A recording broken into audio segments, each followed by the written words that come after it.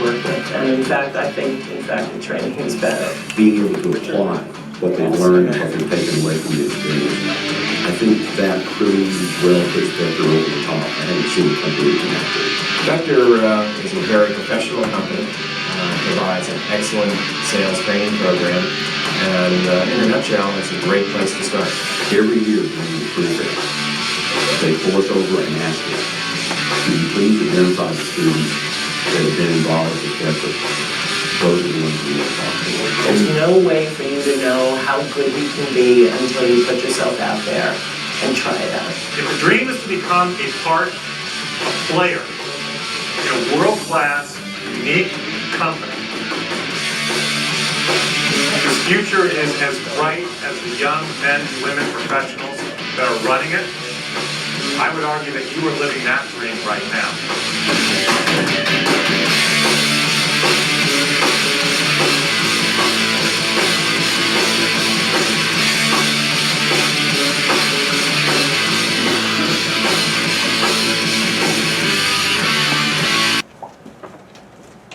All right. So, now we're going to go ahead and bring up your trainer today. Your trainer is this guy right here. His name is Rich Plaskin. Rich has been in the business for 25 years, just wrapped up his 25th year anniversary. Rich is personally responsible for teaching people to sell over $70 million at Cutco in his career. So you literally could not be starting in a better office in the entire East Coast with a better trainer. We're going to go ahead and bring him up with a round of applause. Rich Plaskin. Yeah.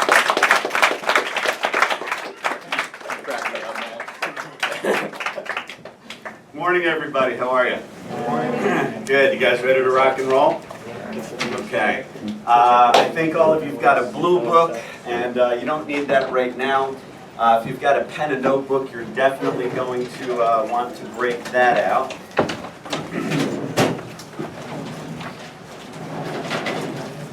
And got my notes here. All right, well, first off, I just want to say good morning and welcome to Vector Marketing and Cutco Cutlery. As Jake mentioned, my name is Rich Plaskin. I'm your trainer for the next few days. I'm also the division manager for the Virginia Titan division, and I'm the owner of this office. We've got an awesome management staff for you in this office. The managers that are here are top-notch. I think you're going to love working with them. I also think you're going to love working with the students that we already have on the team that makes up the Fairfax force. And I want to share with you, we interviewed a lot of students who are looking for work at this time of the summer. You don't need to be a student to work with Vector, but I just want to congratulate you on making it here through the process, because with a lot of people we interview, obviously we're not interested, we can't select everybody we interview, so to make it here, we had to know that with proper training and with your hard work and following the proven Vector Cutco programs, that you would probably do well above average with our program. So congrats on making it here. The company's been growing tremendously since we started. Who can tell me what year was Cutco started? Very good. Terran, is it? Terran, all right? Oh, Terrell. All right, your name tag's kind of bent there. Yeah. Yeah, 1949 is when Cutco started. And since 1949, our company's been growing tremendously. As a matter of fact, last year, we did over $250 million in sales, which is pretty impressive. Our goal, our objective, our vision is that we're going to bring the company to $1 billion a year in sales. So you really couldn't be in a better place at a better time because of the company's growth. This office plays a big part in that, the Virginia Titan division. So we're really in a good place. This area is phenomenal to sell Cutco in. You really have an excellent place to sell Cutco. Why do you think the Northern Virginia area, right where you're all living, why do you think it's such a great place to sell? A lot of people don't live here that have a lot of money. Okay, well, first off, there's a lot of people that live in Northern Virginia, all right? if you take Northern Virginia, and that includes not just Fairfax County, but the surrounding areas as well. It's really the whole DC metro area, right, is your area that you can show and sell Cutco. There are lots of people that live here, so it's very densely populated. The benefit of selling Cutco in a densely populated area is that you can do more appointments per day. Does that make sense? If you sold Cutco in the middle of Utah, you might only be able to show 1 or 2 or 3 appointments a day because you have a far drive, right, to get to each appointment. In Northern Virginia, you can do more appointments per day because people live so close together. Another reason that I heard is average income. You know, it does not take wealthy people to afford Cutco. If it did, we wouldn't be selling Cutco all across the United States. The other offices that I have wouldn't be doing any sales. Think about it. You know, my office in Lynchburg, Virginia, Harrisonburg, Virginia, right? Roanoke, you think about areas like that, they're not real wealthy people there, but we sell a lot of Cutco there. So it doesn't take wealthy people to afford it, but when you show people that do have more income, it certainly doesn't hurt our sales. Does that make sense? Another reason that this office does so well, and it's a great territory, is because we are a suburb of what? This area, we're a suburb of Washington, D.C., the nation's capital, right? And a lot of people who live in this area work for who? The government, or maybe they work with a company that's government contracted, right? So there's a lot of jobs in this area because of the government.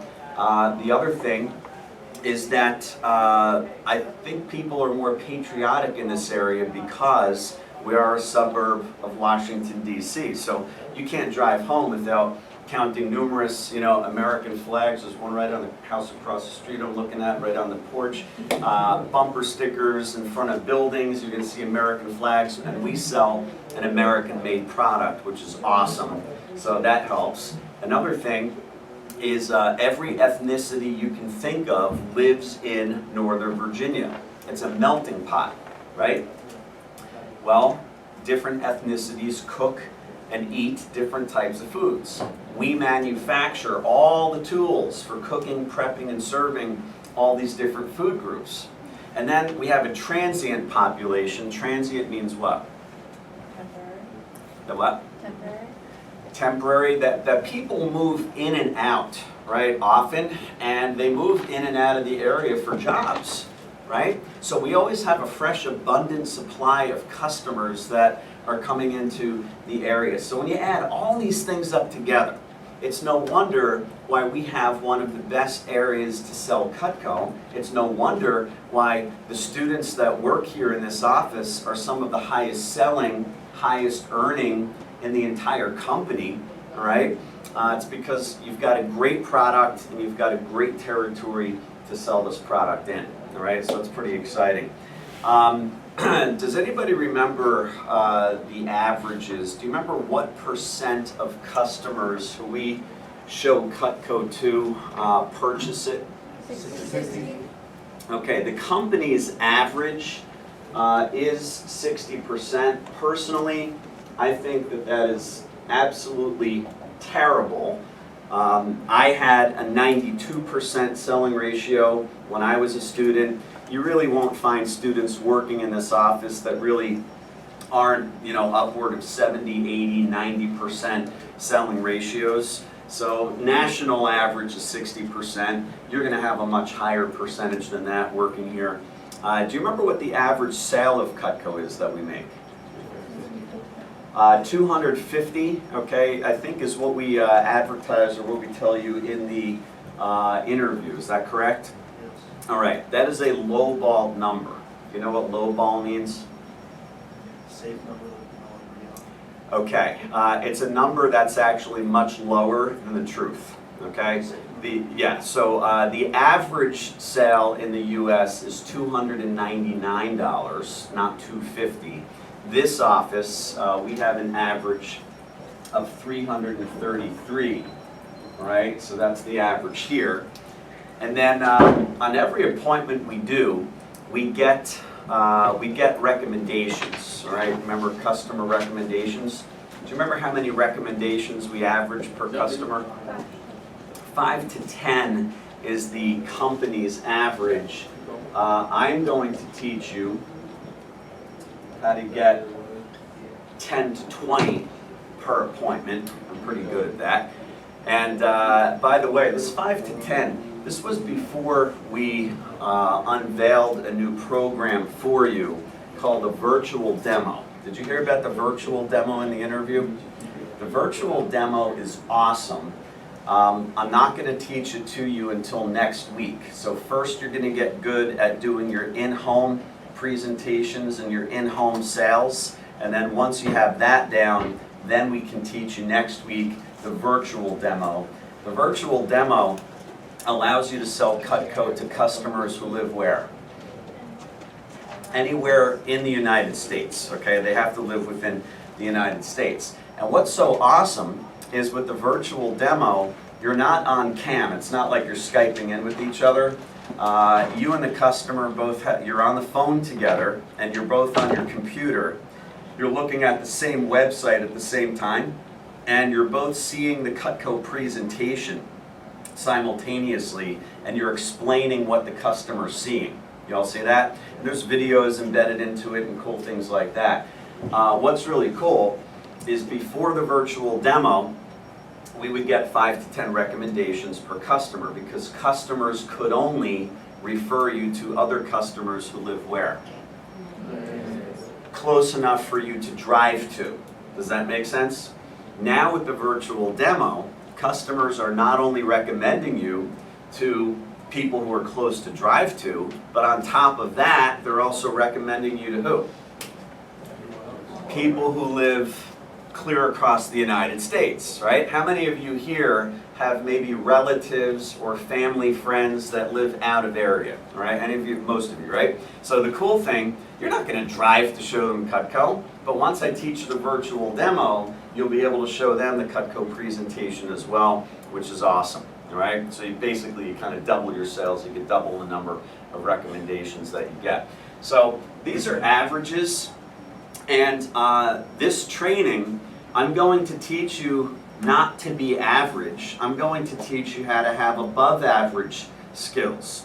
Do you all see that? But the exciting thing is that if you're only average at the job, this is pretty good, right? And by the way, your first weekend on the job, there's a magic number that I teach you to shoot for, and that is to show at least 10 to 12 appointments your first weekend, all right? 10 to 12 your first weekend.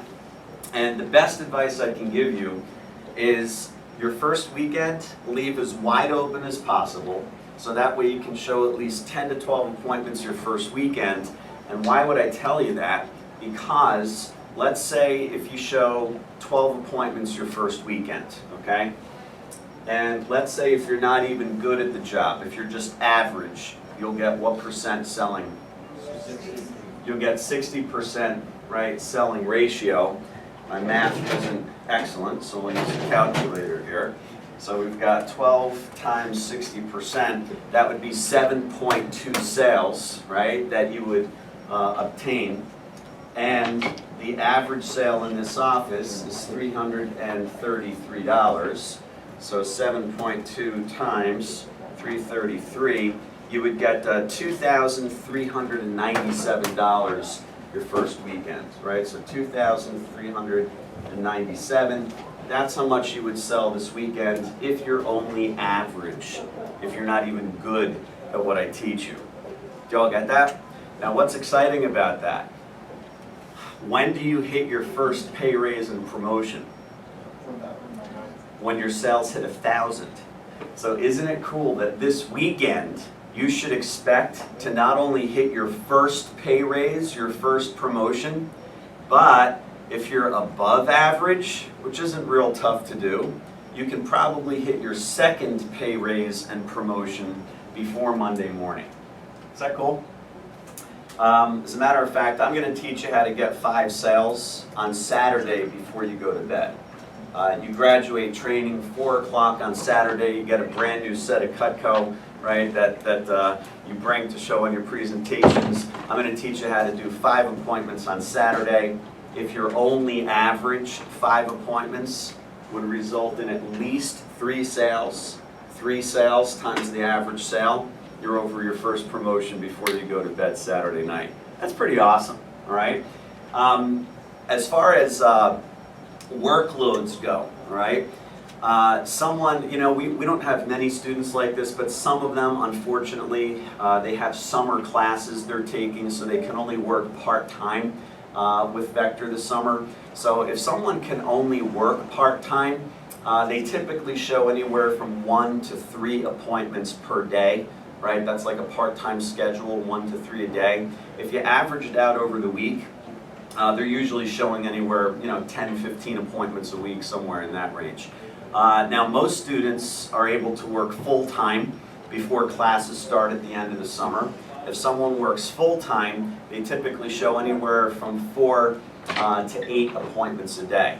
So when you take an entire work week, all right, you imagine that somebody working full-time, they're showing anywhere from 20 to 30 appointments per week, all right? So what's exciting about the whole Vector program is how many days a week are you allowed to work? 7 if you want to. How many appointments are you allowed to show per day? As many as you want to. So how much are you allowed to earn per week? As much as you want to. That's pretty cool. That's really cool, all right? So anyway, we've got a lot of great things that are happening here in this office and of course across the U.S. You know, people ask me all the time, how has the economy affected sales? And the answer, our sales have increased. As all of you know, the U.S. has been going through some economic challenges. The job market's terrible, right? There was a recession, and in a recession, our sales increase. Why do you think that happens? Because more people cook at home, right, to save money.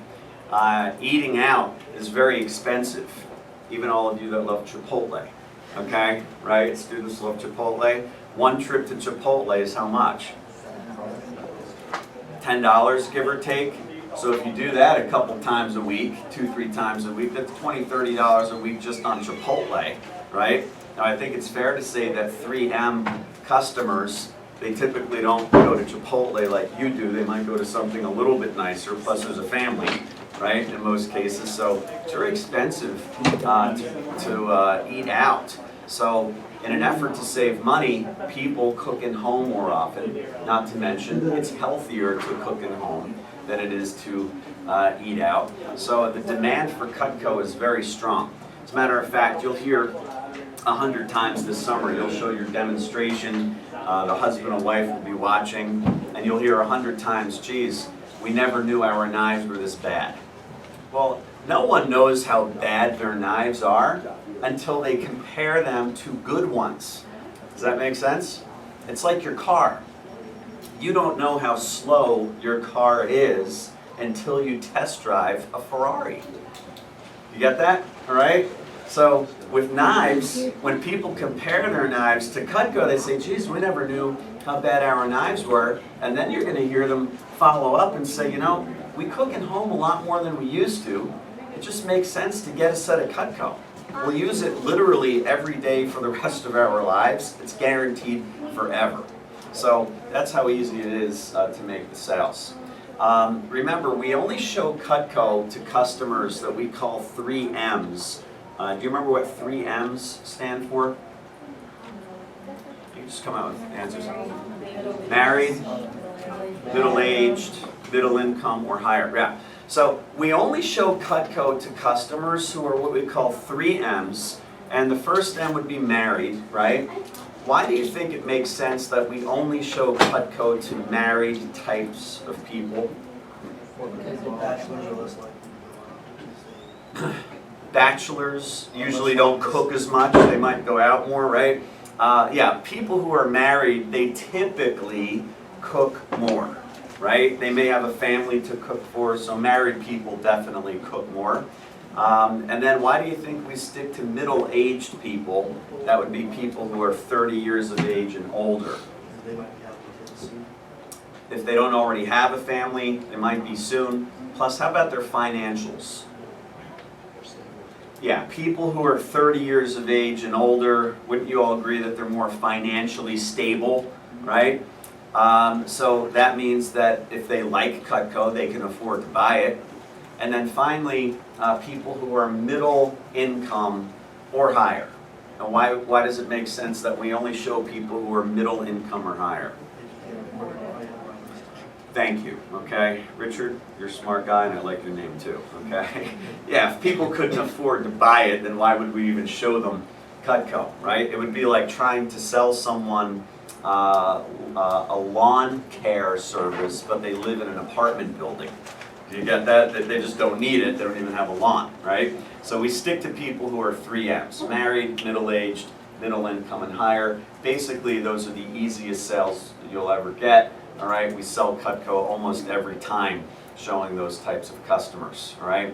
By the way, when you look at our area, Northern Virginia, the majority of people that live here are what? 3 M's.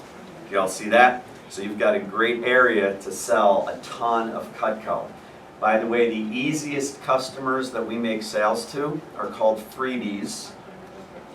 Freebies means it's like free, right? It's a free sale.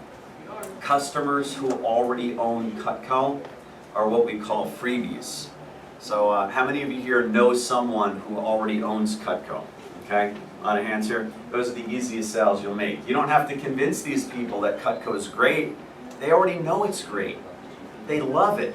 That's all you do is you show them all the Cutco that they don't have yet, and they all buy more. A lot of them upgrade to a better set, so freebies, you'll hear that a lot in this office. So bottom line, solid product line. The programs that we've had since 1949.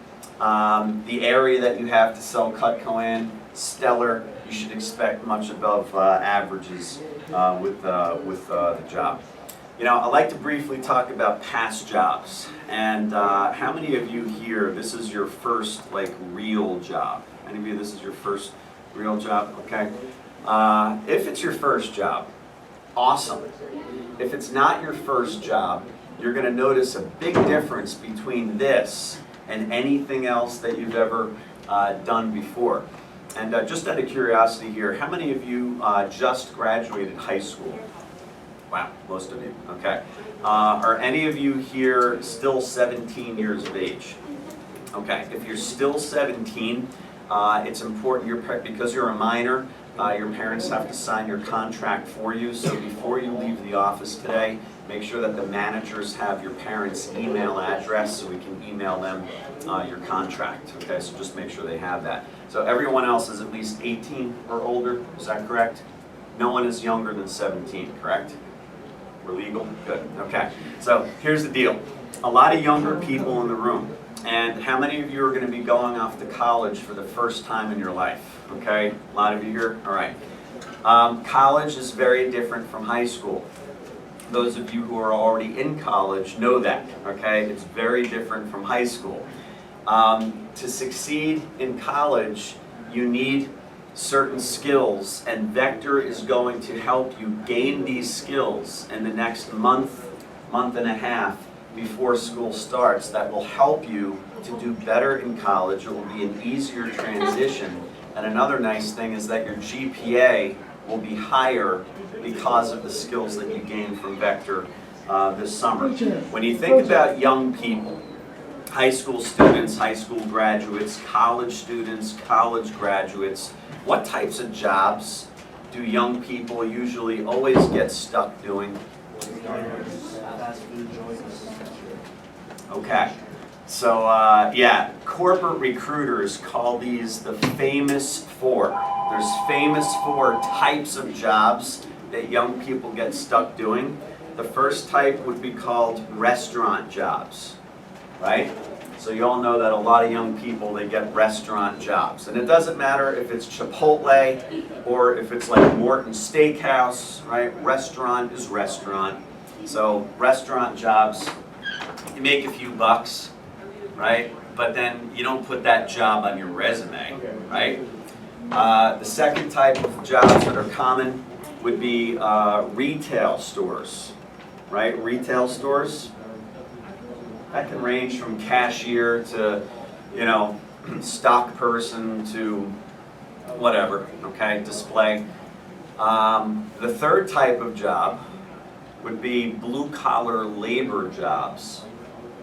Blue-collar labor jobs would include babysitting, landscaping, painting houses, camp counseling, lifeguarding, right?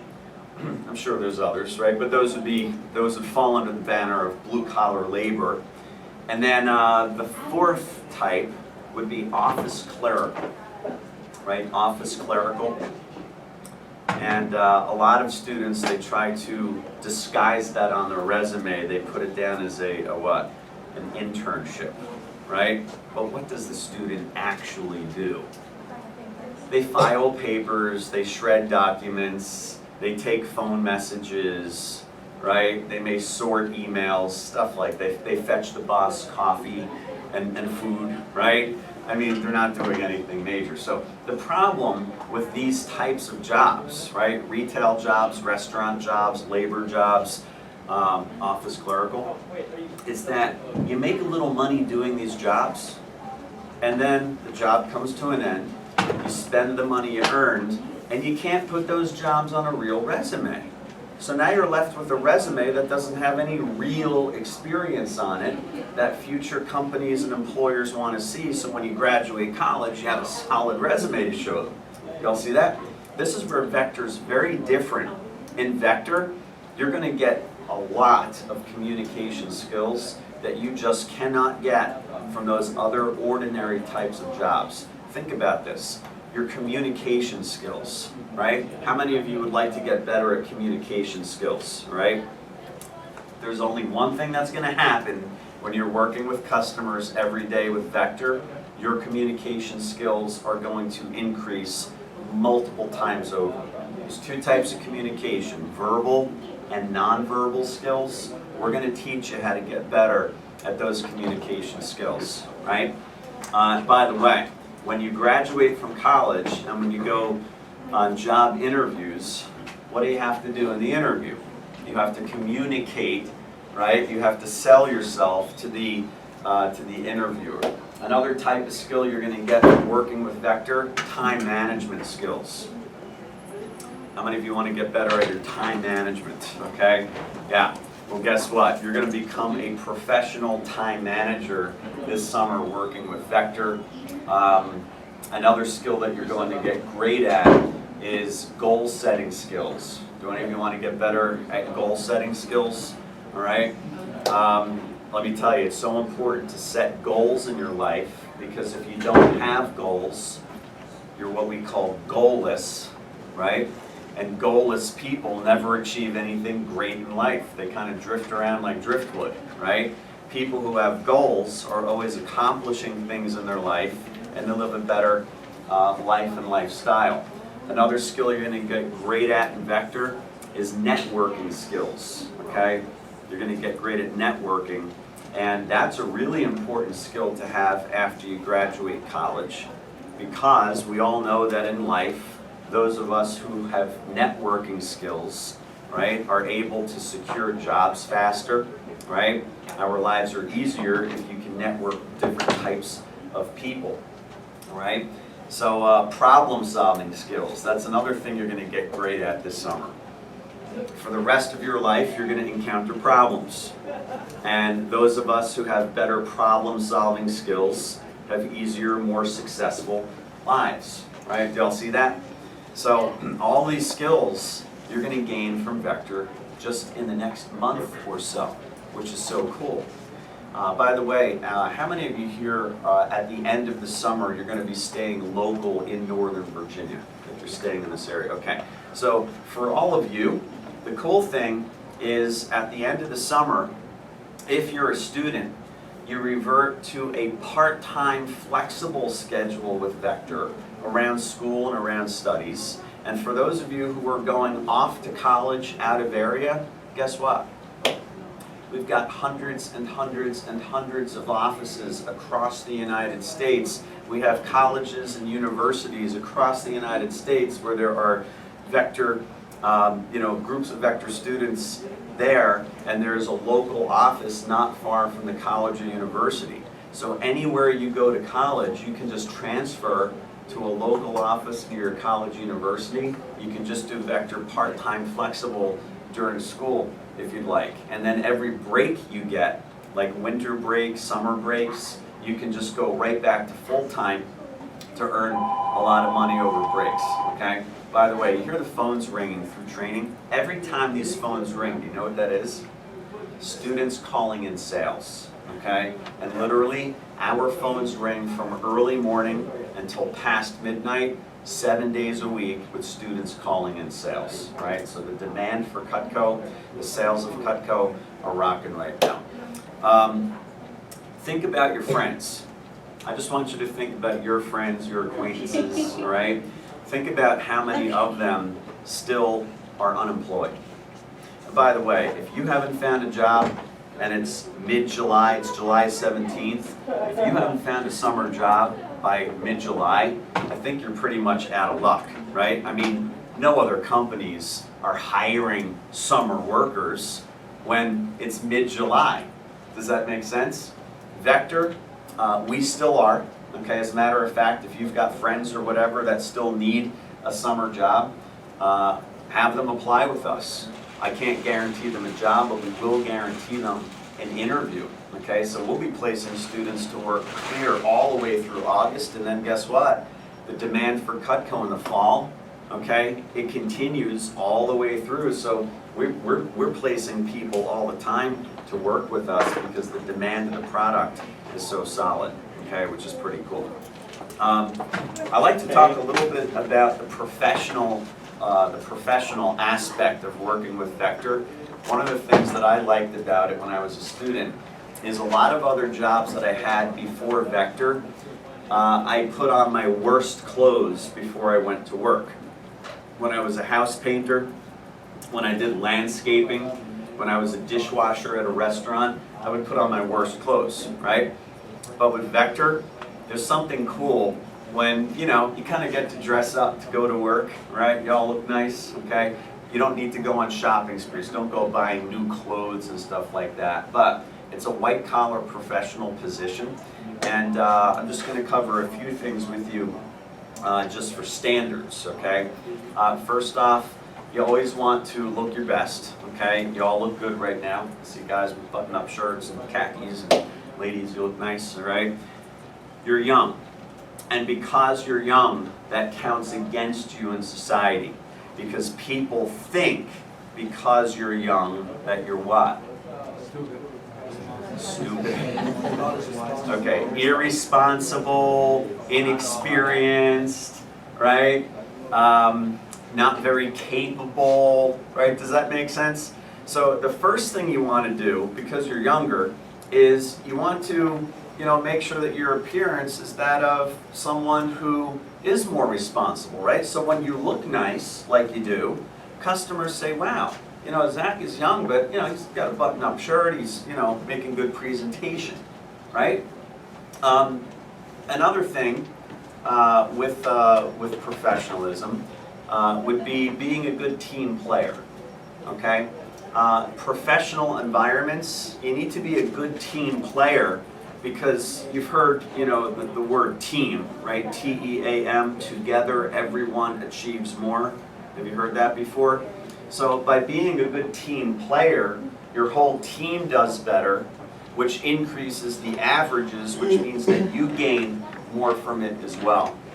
As far as language goes, obviously, you are not just representing yourself anymore. You're representing Cutco Cutlery and Vector Marketing. And I know that students, you all have language, okay? Just like some others of us have language. Prior to Vector, I was a trucker, okay? So my first career, actually, I was a trucker. And there's trucker's language, okay? And I got trucker's language, right? Well, obviously, I'm not gonna use that type of language in the office, right? That wouldn't be appropriate. Does that make sense? So make sure the language is appropriate. Another thing is, I would say, I don't think I need to say behavior, but I will, right? Because you're not only representing yourself, you're representing Cutco and Vector. So bottom line, professional white-collar positions, they're more fun, they pay more money, they look better on a resume, they just go further, okay? Y'all see that? So that's one of the things that I loved when I was a student. I lucked out finding Vector, where I didn't have to put on my worst clothes to go to work, but where I actually got to, look decent. I had to learn skills that my managers taught me to do a great job. The position is a challenge, right? This job is a challenge. And the challenge of Vector, it's not selling Cutco.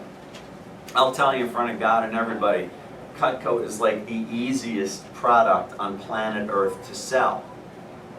It's like the easiest. Any student that works here will tell you, oh, selling it, that's the easy part. I mean, when you sit in front of a customer and you have the customer cut the rope and they cut the leather, there's not a single customer that cuts the rope and doesn't say, whoa, that's awesome. Just like you did in the interview. Remember you in the interview? Yeah, everybody's like, wow, that's awesome, right? The leather demonstration, that's like my favorite, right? When we cut forward, back, then straight down cutting on the leather, all right? When we cut the penny, there's not a single person that doesn't say, whoa, that's awesome. So everybody loves the product. Everybody is impressed with the product. The product is easy to sell.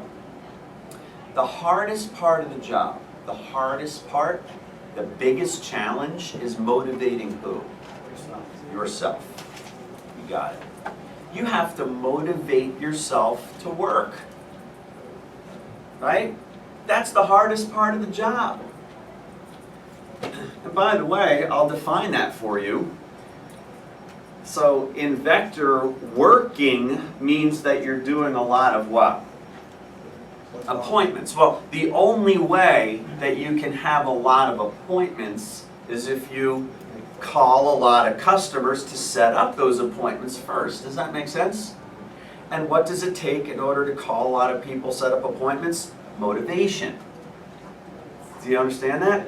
That's all it is. So if you have intrinsic motivation, if you're motivated to do well, to earn a lot of money, to build a great resume, all right, to get exciting awards and rewards and promotions and all that, well, that's the hardest part. You know, when we interview people, I tell the managers all the time, I said, when you interview all the students that you interview, only pick the ones that are hungry, smart, and likable. Okay? Hungry, smart, and likable. Hungry means what?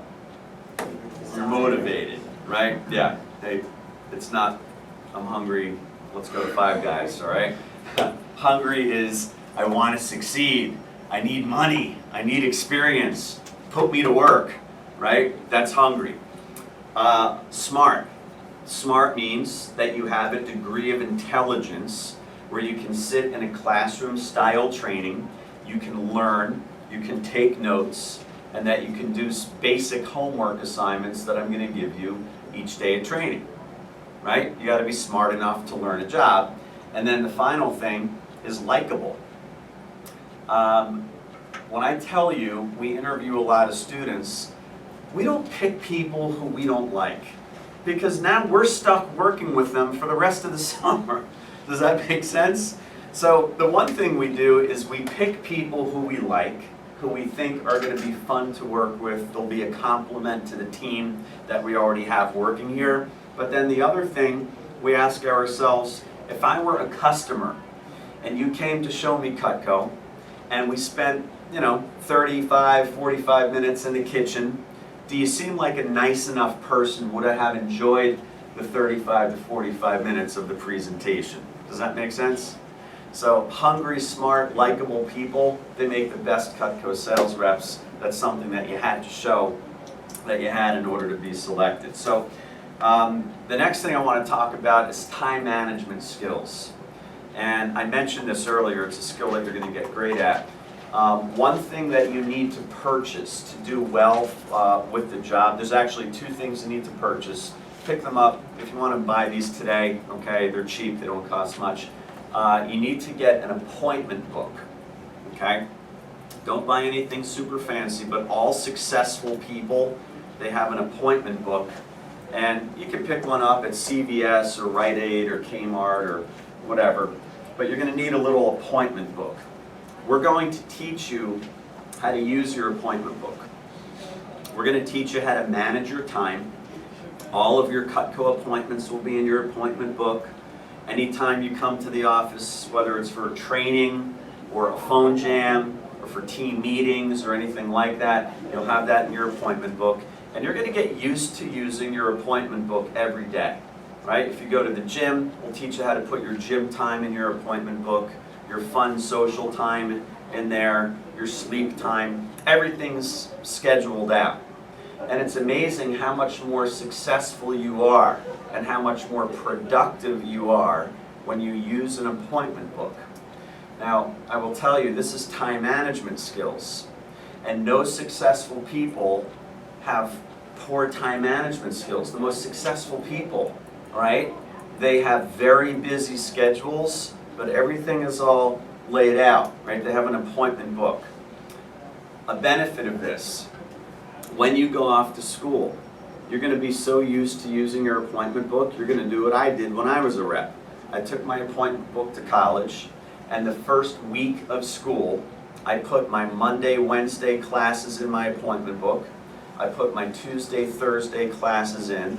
If I had a Friday class, I put that in. And then I put all of my study times in every day. And then I put my gym time in. And then I put my fun social time in. I put my sleeping time in, okay, eating times. Everything was in my appointment book. Guess what? My GPA increased. Now, unfortunately, I didn't find Vector until I was a rising senior in college. I wish I found Vector earlier, like when I was a rising freshman or sophomore, but I found it the summer before my senior year. But my GPA increased because I was so good at managing all the things that I had. I was more productive. I had the best year of college because I learned how to do that. Okay? So that's a skill you're going to learn. The other thing that you're going to need to buy is a 3-ring binder. I want you to get a 1-inch binder, a 3-ring binder, and get the type that has a clear cover on it. I'm going to teach you how to make your own customized cover sheet, and you're going to use this for recommendations, all right? The paper that you want to put in the binder, it's called college ruled. College ruled has the thinner lines of paper, okay? You know, it's got the thinner lines on it. You're going to get hundreds of recommendations, and then that will turn into thousands. And you can't have just hundreds of sheets of paper flying all over the place. So I'm going to teach you how to have a nice organized customer recommendation binder, okay? All right. So the next thing I want you to jot down, it's a simple equation, and that is selling, and then equal sign, communication. Selling equals communication.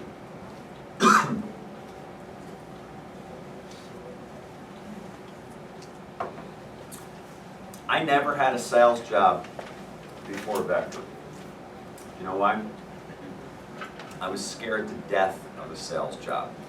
By nature, I'm a very introverted person.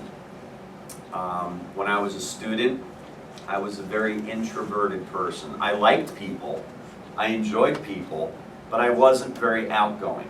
And even to this day, by nature, I'm introverted. Now when I'm in Vector, when I'm teaching, when I'm on stage, yeah, I'm like extroverted, right, because that's what I do. But when I'm not in Vector, I'm naturally just a more introverted person.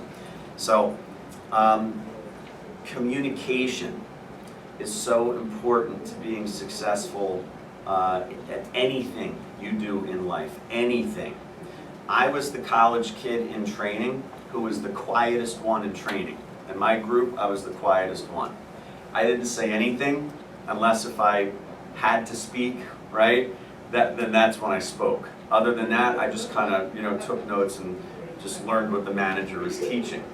We have reps on our team who are the most introverted people you'll ever meet, and they sell tons of Cutco because their customers love them, right?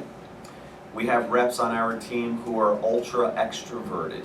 They never stop talking, okay? They're not annoying, they just love to talk. They sell tons of Cutco. Why? Because their customers love them.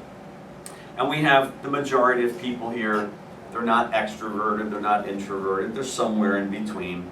They sell tons of Cutco because their customers love them. So what I'm saying to you is you don't have to be extroverted to do really well at a sales position. You just have to be yourself. And when you do communicate, you just need to make sure that it's effective communication. You all see that? So, selling is nothing but communication. Now when I say communication, what do you need to communicate in order to make the sale? You need to communicate the facts of the product, right? So you need to communicate the facts. And if that's all you do is communicate the factual information, and if you are genuinely enthused about your product, you'll sell it just about every time. Because if the product is as good as you're saying it is, it will then essentially sell what? Itself. Cutco sells itself. Why are you here? Because you think Cutco is awesome.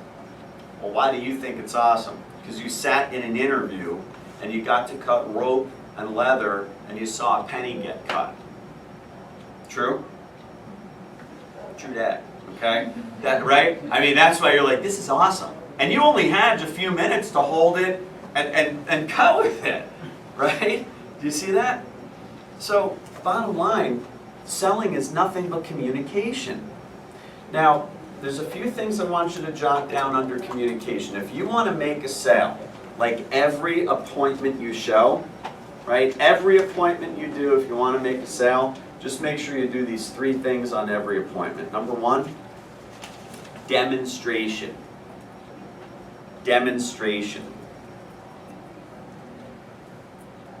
Now, what do I mean by demonstration? Demonstration means that you cut the rope, the leather, the penny. I'm going to teach you to have customers cut real food as well. The rope, leather, and penny, that's impressive, but people don't eat that stuff, right? You know what I do? One of the reasons we sell more in this office is I have all my reps bring on every appointment a cheap slice of sandwich bread, right? So, you can buy a bag of bread for like, what, $1? It doesn't need to be fresh, as long as it's not green and disgusting, okay? But a slice of cheap white sandwich bread. You have the customer cut bread, I'll show you how to do that.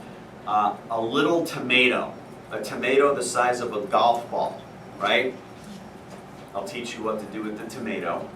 So you buy a little container of tomatoes, right? You just need 1 for each appointment. And then the other thing, a carrot. A bag of carrots is like 99 cents.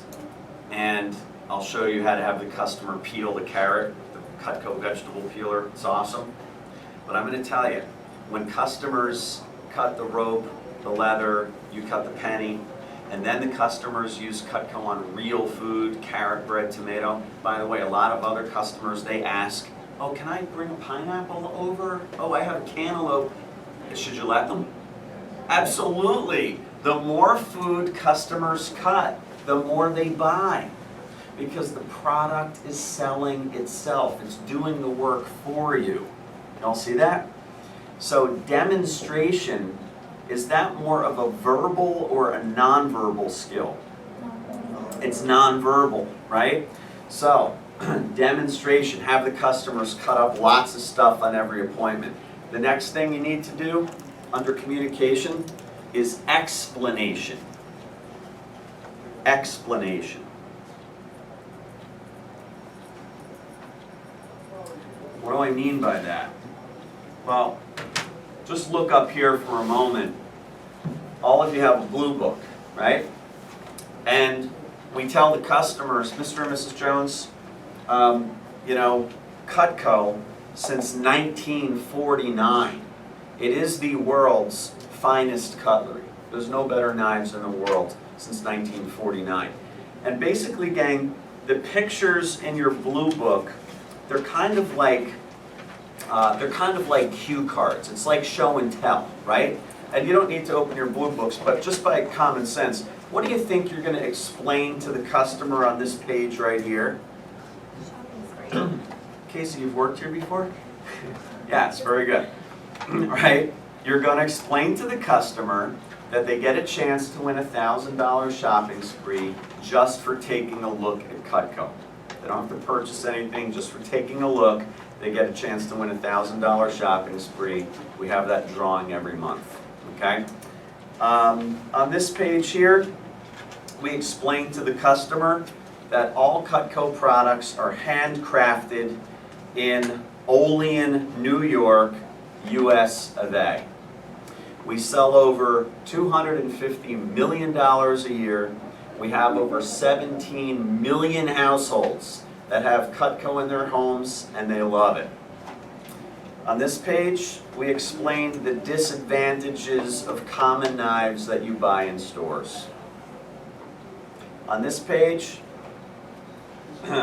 you bring out Cutco, and we loan you a brand new set of Cutco you're going to bring. You bring out the petite carver, and you hand it to the customer. Remember when you held it in the interview? It's like, well, it's really comfortable, it's got good weight, quality, right? And we explain to the customer the features of Cutco, and then we have them cut the rope. And they're like, whoa, that's amazing. And then after they cut the rope, we explain the unique double D edge, right? Why Cutco works so well. It's the double D edge. We explain how that works. And then we explain the forever guarantees of Cutco. You all see that? Here we explain what each tool is used for in our basic set, the Homemaker. This isn't the best set we sell. It's the most popular set we sell. It's called the Homemaker Plus 8. It's got the 8 table knives that you use to cut food on your plate. You got the idea? So explanation. Is that more of a nonverbal or a verbal skill? It's verbal, right? So we're going to teach you how to just explain the factual information in a low-key, no-pressure manner. By the way, it is impossible to pressure a customer by doing demonstration, having them cut rope. I mean, unless if you reach across the kitchen table and say, cut the rope, Mr. Jones, right? But we don't do that, right? It is impossible to pressure a customer by explanation, by explaining how the double D edge works, right?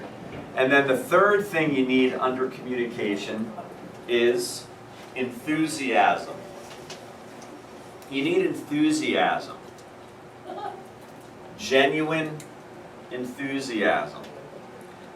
Now, would you say, is enthusiasm more of a verbal or nonverbal skill?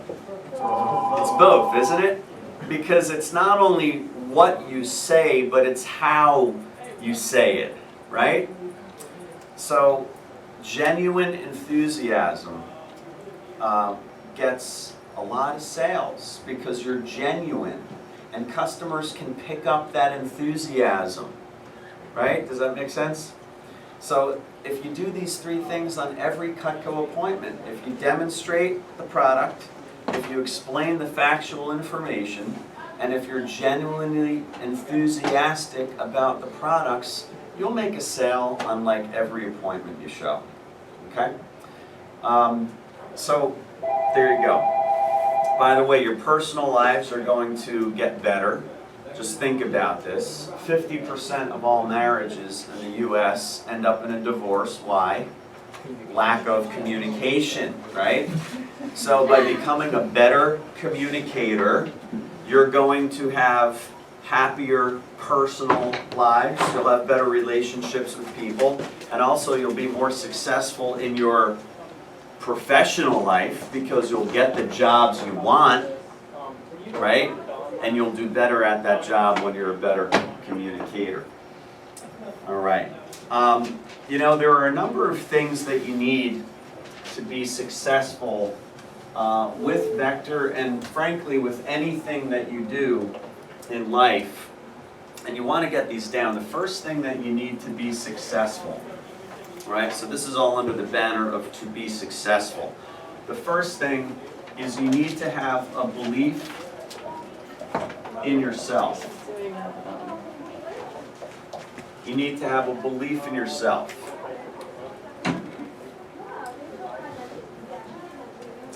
Did you ever notice that people who are successful at anything, they always have a belief in themselves that they can do well, right? Take sports, right?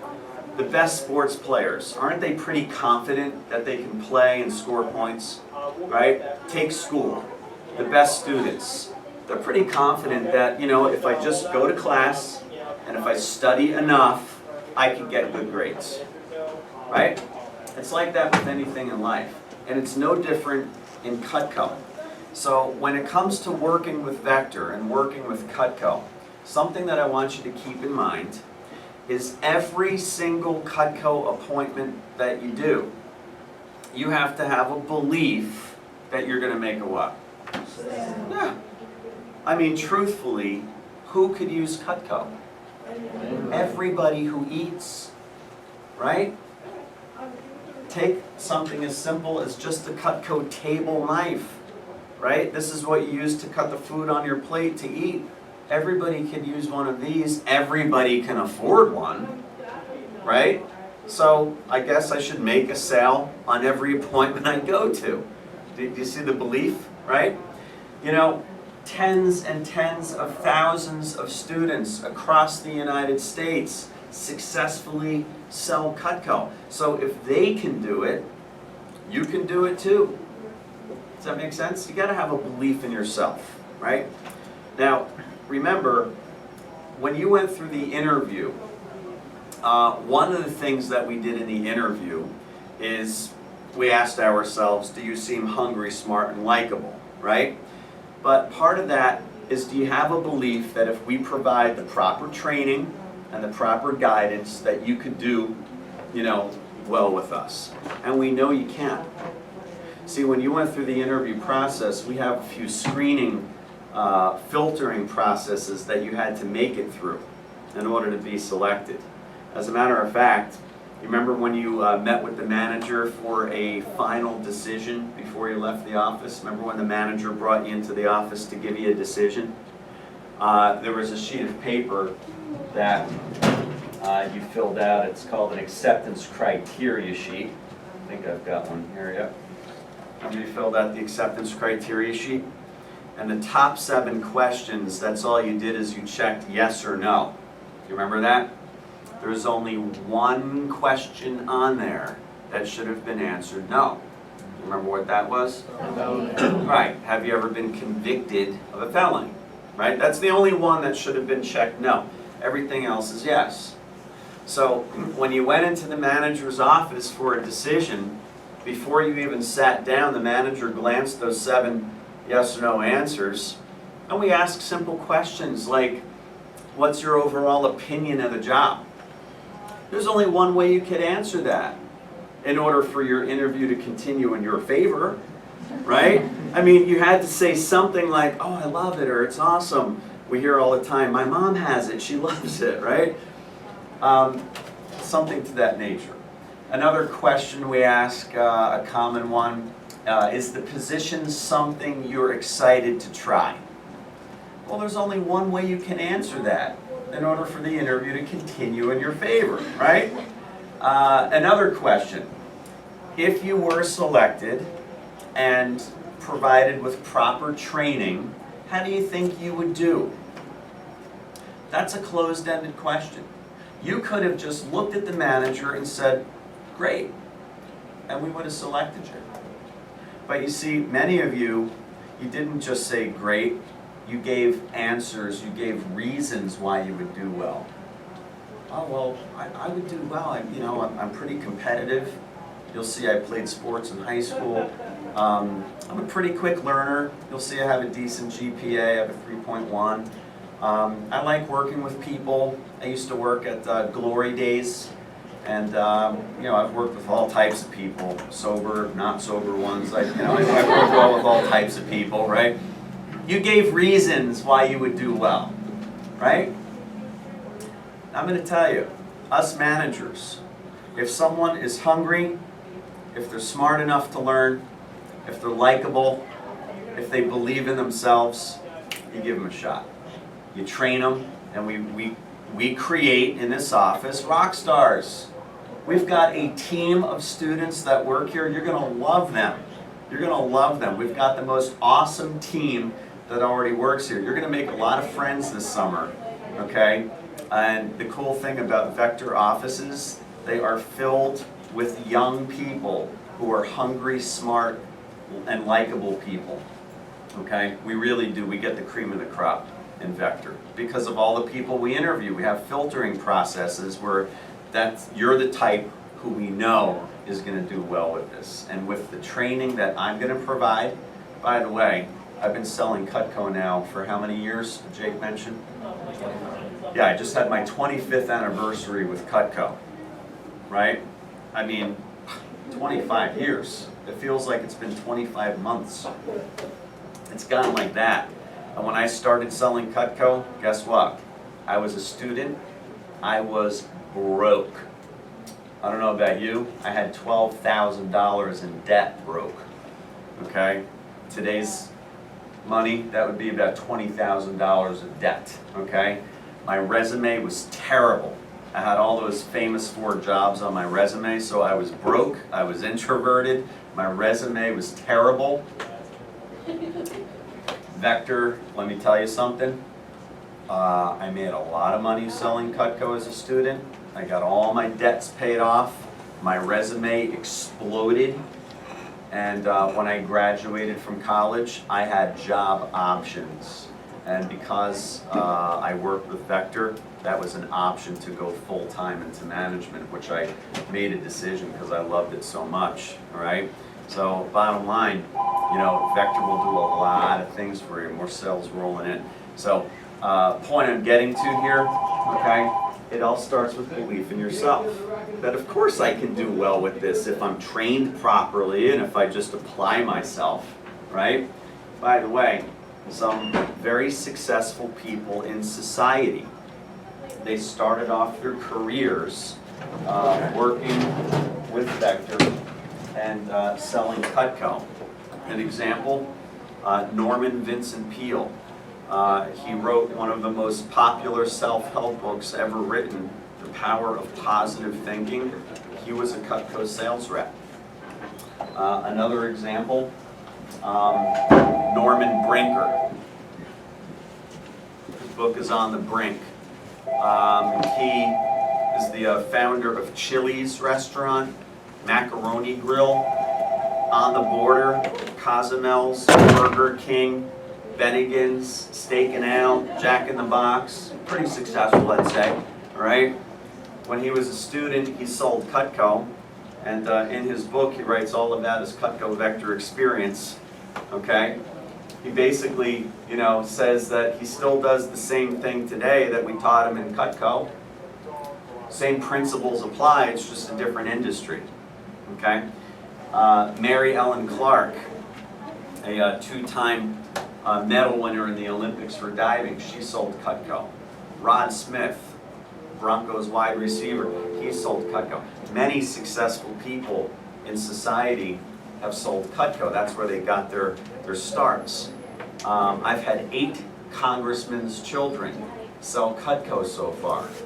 Let me tell you something about congressmen and congresswomen. They won't allow their children to do things that are not very beneficial for the kids, okay? And things that wouldn't have, you know, an exciting future for the kids, right? I've had 8 congressmen's children sent here to sell Cutco so far, all right? So the training you're gonna get is excellent, all right? By the way, you guys are part of a special training group, all right?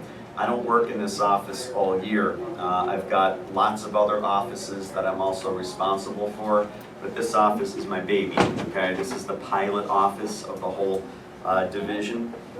This is the last training that I'm personally running this summer, okay? All the students that work here for this summer, they've been trained by me. They're doing awesome, okay? Hey, can I see a manager real quick? Sir? Can I get a national sales report? Yeah, One that we handed out last night? Yesterday. Yeah, thank you. Should be split up on the desk here. Our team is awesome. And I know why you're here right now. You're probably here because you're broke and you want money, right? Did I nail that? Another thing, you probably want experience on your resume, yeah? And you probably want a job that's challenging and fun. Yes? Did I hit that? Okay. Some of you are here because you're competitive and you like to win stuff, okay? Thank you so much. So these are reasons why you're here, right? Money, fun, experience, challenge, reward, right? All that stuff. Well, and that's great. You're going to get that from Vector. You'll get that. But in my world, there's a reason why you're here, okay? And this is a national sales report from last week.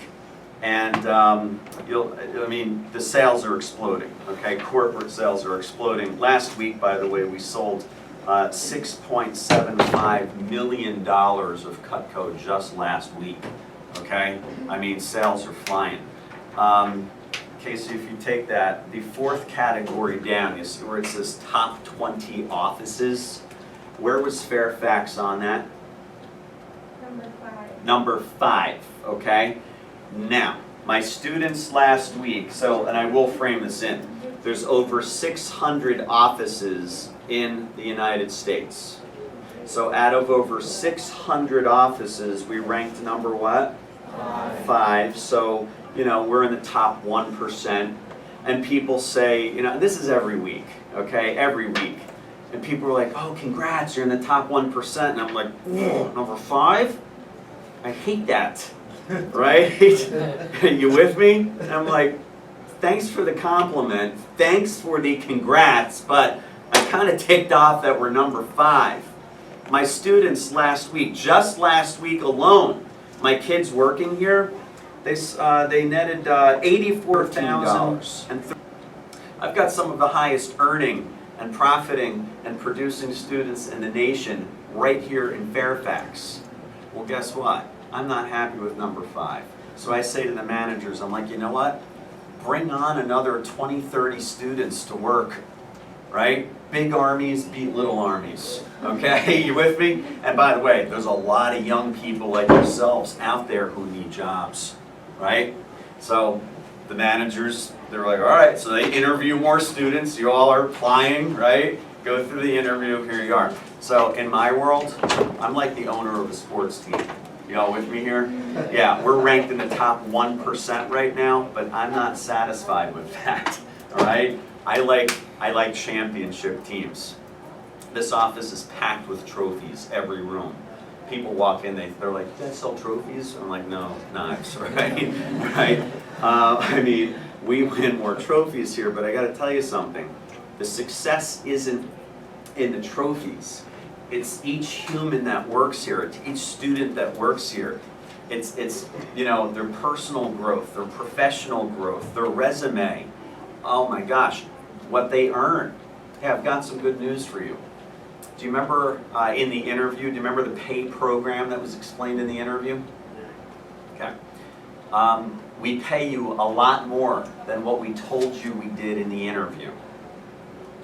I'll explain the real pay program tomorrow, okay?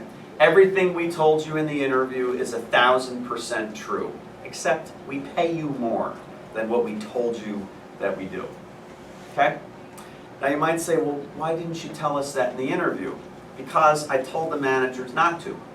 Because I like to have nice surprises for you in training, okay? I think it's cool when you start a new job and you're in training and you're like, oh, it's better than I thought it was gonna be, right? I think that's good.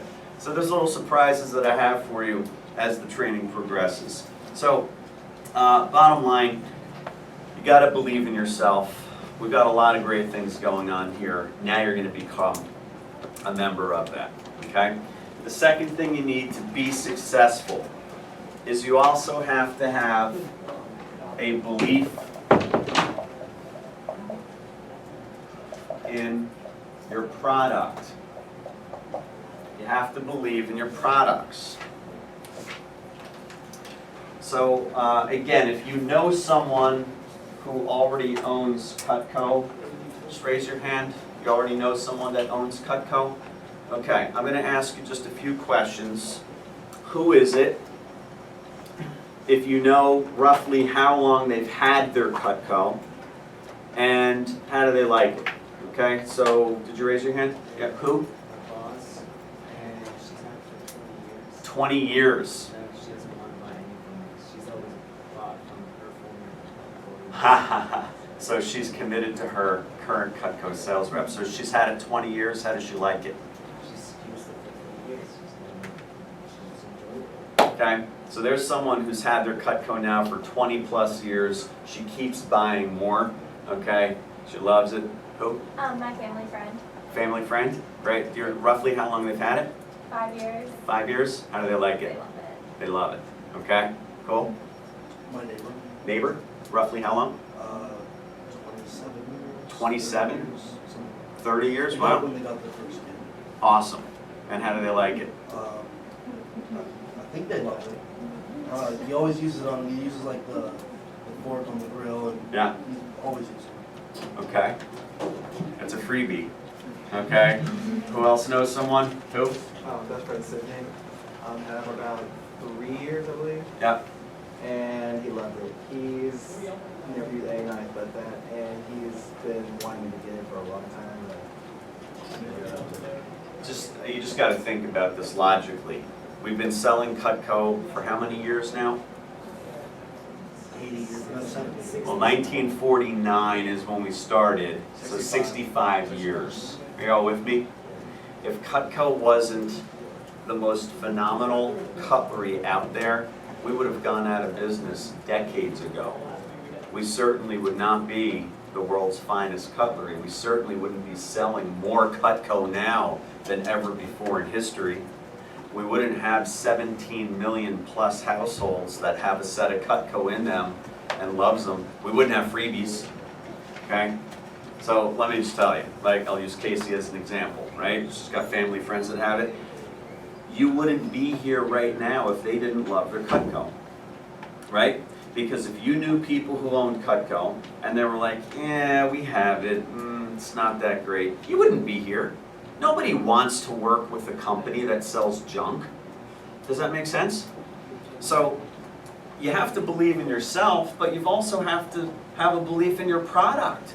Let me tell you why we're so successful, even with very young people like yourselves. The product sells itself. Let me tell you, there's millions of products out there. You could have got a job selling clothing. Well, pick your favorite clothing brand. Get a job at that store. How many other brands of clothing are good? Dozens, right? I don't care if you pick Hollister or Abercrombie or American Eagle or whatever, right? There's a dozen other brands of clothes that are just as good. So there's a lot of competition, right? Take cars. Is BMW a decent car? Yeah, they're fine. I've had like 7 of them, right? But my car salesman cannot look at me and say, Rich, BMW is the finest automobile. Bull. Mercedes is just as good. Audi, right? Jag, Porsche, Lexus, I could go on, all right? I'm a car guy. So bottom line, there's a lot of competition in that field. Cutco, it is the one thing that you can look the customer in the eye and say, Mr. and Mrs. Jones, Cutco is the world's finest cutlery. And you know what the whole presentation is after that? It's proof. It's factual information and proof of why we're the best. Do you all know that we sell more Cutco in North America than all other quality brands of knives combined together? We're the dominant quality cutlery company. We're like the McDonald's of the burger industry, except we sell quality, okay? We have the market share, right? You get that? Now through the training, I'm going to teach you the technical reasons why Cutco is the best, all right? You'll learn that as the training progresses. But bottom line is, we've got the best product in the world for cutlery. So that's how we can take young and inexperienced people like yourselves. You go through 3 initial days of training. It's not very difficult. Just do what I teach you to do. Do your assignments. And then starting Saturday at 4 o'clock, you're making money and you're going to be hitting your pay raises like fast, right? Because the product sells itself. You just have to explain the factual information about it. Cool? Third thing you need to succeed with anything that you do in life is you have to be honest and ethical. Be honest and ethical. You've all heard that old saying that what goes around comes around. Isn't that true? Very. We've been selling Cutco since 1949. I'm very proud that, this office, obviously, we're a member of the Better Business Bureau. The corporation is, right?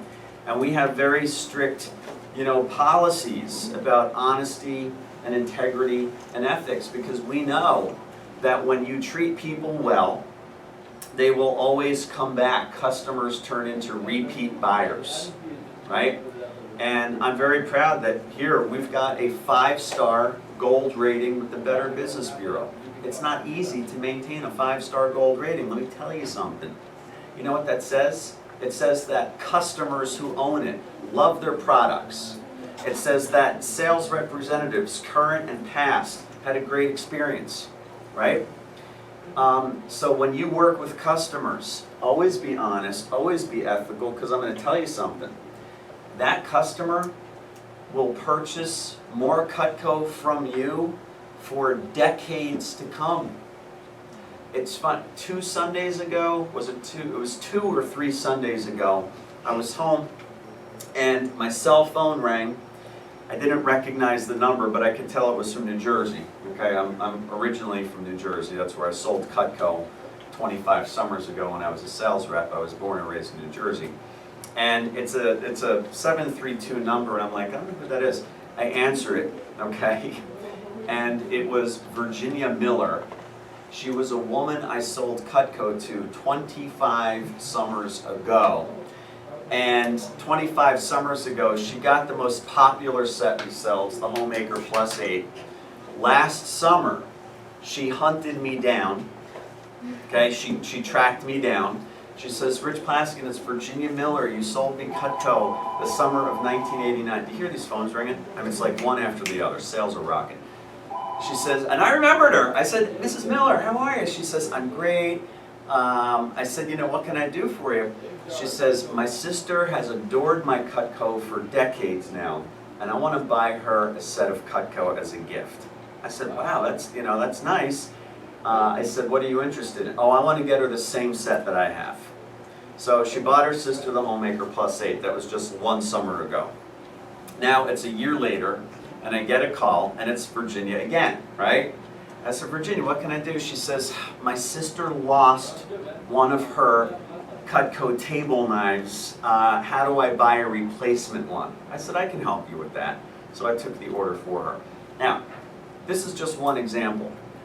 I sold Cutco to this customer 25 years ago. She's not the first customer who's called me to buy more Cutco, okay?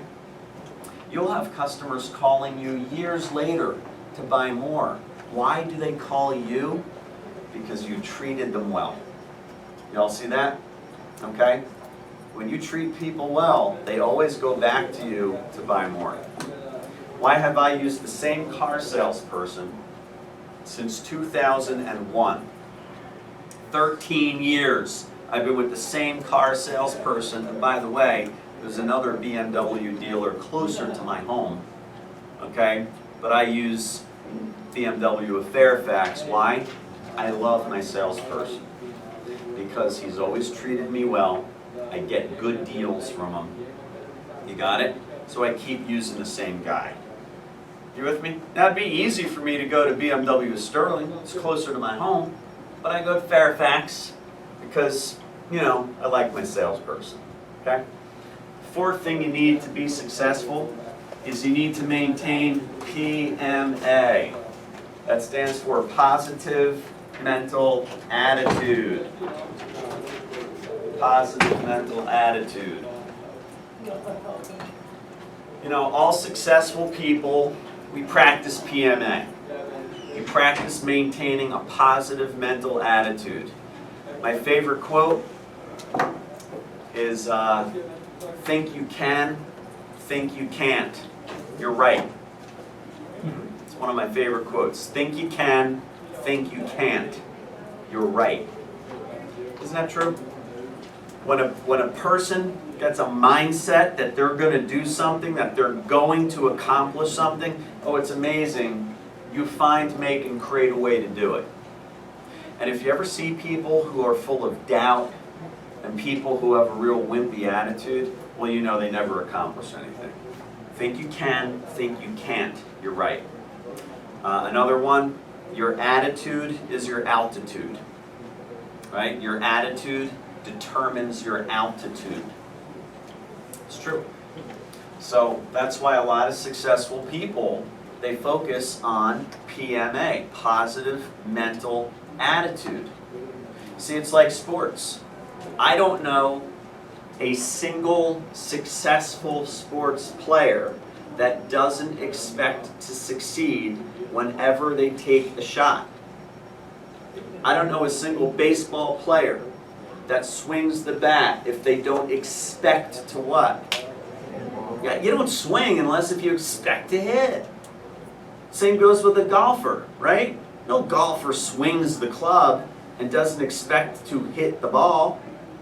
No basketball player that's successful takes a shot if they don't expect the ball to go in. You got it? And it's the same thing here in Cutco. Oh my gosh, my sales reps, they never do a Cutco appointment unless if they expect that the customer's probably going to love it and buy something. Right? So this rule applies to everything you do in life. Expect to succeed, and you will. Now, by the way, I'm a huge believer that success breeds more success. Success breeds success, right? Now, as you go through the journey of life, and as you work with Cutco, as you go through life, as you work with Vector, you know what kind of days you're going to have? You're going to have great days, awesome ones, and you're also going to have some what? Crappy days. Does that make sense? Isn't that life? Absolutely it is. So here's the simple rule. When you're having a crummy day, things aren't good, the only people you're going to talk to about it would be who? Well, you can talk to yourself about it, right? But in Vector, the only people you're going to talk with, your managers, okay? Not each other. No offense, but the blind can't lead the blind. You with me? The managers in Vector, they have already done your job. They have already excelled at your job. They have already been excellent at your job. So when you're having a crummy day, You only are going to speak to a manager because they will help you get back up to a successful day. They know how to turn lemons into lemonade. Does that make sense? Now, when you're having a great day, as a matter of fact, you're going to hear this term all of the time. It happens all the time. Grand days. You're going to hear reps saying, hey, I just had a grand day, had a grand day. You know what a grand day is? A large coffee. It's a grand day is when you sell $1,000 of Cutco in a day or more. It happens all the time. It's not like something special. Just be sensible about it. If you show 5 Cutco appointments or 6 Cutco appointments in a day, how many sales are you going to get at least? 60%? That would be how many? 3 to 4 sales. Multiply that by the average sale. How much did you just sell? A grand or more. You with me? So grand days happen all the time. The exciting thing is how large can you get your grand day? Right? Is it a 2 grand day, a 3 grand day, a 4 grand day? You with me here? Well, let me tell you, the most exciting grand day that we've had so far, if you're the type of person that likes to compete, $17,104 is the current record for grand day in this office. Okay? Ashley White did 8 appointments that day, and they were for all really good customers. You with me? As a matter of fact, one customer purchased $10,000, another one purchased 4, and then the remaining 6 sales added up to the remaining balance. Okay? Oh, you never know. Look, there are customers, gang, that, you know, if they have more bling, they may have more than one home.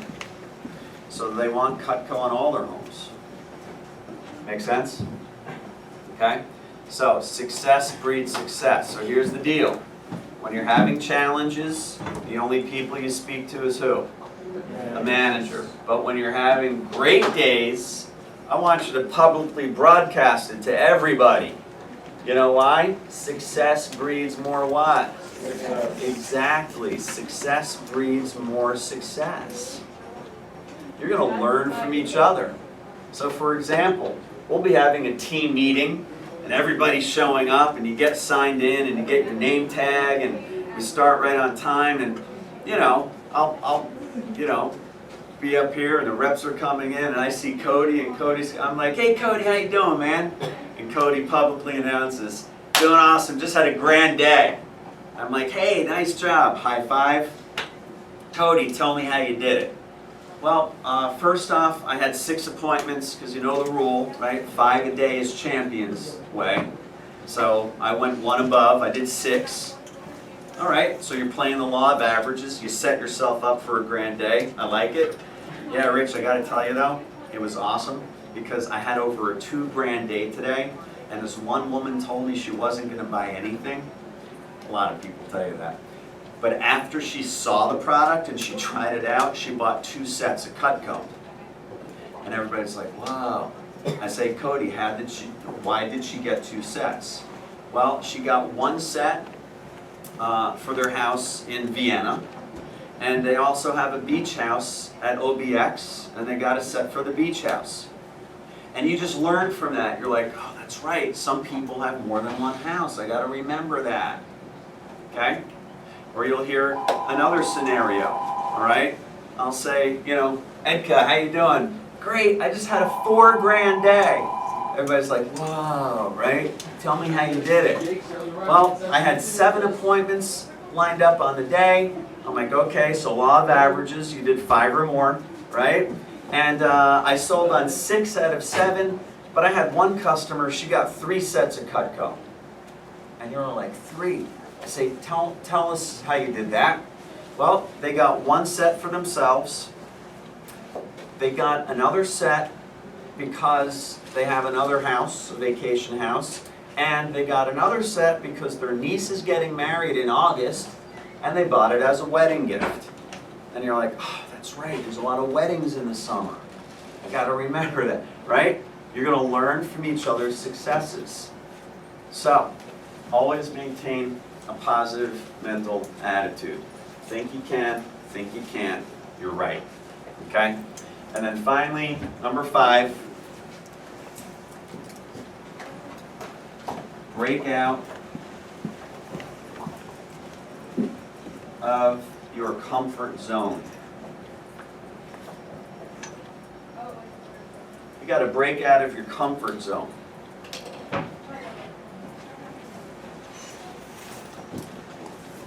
You know, being successful requires that you continually improve. It's like going to the gym, right? When the weight or the resistance becomes easier, what do you need to do? You add more resistance or you add more weight. Does that make sense? Have you ever heard of the saying, no pain, no gain? Isn't that true? Yeah. The minute you stop growing is the second you start dying. That's how it works in life. The minute you stop growing is the second you start dying. You always have to be improving, right? You always have to be improving. Break out of your comfort zone. The most successful people in life, they try new things, they try new experiences, they learn from mistakes. They don't keep making the same mistakes over and over again, right? They improve where they previously messed up. Sometimes that means that you have to get better at your skills, right? So, I'll tell you a quick personal story. How many of you here, by the way, went through the Vector interview, you were all excited, you got selected, right? You're driving home all excited, and you got home and maybe you saw your mom and dad or whatnot, or friends, and you told them about your new job, and they were either skeptical or negative. Raise your hands if you got that. Keep your hands up, look around. Just about everybody, right? Good. You were supposed to get that response. Now, a couple of you didn't get that response yet. I'm going to say you haven't told enough people yet, okay?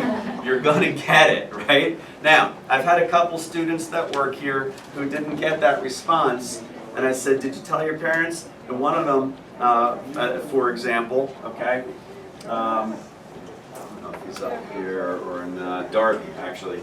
Darby was in training a couple weeks ago, and he didn't raise his hand, and I said, you get it? And he says, no. He says, my mom was a Cutco sales rep when she was a student. She's like, she told me I have to do this, right? So if your parents sold Cutco, oh yeah, they're very positive about Cutco and Vector, right?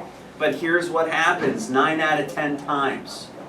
You go through this interview, and the manager who interviewed you is highly trained on how to explain everything.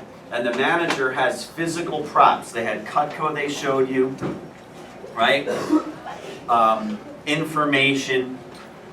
They even have a flat screen TV with all the information on it, right? Where they click and it goes from screen to screen. So they can't forget to explain anything to you, full details.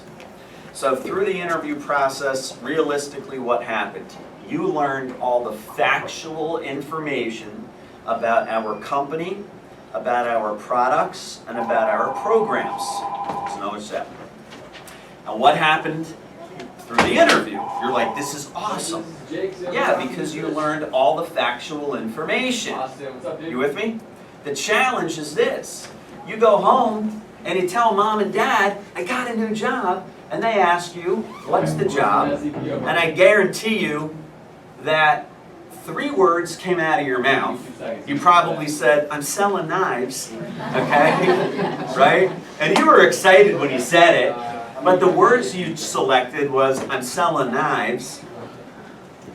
Those words alone sound sketch. Are you with me? You got it? Just the words alone, right? And your parents said, selling knives? What do you mean selling knives? And you probably heard responses like, get a real job. Did you hear that one? Is it legal? Okay. Who's going to buy knives? You're not a salesperson? It's a recession, who's gonna buy that, right? You probably heard things like that, but probably the biggest one, get a real job. Well, here's the problem. Your parents, your friends, they did not sit through the entire Cutco interview where they learned all of the factual information. And you just didn't know how to really explain it. You got it? I mean, you tried, but you didn't have props. You didn't have a monitor with all the slides on it. You didn't have all the information. That's why people give you skeptical or negative feedback. Does that make sense? You got it? So here's the deal. I got the same thing when I was a student. Okay? My friends made fun of me, actually. They called me knife guy. They did. Okay? And then the knife guy and another one was blade, right? Like, what's up, knife guy? Austin Enriquez, 362 CPO. Oh, CPO. CPO, by the way, that stands for commission paid on. You're going to hear that all the time. It's CPO, commission paid on. Yeah, they used to call me knife guy. Hey, what's up, blade? All right? And you know what? Finally, when I became very successful selling Cutco, you know, I had a license plate made, put on my car, knife guy, right? Eat that, okay? All right? All right, they were making, my friends were making fun of me, and I'm like, dude, you work for Domino's. Really? Okay? No, you know, I'm like, you have a job at the mall, all right? You're making fun of me? Oh man, when I started making bling and Vector, my friends weren't making fun of me anymore, okay? Back in my day when I sold Cutco, checks were mailed to the house every day, which we still do if you want us to. Nowadays you get direct deposit, right? So it goes right into your bank. Man, I'll never forget the first time I got a comma in my weekly pay. All right, commas are cool, by the way. We have a comma club here in this office. You know what commas mean? It means you're earning over $1,000 a week selling Cutco, okay, legally. Okay, I gotta tell you something. I had seen commas in my life. They were in sentences. Okay, I owed a comma. Okay, I was never paid a comma for a week's worth of work, right? I got addicted to commas. Okay, I'm telling you right now, commas are good, right?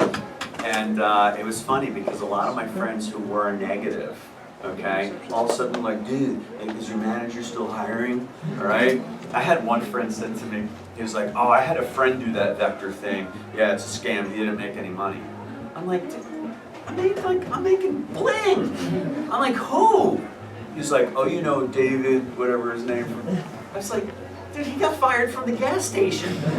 He got fired from the gas station. He wasn't showing up on time. They fired him. I'm like, it's no wonder he failed with Cutco. He couldn't even show up to a gas station job on time. Right? He's not hungry, smart, and likable. Well, he was likable, but he wasn't very hungry and smart. Okay? So the bottom line is that, you know, in your life, you gotta push yourself. You gotta break out of your comfort zone. This is a very different position from any other normal job that you could have gotten. Restaurant, retail, labor, office clerical, right? This is different because this position, it really requires that you think, you plot, you plan, you execute, setting up the appointments, you go to the appointments, you do a good job, bam, do it all over again. Get that? Hungry, smart, likable people do well at this. That's why it looks so awesome on a resume. Colleges and universities across the United States, they love us. You know why? Because the students who have Vector experience, they do better grade-wise, paying for school, jobs they get post-graduation, right? They do better. That's why they love us. So bottom line, you're part of something really cool now, okay? It's going to be an awesome, awesome rest of the summer. And then at the end of the summer, you can just go flex part-time around school. Pretty cool. All right. If you take a look at these 5 things I just reviewed, it's pretty simple. And this applies to everything you do in life.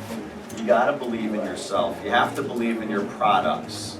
You have to be honest and ethical. You have to maintain a positive mental attitude, expect to do well, and you have to break out of your comfort zone and always push yourself to grow to the next level. Okay? I want to reiterate, there is no door-to-door selling that you'll ever be doing with Cutco. We only, when we're brand new, we only start off showing Cutco to who first? People we know, right? That would be like family, relatives, friends, parents, neighbors. You get the idea, right? People we know. Now, why does it make sense to start with those people first? Because you're more comfortable with them. Does that make sense? And when you're brand new, you want to be as comfortable as possible. Here's the other thing. By starting off with those people, do you think you're ever going to make mistakes when you're new? Oh, sure, a lot of them. Well, it's better to make mistakes in front of people who you know, who you're comfortable with. Does that make sense? Because they already know you, they're more forgiving. You understand that? Here's the other thing about people who you know. They've judged you already a long time ago.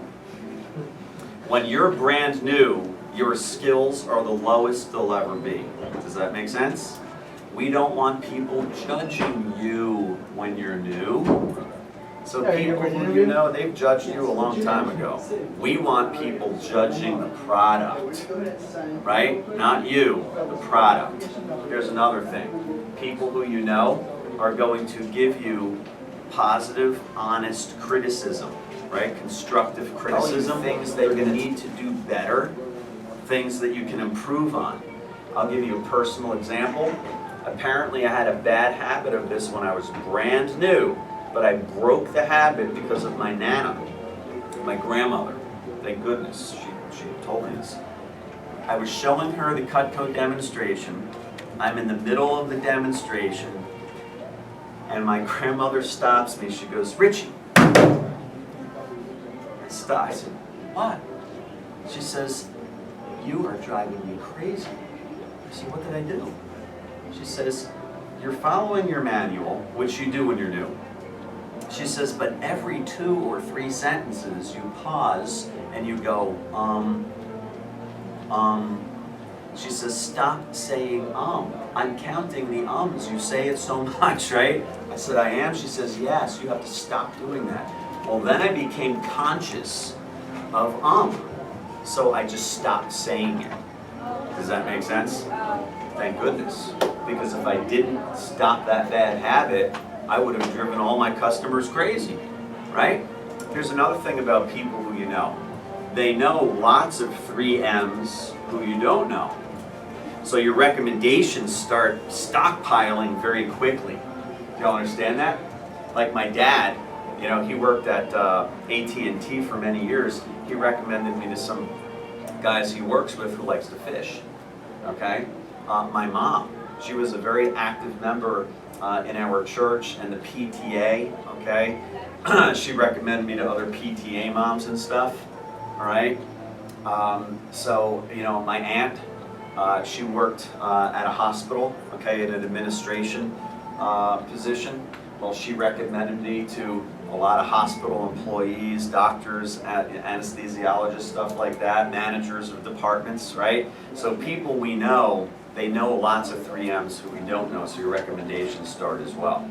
So that's why we start with people who we know. The beautiful thing about this position, one of the beautiful things, we're only showing Cutco to people who we know and people we've been personally recommended to. So it's always a nice, safe, warm program, right? We're only showing customers who are a nice, warm customer base. That's one of the reasons colleges and universities love this position for their students, because it's always a nice, warm customer base, okay? So, I want you to follow the programs. There's another section. I want you to follow the programs. Our programs have been successful for how many years? 65. They work, right? They work. As a matter of fact, in just a little bit, each one of you is going to get a training manual, okay? Hey guys, I can't even handle all the calls. It's a very positive problem when you can't handle all the sales that are being called in. Are you with me? If any of you, by the way, feel that you've got a leadership type of personality, leadership, coach, captain type of mentality, you can actually advance to a student manager within a month, okay, of working with Vector, all right? It's based on your performance, right? So if you're a good sales rep, a leader sales rep on the team, you can get into a student manager training program, which is pretty cool. Even when you're in college, you can be a full-time student, but you can be a all right? You can be a part-time student manager around school. As I was saying, you're going to get a training manual. This manual is perfect. This has been perfected, right, over decades. If you just follow this manual, like literally, if you just follow this manual word for word, you'll get at least a 60% selling ratio and a $333 average sale. If you dare smile, okay, and use your own personality, you'll get even higher than that. Manual page 21. Page 21 is what? Yeah, it's the customer recommendation program, how to ask for recommendations. If you follow those 9 sentences exactly, I'll teach you how to get 10 to 20 recommendations per appointment, okay? So bottom line, our programs work. So don't try to reinvent the wheel. Just follow the proven programs. I'll give a quick example.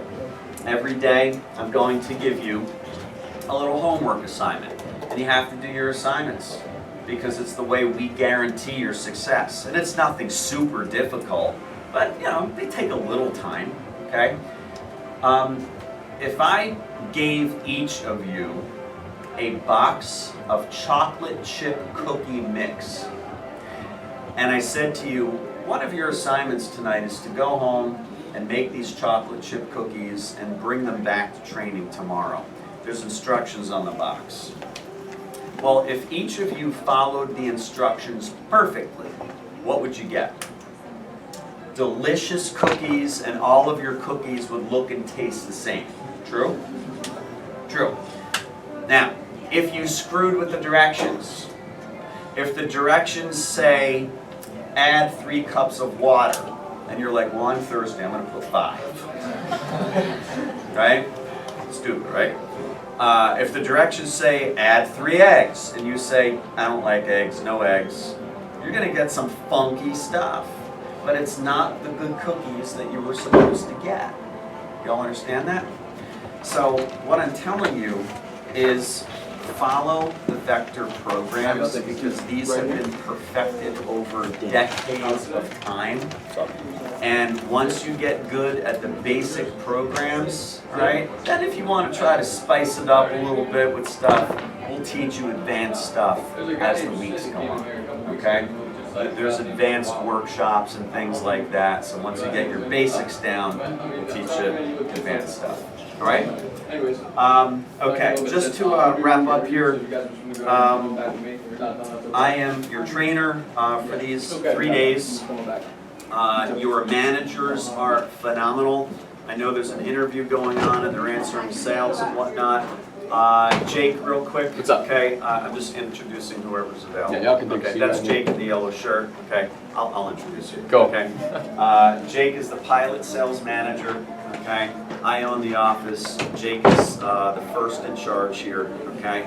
I'm gonna need you in a second. Who's doing the day 1 demo? Are you all ready? Yeah. Everything done? Okay. So Jake, by the way, he was a Cutco sales rep last summer. He is a college student. He goes to Radford University. Last summer, by the way, he earned 30,000 plus, I think, selling Cutco. Last summer, this was earned, okay? He'll tell you how he did it. He just did a lot of appointments, and he followed the programs perfectly. He won a scholarship last summer selling Cutco, so Jake is a phenomenal sales rep, but he's also a great manager as well, so you're going to love working with Jake. Also, we've got hey, Blake, are you still around? Blake just went, right. Blake McGinley, he's one of the assistant managers. Say Sergio, oh, here we go. Yeah, come on. Can I intro you real quick? Oh, of course. Okay. Yeah, just super quick, all right? So gang, Blake McGinley, real quick, what's your vector birthday? June 22nd. All right, vector birthday, by the way, is the day you started selling Cutco. So Blake, one summer ago, June 22nd, he started selling Cutco. How many of you, again, just graduated high school? That was Blake last year. So Blake just graduated high school 1 year ago. He sold Cutco last summer, and he goes to college out in California. He obviously is back here for summer break, so now he's a student manager this summer with us, okay? Any highlights you want to share with them? For last summer? Well, how about this? What is your, do you know what your selling percentage is? 88%? And what's your average size sale? 450. Solid. Cool. All right, thank you. Okay, you're going to be working with Blake. All right, you're going to love working with Blake. You're going to love working with Jake. We got Jake and Blake. Okay, got it. How about we bring up Sergio? All right. Mr. Sergio Lozano is also a student. What is your vector birthday? Exact same day, June 22nd. So Sergio and Blake were in the same training class just one summer ago. They graduated in the same training class. Sergio, do you know what your averages are? 88%. Average size sale? 407. Solid, very solid. Okay, so you're going to be working with Sergio a lot as well. Sergio is local. Okay, so at the end of the summer, he stays in this office. Blake goes back to California. All right, thank you. Also going to bring up Mr. Daniel Cattleman. Daniel, what is your vector birthday? It was May 1st of last year. May 1st. Daniel was a high school senior at that time. Okay, so last year he was a sales rep. He just finished his first year at James Madison University, and he'll be returning to JMU at the end of the summer. What is your selling percentage? It's also 88, which is weird. Is it? I'm pretty consistent with training people over there, right? I was trained a little I would tell you to expect that you should be getting an 80% plus selling ratio. What's your average size sale? 321. I wish I was trained by Rich. I was actually the week before he started. So. That's why your average sale. Exactly. All right. Exactly. All right. So that's Daniel, okay? And got to tie your shoes. Yep, I just realized that too. Okay. All right. So you've got Daniel, Jake, Blake, okay, and Sergio. These four individuals are awesome at their job. Okay, you're going to be speaking with them a lot. By the way, just to review standards, you're going to call the office Monday through Friday. Every morning, you call the office. There's a daily check-in, okay? And you can call the office anywhere between 7:30 and 9 a.m., right? So you check in anywhere between 7:30 and 9. And when you check in, what are you going to tell the manager? Yeah, excellent. How many appointments you have lined up for that day, right? And then the manager is going to give you some daily tips and reminders, okay? If you want more appointments for the day, the manager will also help you do that. Then you're going to call the office after every appointment you do. And when you call, we need to know two factual pieces of information. We need to know how much did you just sell, and we need to know how many recommendations you got from that appointment. Easy? Okay? That's all we need to know. How much did you sell? How many recommendations did you get? Do you want to know what my best reps do?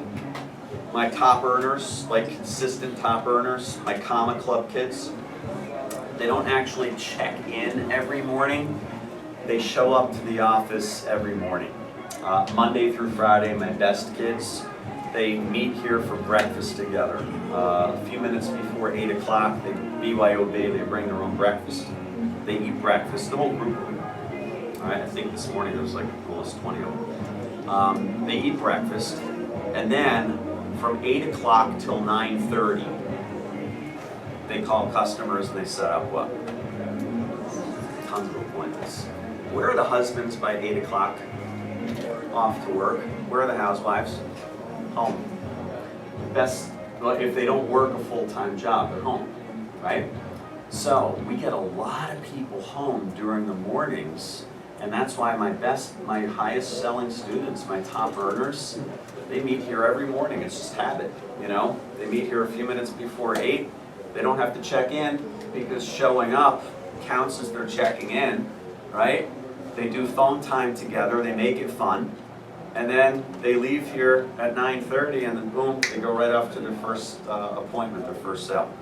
Okay, so that's something that will help you. We call, whenever you come to the office to do phone time, we call them phone jams, because you're all jamming on the phone, right, at the same time. Okay, it's like going to the gym together, except it's phone jams, okay? What I'm going to do, I did not have the pleasure of interviewing any of you, so I really don't know much about you individually. We're going to have to keep this really quick. We're going to keep it to 15 seconds, okay? Literally just 15 seconds. What I want you to do is you're going to stand at your chair. I just want you to introduce yourself to the group, your name, the town that you live in. If you're a student, where are you going to school? And I'd like to know what's the main things that you want to gain from Vector this summer. Okay, so name, town you live in, what school you go to if you're a student, and what do you want to gain from Vector this summer?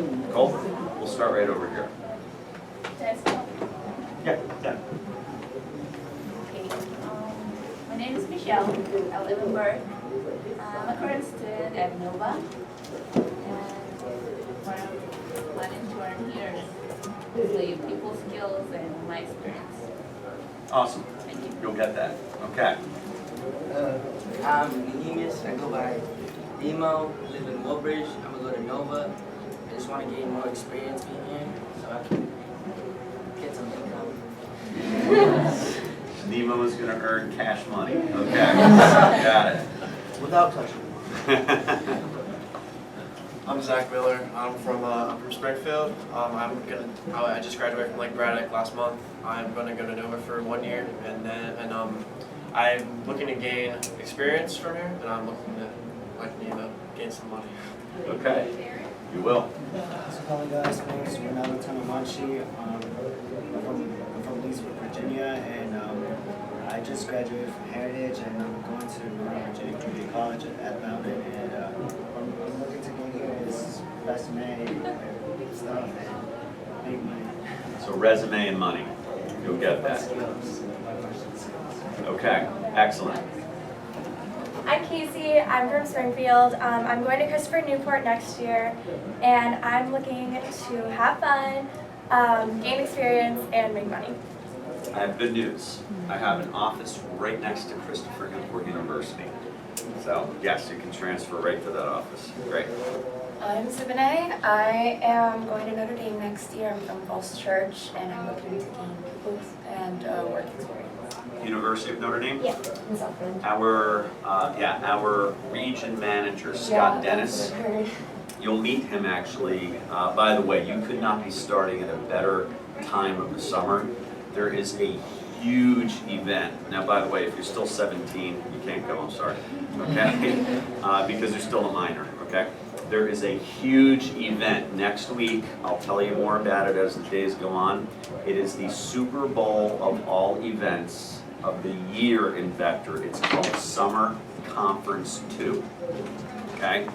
And all of our reps are going to this. It is at a beautiful hotel. It's an overnight event. You're going to learn a ton of advanced skills on how to show and sell Cutco and earn a higher income. It is a fantastic resume builder. When you put in your resume that you went to a professional business conference and you list everything you learned there and how it impacted your skills, that is impressive, okay? You'll meet him next week, but he went to University of Notre Dame as well. And out of all the graduating students of University of Notre Dame, he had more job offers than any other graduating student of his class because of his vector Cutco experience, which is pretty impressive. My name is Sia. I just graduated from Marshall High School. I'll be coming back next year. And yeah, this job I want to get experience to start my business. And I live in Vienna. Okay, so JMU, we've got an office right next to JMU, and yeah, Daniel goes there as well, so there's a whole group of Cutco reps at JMU. Nice. My name's Richard. I'm going to Nova. I'm out on campus. Yeah, that's actually my major. I'm a environmental major. Cash money. Okay, we got that. We got that. Hi, I'm Victor. I from Alexandria. I go to Radford actually. Making money and experiences. Okay, we got Victor and Vector. And so, do you know Jake? Me and Jake were actually teammates. Oh, you were? And I actually introduced him to Cutco down started, so it's funny that he's married. Really? Yep. Wow. Yeah, it's a funny story. Aren't you sad that you didn't join us quicker? Well, I did. Have you ever heard my Vector story? No. He's the guy that recommended me to You this job. said that. Yeah. That's awesome. I did it one summer, but I wasn't really serious about it. Oh. And I was like, hey Jake, you can try it if you want to. I don't know if you'll like it or not. And he actually did really well. Proud of him and he's a manager, so So you're here now to take it seriously and yeah, I'm gonna try to make this thing go. Yeah, I mean, Okay. Jake did it. I can do it. So. Hey, I can tell you, you're being trained by me. Yeah. Okay. Now, look, no, you know, I'm not arrogant and cocky, but my career sales are over $71 million of Cutco. So I'm going to teach you how to sell a lot of blades. Okay. I'm Maria. I graduated from Fairfax High School. I learned a little bit of I just want the experience. Okay.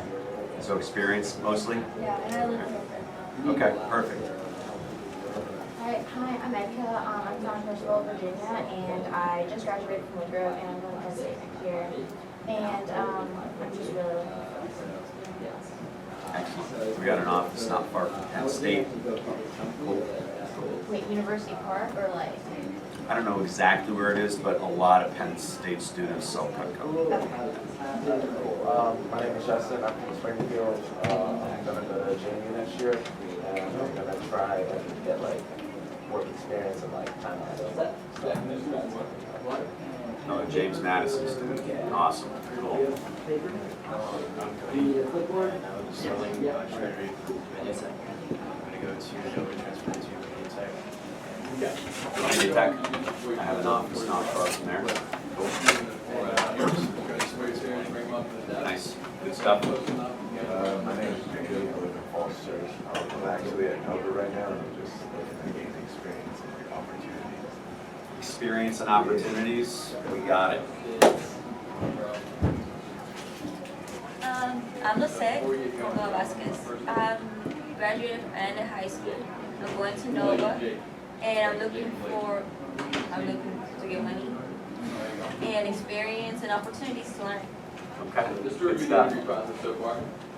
Michael, I graduated from Valpo High School. I live in Gainesville. I'm going to North right now. I'm here to gain time management skills, money, work experience. All right.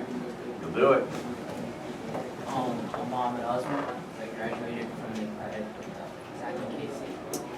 I'm going to Nova next year. I'm just looking at gain some like entrepreneur skills and like Cool. Awesome. Hello everyone, my name is Terrell Jackson. I'm from the city of Alexandria, and what I plan on gaining here at Vector is money. Anything I have to do to better myself, I want to do. Okay. So you're slightly money motivated. Got it. Okay. A lot of appointments turns into a lot of sales. A lot of sales turn into a lot of money.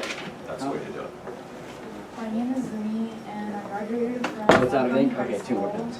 and I'm going to Nova this fall, and I'm a campus, and I came here to get experience. And you live in what town? Annandale. Okay. So mostly experience is what you want. Okay. I'm Chris, and I'm going to UVA as well, and I would like the experience, like work experience and just like this sales, because I've never done that before. Cool. I have an office very close to UVA, and all the Cavaliers go there for work, okay? And you're in a good place. You'll get a lot of experience and money to help pay for UVA and all that. Do you know what you want to major in? Just general right now? Yeah. Cool. Hi, my name is Sarah. I'm from Fairfax. I'm going to VCU in the fall, and I really want the experience and skills. I have an office not far from VCU, so I've got 15 locations, all right? So. Hi, my name is Isa. I'm from Alexandria. I graduated from Gannett High School, and I'm going to Nova in the fall, and I plan on transferring to VCU next year. And I'm just here to gain experience. Experience? Cool. Awesome. All right. I think it's good that you get to know who else is in your training group. So what we're going to do, I just want to lay a couple simple rules, and then you're going to see the demonstration. We tell you every day before training to make sure that you eat really well before training. We also tell you to make sure that you bag, food to bring to training. So every day I want you to bring, big bottled water, bring power bars, sandwiches, fruit, whatever.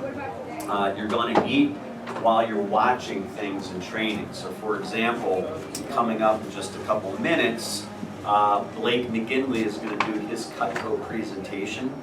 I don't want you taking notes. I want you just eating while you watch the presentation, okay? There's going to be certain videos that I show you over the course of these 3 days. When I show videos, all right, you'll eat while you're watching videos as well. So you're going to eat while you're watching. That way we're killing 2 birds with 1 stone. As far as restrooms go, if nature calls and you need a restroom, in the waiting room there are 2 doors. They say employees only. The door on the right is for guys. The door on the left is for ladies. Holds 1 at a time. So you just quietly get up, do your thing, come right on back, and that's how it works. Cool? All right, did everybody bring food? All right, did you leave food in the car? Okay, if you left it in the car, run real quick and get it and bring it right back, okay?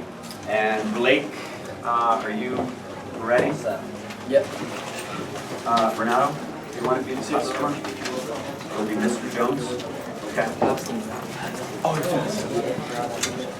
There is a sink over here, and we may have cups. Do we have? Okay, yeah.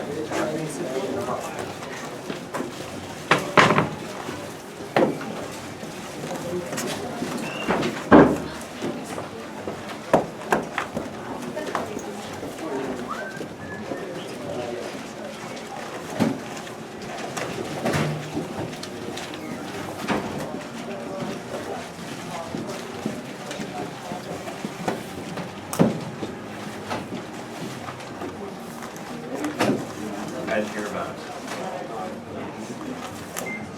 Friend was recommended. Cool.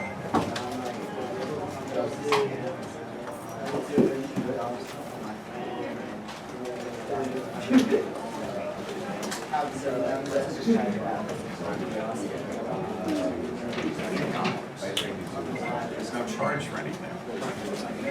We actually give you a $400 set on loan. No deposit.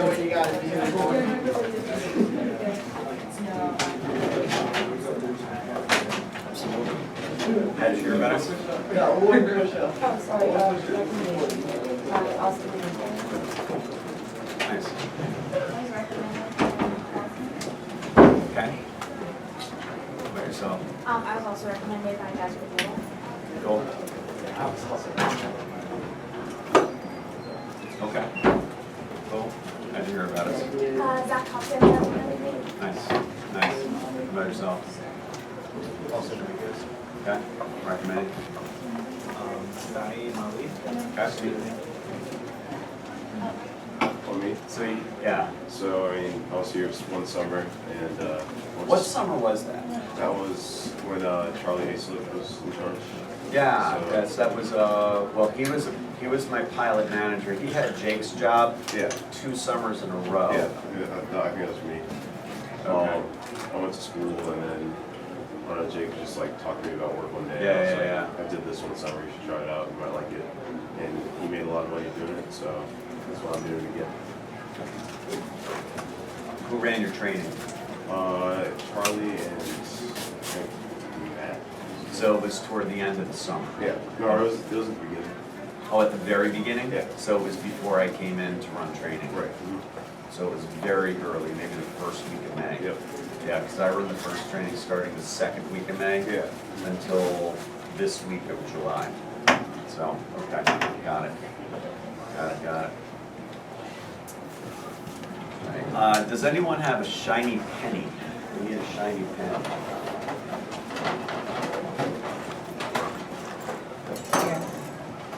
That one, thank you.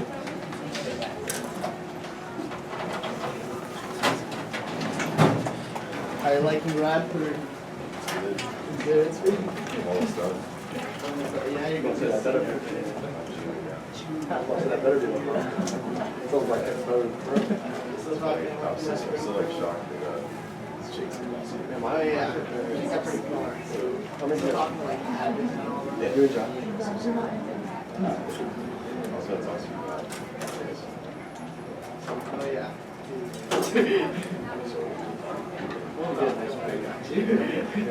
Sergio, could you help with everyone back in this week? Yes. Thank you.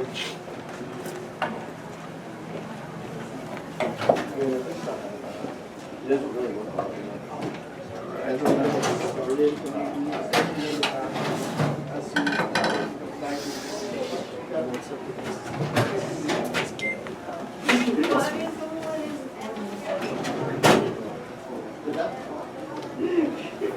Yeah, we don't have that.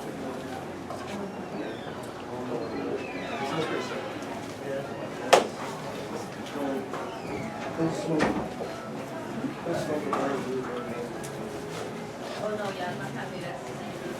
Go with like chicken. Yeah, no, Like turkey, like turkey. Oh, yeah, this is a mixture of a little bit of everything.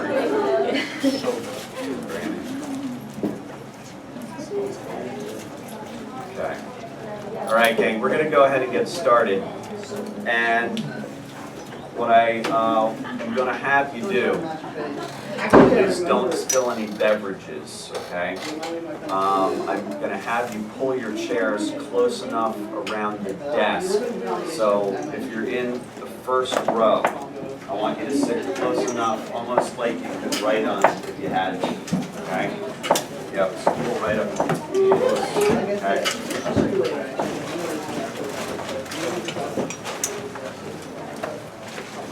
Now, if you're in the second row, you're going to space yourselves in between so you can see exactly what's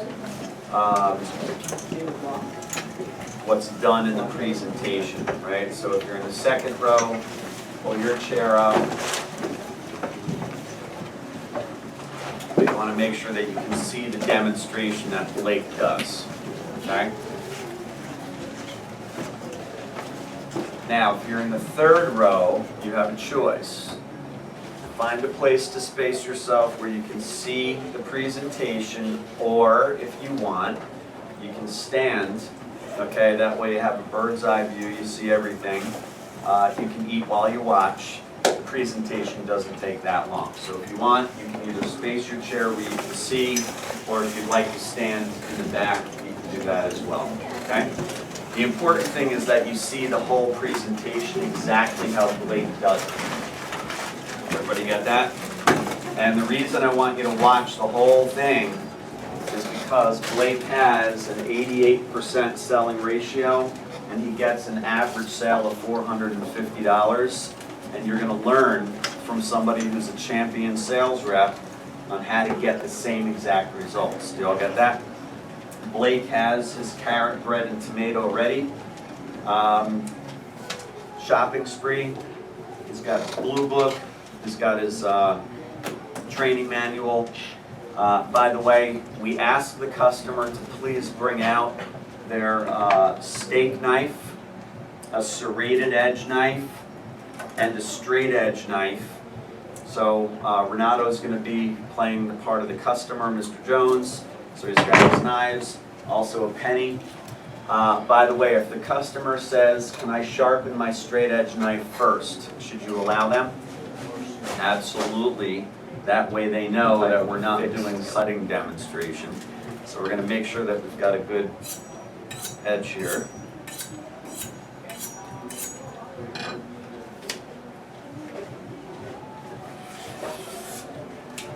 Good edge. Okay.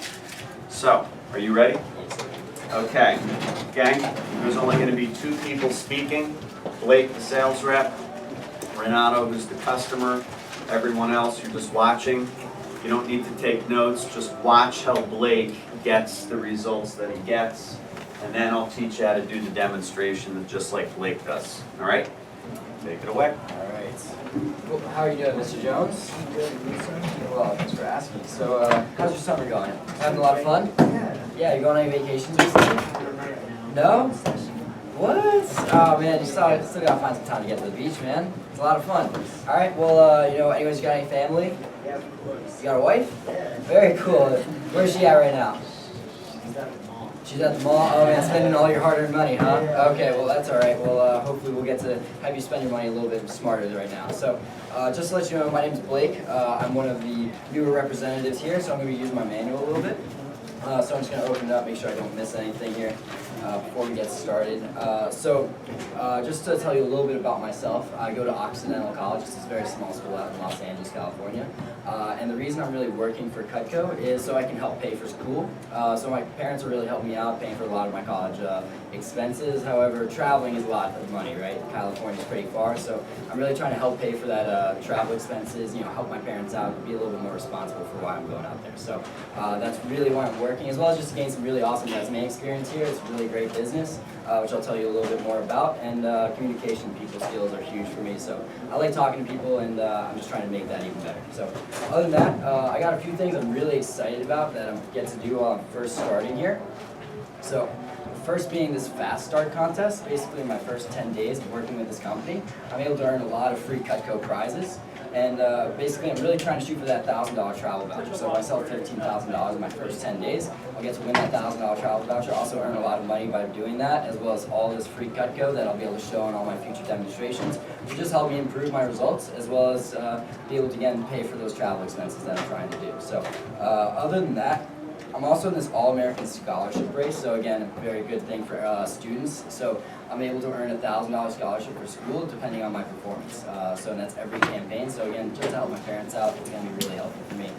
Make me feel a lot more responsible. So another thing is at the end of the presentation, I'll kind of just, you're going to be able to help me out in another way besides, whether or not you choose to buy. So I'll tell you how you can sponsor me at this automatic sponsorship program. Basically, I'll be able to win $150 worth of free Cutco products. Again, I'll just be able to show those on all my demonstrations. The more products I have, the better I'll probably do. So in that sense, like I told you on the phone when I set up the appointment with you, you don't have to get anything because I get paid just to show it to you. However, if you do see something you like, please don't hesitate to get it today, because not only would you be getting a really awesome product, but you'll really be helping me out a lot as well. Now, just so you know, we also have monthly investment options, so again, if you do see something you like, you don't have to pay for it all at once. Now, one last time, I'd really like to thank you a lot, Mr. Jones. This means a lot to me. It's really helping me out in my future. So, all right, thanks. So anyways, before we get started, while I set up, can you just grab out your favorite straight edge, serrated edge, steak knife, and shiny penny? You are so fast. All right, awesome. So I'm just gonna grab out my stuff here. This is my little kit. It's really cool because I didn't actually have to pay for any of this, but I'm probably gonna buy it in the future just because it's getting a nice discount as a representative. But pretty cool that the company lends this out to me. So.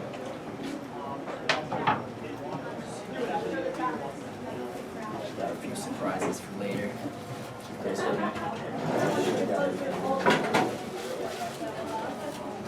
as well. All right, so anyways. anyways, again, just thank you for seeing me today. I got this awesome $1,000 shopping spree, drawing. That's every month. So every month we offer one of our customers $1,000 to the store of their choice, basically wherever your wife probably shops right now. So Macy's, Target, wherever she's going at the moment, she'll be able to earn $1,000 towards that. So if you want to fill that out, you don't have to right now, obviously, but we'll do that later. So, just to tell you a little bit about our company and why I love working here. So we've been in business since 1949, and we just had one of our best years ever, selling over $250 million of Cutco in the United States, which also makes us the top selling high quality cutlery in the U.S.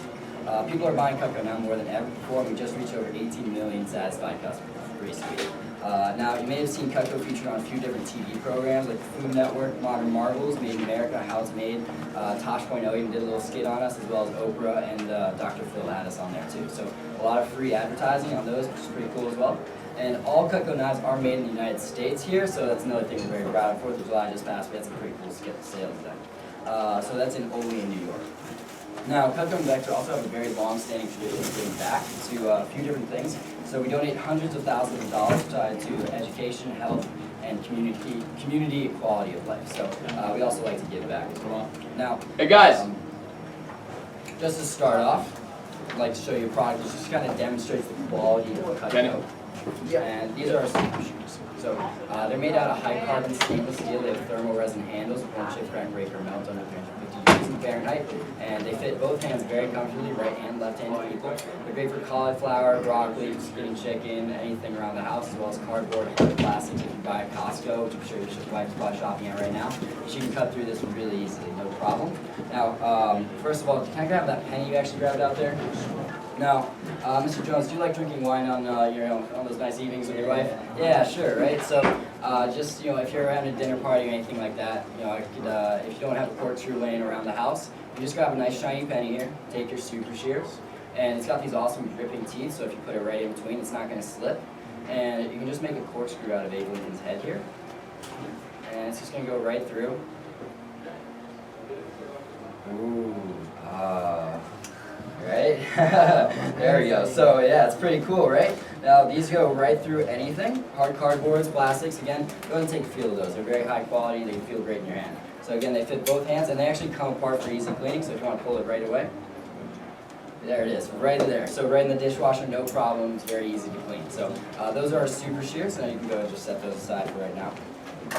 Now, I'm just going to show you where we got the idea for Cutco. A lot of people have a drawer that looks like this. Is this what your drawer looks like, Mr. Jones?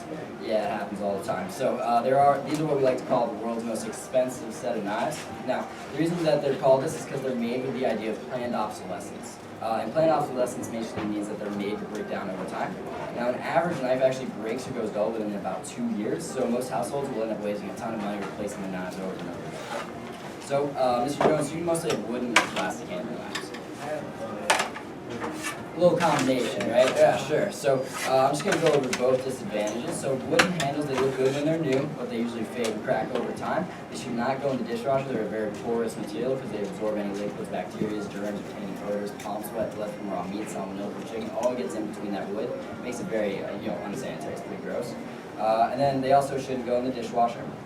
They're very unsanitary, and they're actually banned in 33 different states right now because of how gross they get. So not a very good material to use when you're cutting your food. Now, plastic handles, they usually chip, crack, break, and melt under any temperature. If you look right here, if you leave it on your stove, it's just going to melt right through. It makes it very uncomfortable to hold on to. It's usually a very slippery material, so if you're holding it while your hand is wet, it's much easier to slip out and kind of hurt yourself as well. And they're usually going to be glued together, so those fall apart very easily, especially in the dishwasher. Now, the construction of a knife is how far the steel goes back into the handle of it. Now, the farther it goes back, the more strength and balance the knife has, and this is what is called the tang. So a lot of companies, they use what's called a partial tang, so if you look right there, it goes about halfway back, and these usually break very easily and make the knife pretty unbalanced, kind of uneven to use. Now, there's also what's called rivets. Now, rivets are what hold that tang in place. Most rivets are usually made out of brass.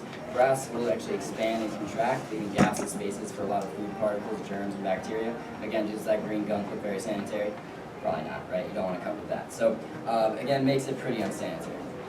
Now, the other features about any products are types of steel that any knife company might use, and there are two types. There's a high carbon steel, which is what we call a will knife, because it will stay sharpened for a much longer period of time. It's a pretty strong steel. However, it will also rust, pit, and corrode. Again, do you want to cut your food with that type of, yeah. So then you also have your stainless steel. It kind of says it in its own name. It's what we call a won't knife, because it won't rust, pit, or corrode, stays stainless, and it also won't stay sharp for very long. It's a pretty soft metal, so it'll go dull much faster. Now, I don't know if you know this, Mr. Jones, but the hard cutting surface is actually what dulls your knife, not the food that you're cutting into. Yeah, right? It's mind-blowing, isn't it? So, what ends up happening is plates, any hard cutting boards, like, granite, glass, and marble cutting boards, they'll dull a knife a lot faster than even 2 years. So, another huge problem with a lot of these types of knives is that they'll actually go dull, and a dull knife is much more dangerous than any sharp knife. And it makes it a lot more harder to press into something. You have to put a lot more pressure, a lot easier to slip out, and then again hurt yourself. So I will mention the last two features of any type of knife are the two types of edges, the serrated and straight edge. The serrated edge is designed to rip and tear, not giving that clean cut, and then it cannot be resharpened. And then a straight edge, it gives that clean, smooth cut. It's very precise, but it'll go dull after every use. It's actually recommended to resharpen after every use. Do you do that, Mr. Jones? You do? Oh, okay, never mind. Once in a while, right? So yeah, no problem. So yeah, they'll go dull pretty quickly, and after 2 years, they'll eventually be too dull to even sharpen. Now, a poor quality knife will end up costing a lot of money over time. An average knife is about $10. Let's say there's an average of 10 knives in a set. That's $100 for a set. If you do replace them every 2 years, over 40 years, that's over over 20 replacements. That's $2,000 you're spending over 40 years on junky knives that are just unsafe, unsanitary, and they just don't work. So. I'm just going to show you how all of these disadvantages are solved by our products here. So this is Cutco. I'm going to grab out one of our products here. And there it is. So this is our petite cart. Go ahead and hold that in your hand. Pretty comfortable, right? How's that feel? Light, balanced, right? Cool. So now this is our universal wedge lock handle. Excuse me. So it was designed by an industrial designer named Dr. Thomas Lamb, and what he did is he studied over 700 people, and he had each of them squeeze a ball of clay in each hand. So that's 1,400 clay models that he made that handle into. So the average mold is what we made our handle into, and it's a universal mold. So that means it will fit any size hand, big, small, left or right. Your thumb and forefinger lock into place in those front two grooves, while your back fingers lock in behind it for better control and safety, less hand fatigue and slipping. So it saves you time and energy. Then it's made out of thermo resin. This is what our handle material is made out of, which will not chip, crack, or break. It also will not absorb any moisture or bacteria, making it 100% sanitary. It is an expensive material to use, however, it's worth it because it is dishwasher safe unlike most other handles, and will resist temperatures up to 350 degrees Fahrenheit. It's actually what the NFL uses to make their helmets out of, so it's a very non-porous material. Again, won't chip, crack, or break, and is very sanitary to use. Now, as far as our construction goes, we use a full tank construction, so it goes all the way back into the back of the handle. This gives our strength and balance to our knives. It is a little bit more expensive, however, a lot of companies kind of cut corners and use less money to make their handles by using those partial tanks, so it is worth it. And then our knives also have 3 nickel silver rivets rather than brass, which are flush with the handle, so if you go ahead and rub your finger right across that, do you feel any gaps or spaces there? No, it's very flush with the handle, very smooth. So this means, again, it's very sanitary, 100%. It won't expand or contract because nickel silver is actually what diamond rings are made out of nowadays. So you don't want to lose a diamond in a diamond ring, would you? That would be pretty bad. So it saves people money in that way. Now, we also use our steel. So our Cutco steel is made out of a high carbon stainless steel. It's 44A with a Rockwell hardness of 55 to 57C. Basically what that means, this is an ideal steel for kitchen cutlery. It gives the best of both worlds. So like the high carbon steel, it will not go dull very easily. It'll stay sharp for a longer period of time. Like the stainless steel, it won't rust, pit, or corrode. It stays very sanitary. So it combines the best of both. Now, what I have all of my customers do is compare how the different types of edges work. So I'm going to ask you to grab out your favorite serrated and straight edge there. Now, what I'm going to have to do is we're going to cut a little bit of rope. If you want to slide that to the side here. Perfect. Now, I brought myself a little bit of rope here. So rope is very tough and fibrous like any meats and vegetables, whether cooked or raw, and it also won't dull any of our knives because, again, that's just the cutting point. So what I'm going to have you do is grab your favorite straight edge right there. Sure. I want you to hold this end and just kind of cut 2 inches off using the entire length of the blade as hard as you can, okay?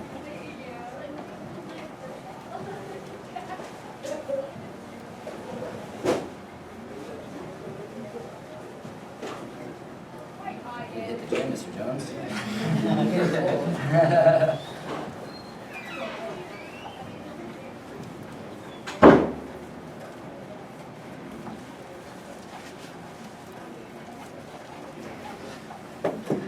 Almost there, yeah.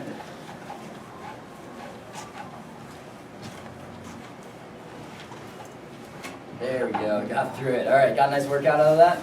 All right, cool. So this is obviously a very clean, smooth cut, right? You got through it, but it took about like 40 or so strokes. That took a while. So now I want you to take that serrated edge right there. Serrated edge, yeah. We're gonna move a little closer to you. And again, full stroke, same thing. Just cut out another inch or two. You can see it's pulling and pushing, not giving a very clean cut. It ripped and frayed a little bit, kind of fell apart. But you got through it a lot faster, right?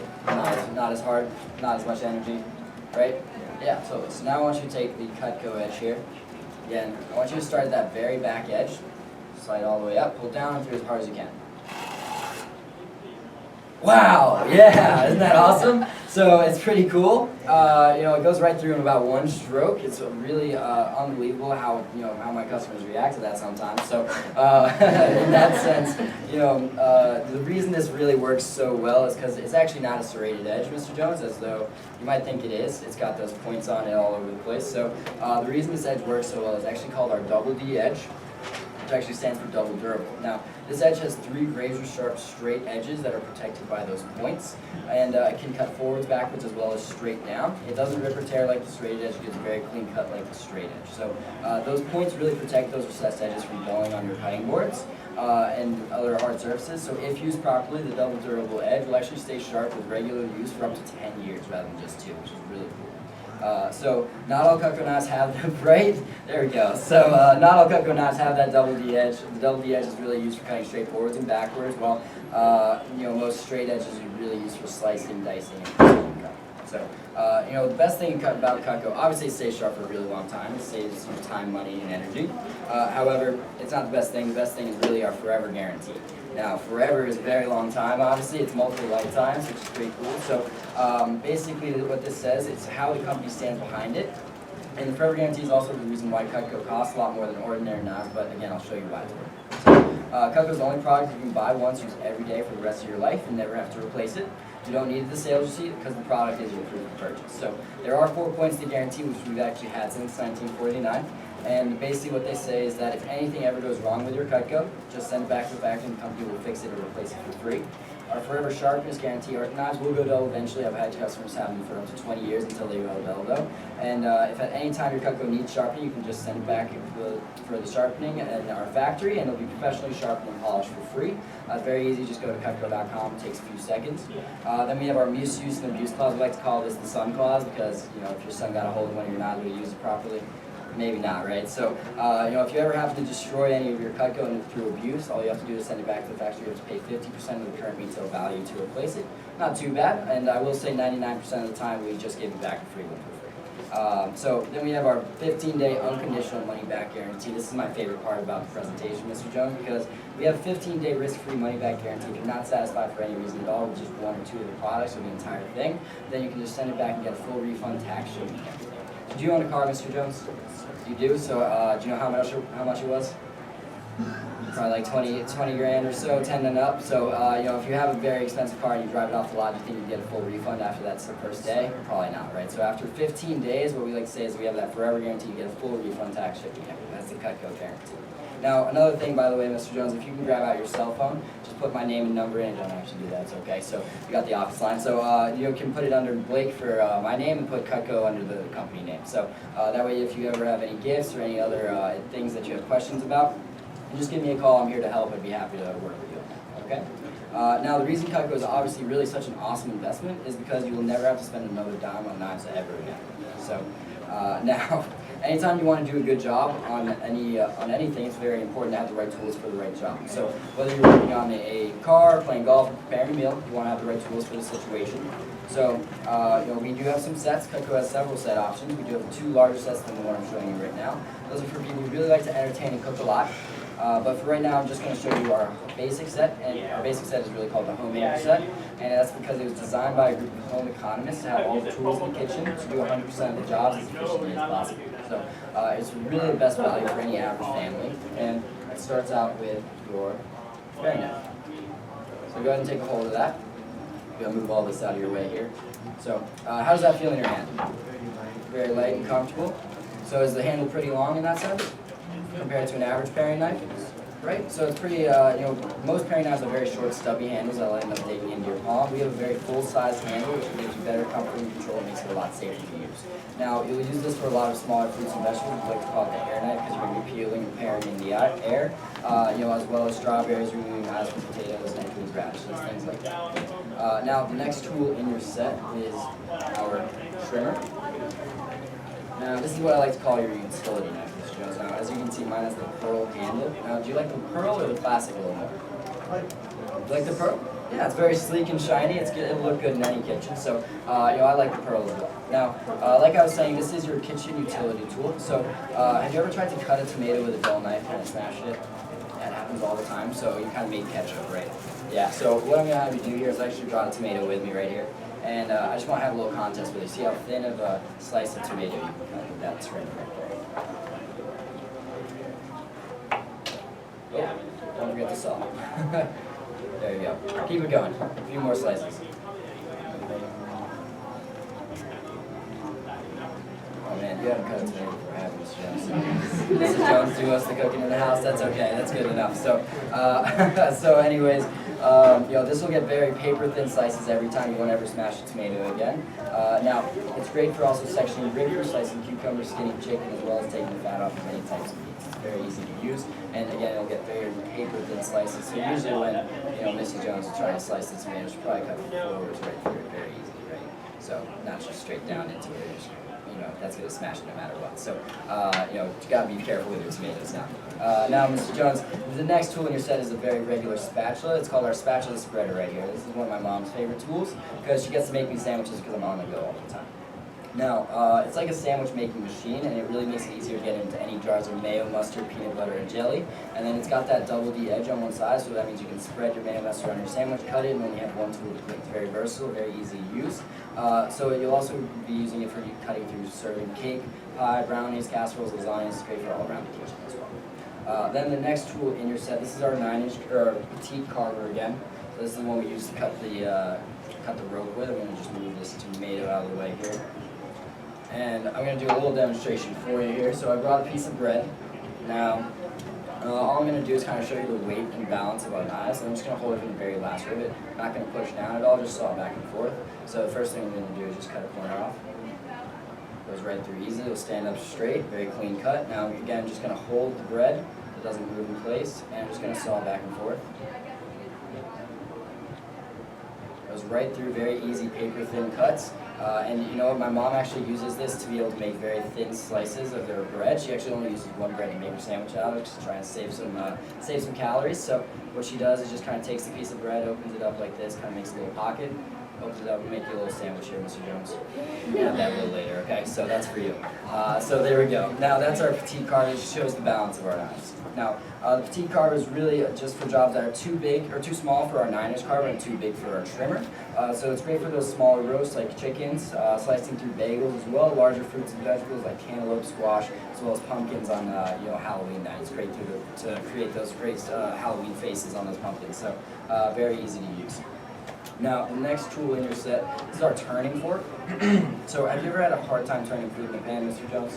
That happens sometimes. So this turning fork right here has very sharp 3 flared tines, and it makes it easier to use by the way it's shaped. So you'll use it for turning bacon, sausage, chicken in the pan, as well as French toast, any pancakes, things like that that you need to be able to flip very easily.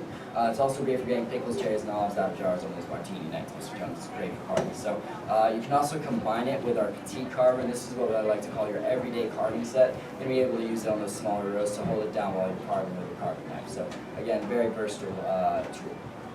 Now the next tool in your set, this is our butcher knife. And this is really our heavy-duty knife. You're going to love this knife. Mr. Jones, I like to play Fruit Ninja with it all the time. So basically, have you ever tried to cut something that was really too hard that you thought it might actually break your knife? Happens. Okay, so this is why we call it the protector and money saver of your set. So it's really great for separating frozen hot dogs, hamburger patties, ground beef. It's also cutting through watermelons, honeydew, any hard-shelled melons, things like that. Very easy. Like I said, Fruit Ninja. It's a lot of fun. So do you also buy whole chickens or pre-cut? Whole chickens? Okay, great. So that means you're actually saving a lot of money. So every time you buy a whole chicken during a week, you're saving about $2 on chicken. So if you buy one chicken a week for the next year, it's about $104 a year that you're saving on chicken over 30 years, which is about how long you'll have these products until you pass them on to your son or daughter. Then you're going to be saving over $3,000 just on chicken in those 30 years without having this one knife, which pays for this entire set and a lot more as well, which is pretty cool. So another really awesome, feature of this product right here is that it's got that little point to the very back edge of it, so you can actually flip it around and use it as an ice chisel or even a meat tenderizer as well. So again, a very versatile product. Now, the next tool in your set, this is our French Chef. It's actually 9 1/4 inches, so every kitchen really needs a good chef's knife, right, Mr. Jones? You've got to be able to slice and dice. So, it's got very high knuckle clearance for comfort, makes it safe and easy, so you don't have to use a smaller knife like the paring knife to cut piece by piece. It's kind of makes it much more easier to do. And you'll use it for, again, slicing, dicing, mincing, and chopping. It's great for what I like to call the 6 S's. So soup, salad, stir fry, stew, stuffing, and salsa. I like to include guacamole because I like my avocado. So other than that, we also have our slicer. Now this is another great tool for your set. So have you ever smashed any warm bread or piping hot bread? No? Do you not get it warm, you get it stale? Okay, that's no good. So the slicer will actually glide through any piping hot bread or French bread without smashing or tearing it. It's the longest double D edge in your set, so it gives you straight, even slices. So it's also great for slicing through any cakes, ice cream cake, angel food cake, as well as boneless meats and cheeses. And it's also great for shredding cabbage and lettuce for coleslaw and salad. So again, it's the longest double D edge in your set, so you won't make any crooked slices. It's very easy to use. And then the last tool in your set is our 9-inch carver. Now our 9-inch carver, we like to call this the spare tire of your set because you won't use it every day, however you're definitely going to be very glad to have it. So this knife really brings the tradition of carving back to the dinner table on those special occasions like Christmas, Thanksgiving, where you've got those big turkeys and you're showing off to the rest of your family. We like to combine it with our carving fork and call this your master carving set. So again, it looks great at the dinner table and you get to show off to your friends and family because it looks so good. Now with a 9-inch carver, you're going to be getting very easy, thin slices. You won't have to use an electrical knife to shred away your turkey. You get large, even slices. You won't have any more scraps in the end. So it's very easy to use. It's also great for any other larger roasts and barbecues and things like that. Now again, to combine them, you make your master carving set. Now the carving fork, it really has two long tines that anchor meats, keeping them from slipping. Again, it's very attractive for special occasions, and it's also very durable for everyday use. I also like to combine it with our turning fork because if you have trouble getting chicken out of the pan in an oven or something like that, you can use this to be able to lift it onto your cutting board. So you use the carving fork to get under the chicken, hold most of the weight because it is a little bit thicker, 2 stronger tines, and then those turning fork 3 times on top so that way you can lift and turn it very easily. So again, it combines it to make your everyday carving set. Now, so the last thing in anybody's set, and the most used knives in anyone's set, are table knives. Now these are table knives, not steak knives, because they're used for every meal, breakfast, lunch, and dinner. Now they're, again, the most used knives in your set. So it has a rounded tip and a wide edge. I actually got one right here if you want to go ahead and take a hold of that. So that's our table knife. And again, it's great for everyday use. So you can still, butter your bread and make a sandwich while making it safer, but it has that double D edge, so it'll cut through steak like it's butter as well. Now this means that there's no earthquake effect at the table, so if your son or wife is, really rubbing in trying to get at the steak, it won't shake the table anymore. It'll get right through, no problem. Now, again, great for buttering breads, cutting tomatoes and salads, cutting meats and vegetables during every meal. So what I like to say is, have you ever heard of the phrase, steak is tough as leather, Mr. Jones? No? Okay, that's good. Your wife is a good cook then. So, my mom doesn't always cook the best steak. I like to do it myself sometimes, so I make sure that it doesn't look like this. All right, so I got some leather with us here. So, what I'm just going to have to do is grab that steak knife you brought out for me. Oh, that one right there. So, what I'm going to have you do here, I'm just going to move your sandwich out of the way. And I'm just going to have you saw through right there. And I'm going to hold it with our scissors here, so you're going to hold that end. And we're going to just go right here as well. So hold it a little closer, make sure it doesn't move too much. So yeah, just go saw through it like you would any other steak.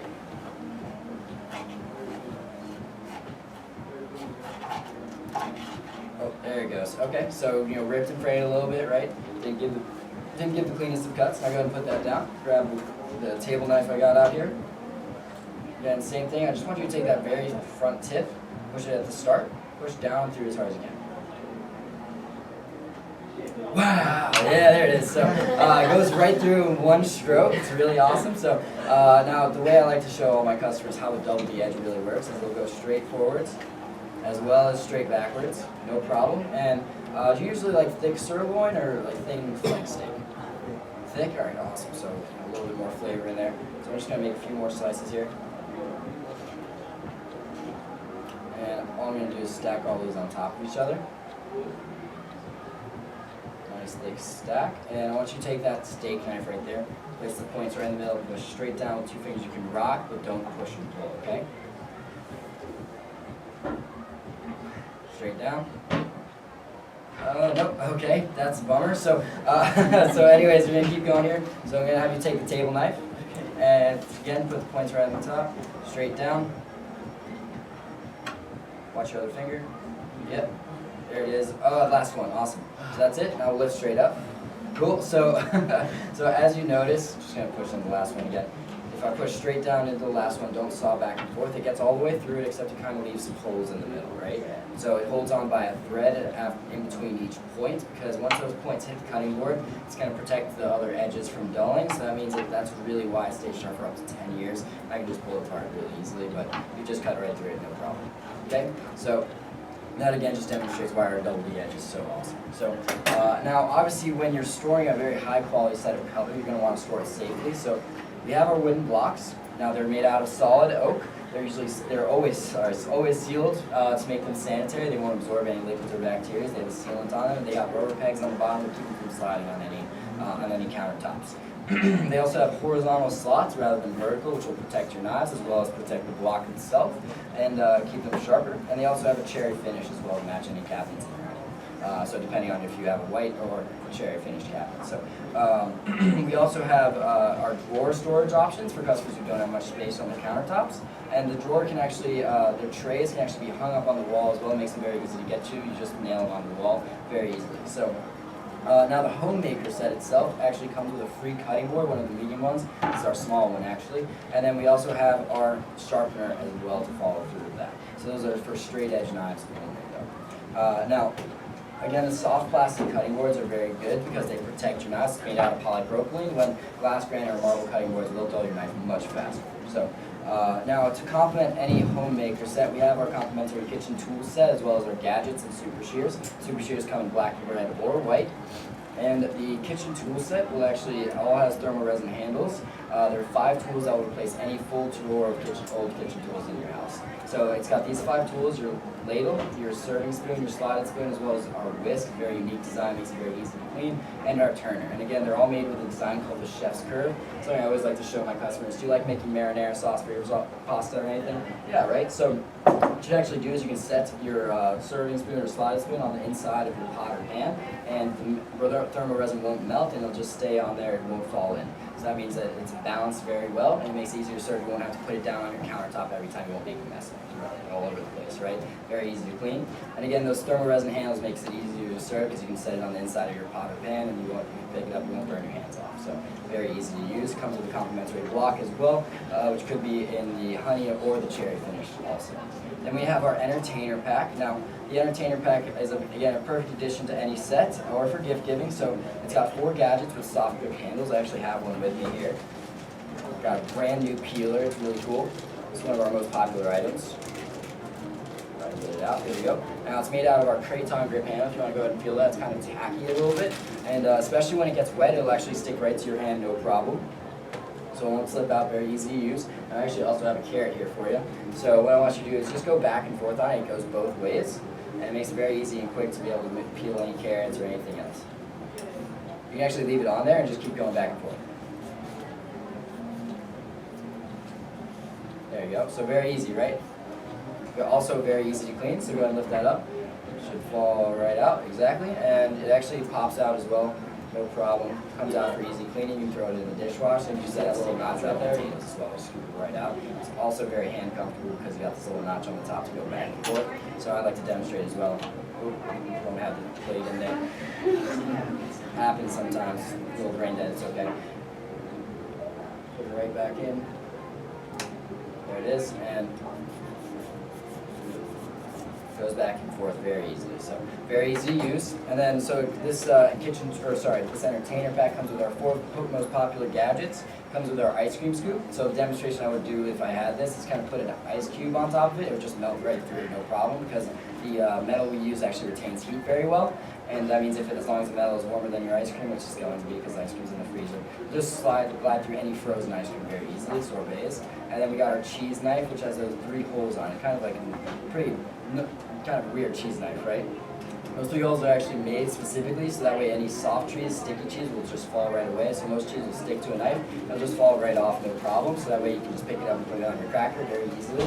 It's still got that extra edge, so if you have soft cheese, you can still scoop it and spread it on your cracker very easily as well. Then we got our peeler, which I just showed you, and as well as our pizza cutter. All these are very safe to use for your kids. You can actually try and cut your own hand and you won't hurt yourself, so it's very easy. And the pizza cutter is also safe because you only need about 2 pounds of pressure to be able to use it and go right through, no problem, so your kids can cut your pizza through. So again, that's a very great compliment as well. Now, that's all I'm going to do the presentation, so I'm done. All right. Yeah. Good to meet you,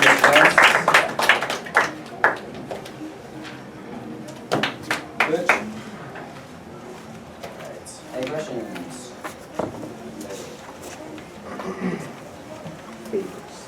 Right? Sell another one? Yeah. It's another homemaker. Right. Hey gang, what you just saw, every 100 appointments he shows, 88 buy, and his average sale, $450, right? So I would say that that's really successful. 3 questions. Number 1, did Blake demonstrate Cutco? So he cut the rope leather penny, carrot bread tomato. That's demonstration. Question number 2, was there explanation? He explained the features, the benefits, the guarantees of Cutco, what each tool is used for. And then number 3, did Blake seem genuinely enthused about his products? What you saw was Blake being Blake. And what I want you to do is for you to be you, okay? So at this point, I'm going to teach you how to do the same demonstration. Please do not spill any open beverages. You're going to pull your chairs right back to where you came from. And we're going to give you a training manual.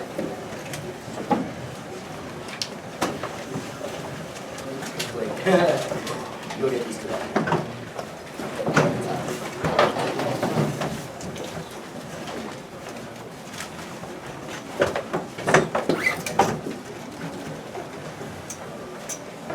Okay, I'm going to hand a manual to you, and when you get one, please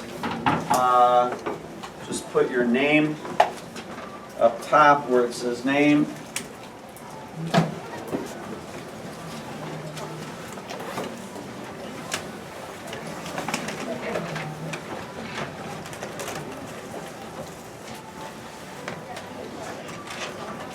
Everybody have one? Everybody have one? Hey, Sergio? Yep. Who still needs one? 1, 2, 3, 4. By the way, did you guys have yellow sheets that weren't turned in, that you filled out earlier? Yes? Did you all fill out Better We Get to Know You sheets? Did you turn them in already? You did, okay. Oh, you didn't, okay. You can hold on to it and get it at the end. Okay, so everybody's got a manual. Please, up top where it says name, you want to print your name. Where it says office number, you want to print 3799.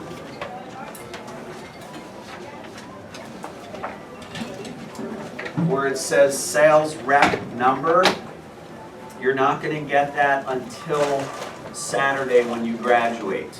Okay, so Saturday when you graduate, you're going to get your sales rep number, and that's the number that you're going to write on every sale that you make. That's how we know who to pay for the sale. All right, training coordinators, you want to write my name. That's Rich. That's R-I-C-H. Plaskin, P-L. The phone number that you're going to call all the time is 703-359-0242. That's the office phone number. So that's the number that you call after every appointment. When you call in the morning, if you don't come to the phone jam, if you call instead, that's the number you call. You're going to want to put that in your cell phones on speed dial, because literally you could be calling that number anywhere from 5 to 10 times a day. Okay. Right below that, there is a customer service. It's a 1-800 number. You'll see the field service number. The official Cutco website is cutco.com. Next week, when we teach you how to do the virtual demo, you'll get the virtual demo website. The website that you're going to be on all the time is vectorconnect.com. You won't have access to it until Saturday, because you have to put your rep number to get access into that website. All right, if you open up, it says Introduction. And again, welcome to the Vector Sales Training Program. This seminar has been developed through years of experience in training men and women in the challenging and rewarding field of professionally marketing Cutco products. Without question, it's your attitude, not your aptitude, that determines your success with Vector. You'll be expected to maintain a positive professional attitude at all times during training. As in every learning experience, the benefits you derive from the seminar will be directly proportionate to the effort you put into it. Your grasp of the fundamental ideas covered will greatly affect your income, not only during your first week, but for as long as you're with Vector. The keys to excellence are confidence and enthusiasm. Please circle those two words, confidence and enthusiasm.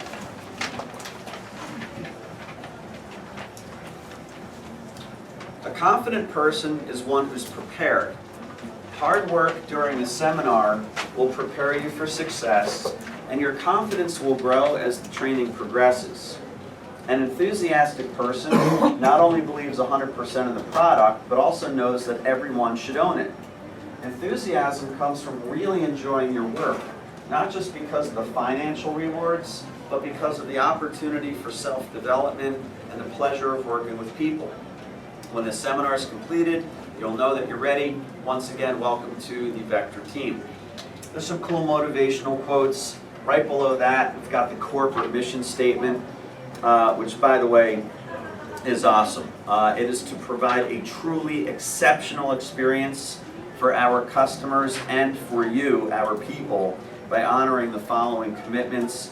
We're committed to the ideal of being built to last, product excellence, American manufacturing, providing service that exceeds expectations, creating opportunities for you, not only for pay raises, but also for advancement into management type of opportunities,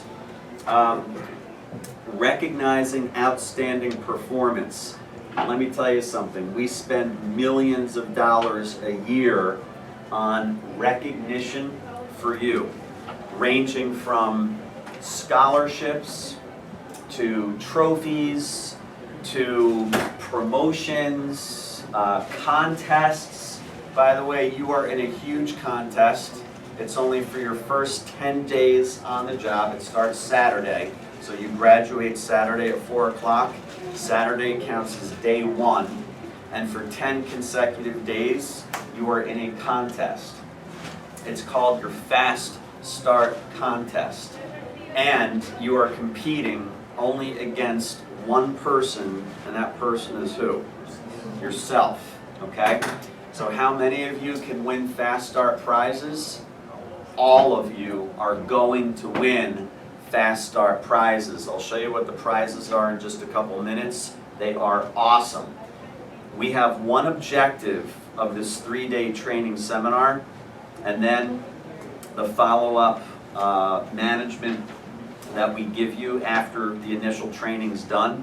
And that one commitment is to help you have a $10,000 to $20,000 fast start. Okay? So what's that mean? In your first 10 days, selling $10,000 to $20,000 of Cutco your first 10 days. You all with me? Now, what would it take to do that? Well, just think logically. If you show 5 appointments a day, right, how much in sales should you get if you're average? About 1,000, right?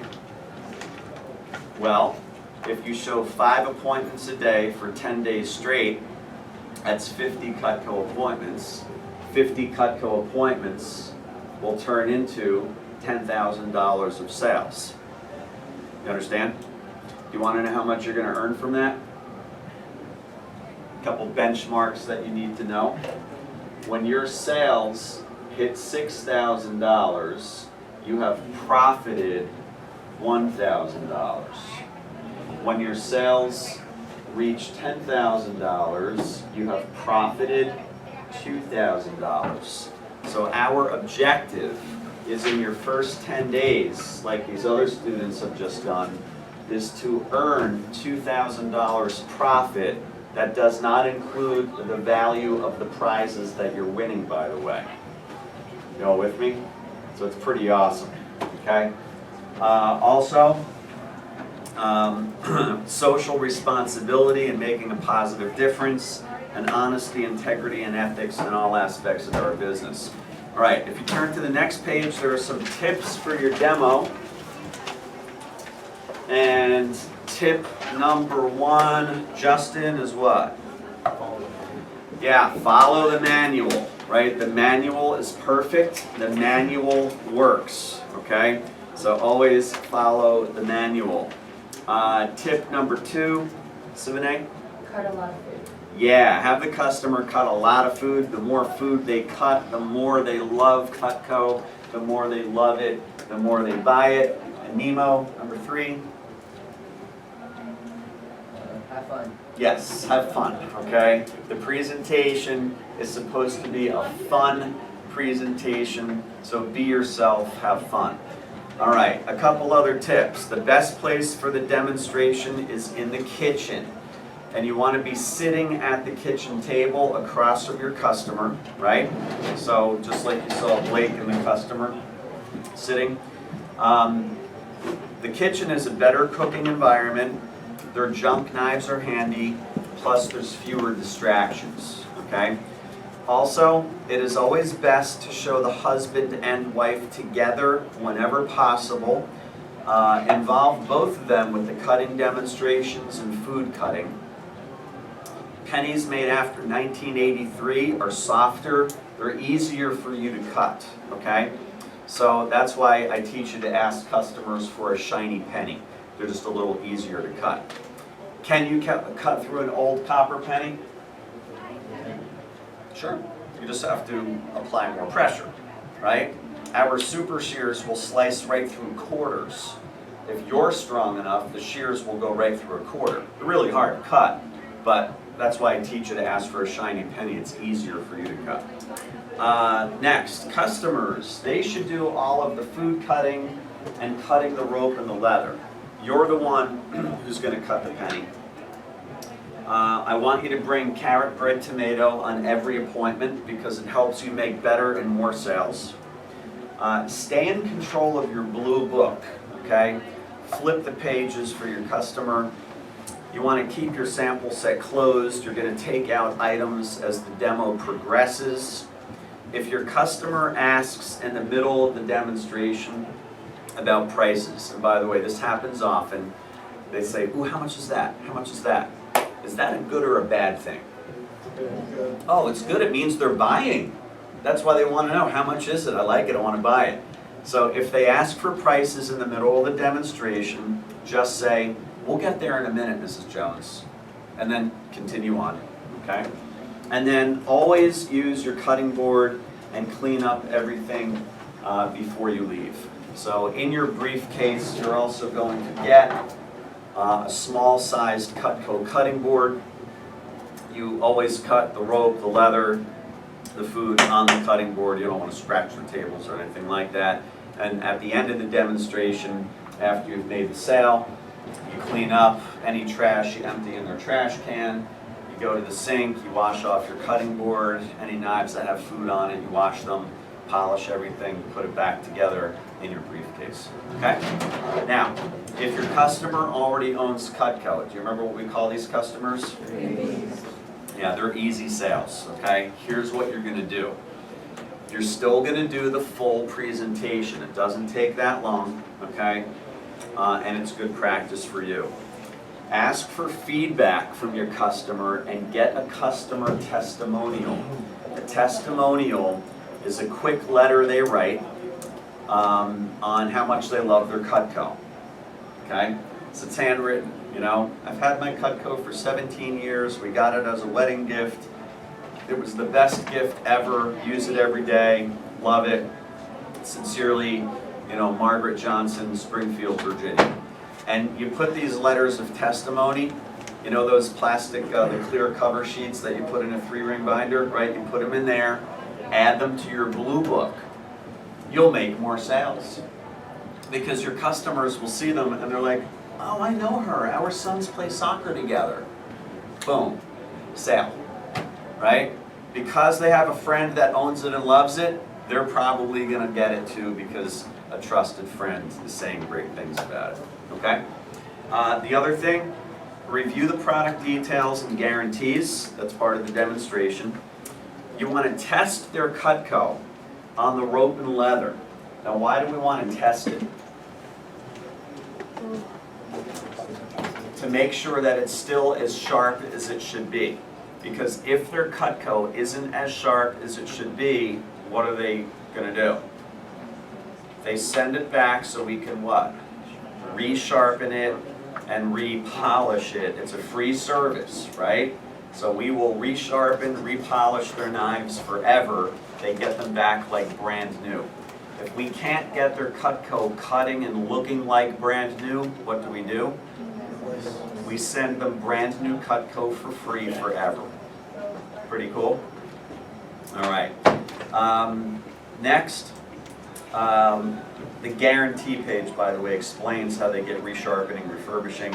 Ask the customer what they use each piece of their Cutco for. Consult closing for Cutco owners and create a Cutco wish list. I'll teach you that on Saturday. Okay, that's page 14 and 14A. I'll teach you that Saturday. Cutco owners love buying more Cutco. They upgrade to better sets. They add accessories. They buy gifts, all right? Especially in the summer. My gosh, we sell tons of Cutco during the summer months. You think about all the gifts that people are buying in the summer as well. It's crazy busy. All right, go to the next page. Now, when you first arrive at your customer's home, you're going to take some time for social etiquette. And what that basically means, this is where you build rapport with your customer, right? So it's small talk, right? You're chatting with them, you're sharing some goals. We recommend that you do this for at least 10 minutes, all right? Now, when you're brand new, you're showing people who you know. So just catch up with them for 10 minutes. Hey, what's new since we last visited each other? How's your summer going so far? Have you had a vacation this summer? Are you planning on a vacation, right? Just catch up, right? All right, find something to compliment. So, for example, you know, gosh, Mrs. Jones, you have a beautiful home. How long have you lived here? Maybe the decor of their house, maybe furniture, maybe they have a really nice kitchen, maybe they have a nice TV, electronics, pictures. Find something to compliment. Get to know them a little bit.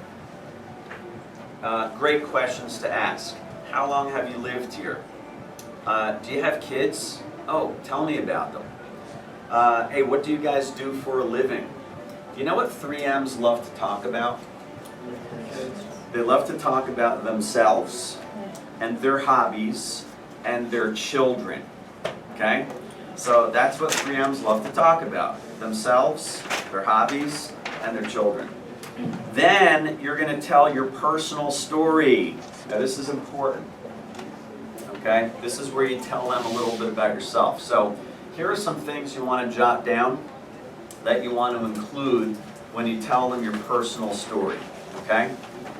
So Mrs. Jones, let me tell you a little bit about myself. You want to include what town you live in. I'm assuming all of you are probably living with your parents, right? So you say, hey, I live in whatever town, who you live with, your parents, grandparents, whatever, right? Any siblings? So tell them where you fit into the family. Are you the only child? Are you the oldest child? Are you the youngest? Are you the middle? Right? If you're going to school, include where you're going to school and what year you are. Okay? So if you're going to Nova or Mason or James Madison or UVA or Virginia Tech, and what year are you rising? Are you a freshman, sophomore? You get the idea. If you know what your major is, include that. If you're still not sure about your major, no sweat, you got time, right? You can say, I'm a rising freshman at blank college. Right now, I'm just gonna do general studies to find what my interests are before I declare a major, right? And then I want you to include any extracurricular hobbies that you have. Okay? So, if you love shooting hoops, share that. If you love painting, right, art, if you love playing an instrument, so whatever you do in your free time that you enjoy. Okay? Then, you're going to share with them why you're working with Cutco this summer. So this is what I call your noble reason, right? This is your noble reason for working. And you say, Mrs. Jones, I'm working with Cutco because, and these are things you want to include. You want to include what it's doing for your future, including skills, right? So, we talked about time management skills, networking skills, communication skills, goal setting skills, problem solving skills. Remember that? Right? We talked a little earlier about that. So talk about the skills you're gaining. Experience. Talk about, experience for your resume. Mrs. Jones, another thing, I'm trying to build a really powerful resume and put lots of experience on it from this job, because when I do graduate from college in what is going to be a very competitive job market, I want to make sure that I have one of the best resumes so I can get a good job, so I'm marketable when I graduate from college. And then it says school. I think it's really noble when you can say to a customer, Mrs. Jones, another thing that I'm really working hard for this summer is to earn as much money as possible so I can help to, offset my school expenses. Do you know what 3Ms love? They love young, capable people who are working hard to earn as much money as possible so they don't have to bum off mom and dad. Seriously. Do you know what 3Ms detest? They detest young, capable people who are lazy and who keep bumming money from mom and dad. They hate that. Okay? So when they hear that you're working hard, to earn as much as you can to help, pay for school, whatever, they love you even more. Okay? Now, then you continue saying, I'm brand new and I'm probably going to be using my manual a ton. Here are some things that I'm excited about. Now, right after it says, here are some things I'm excited about, I want you to write in big letters, open blue book. Open blue book.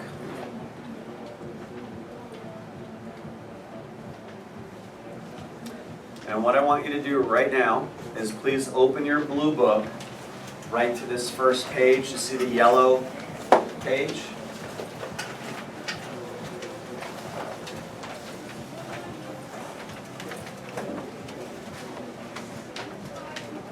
Y'all see that? All right. And you continue reading in your manual.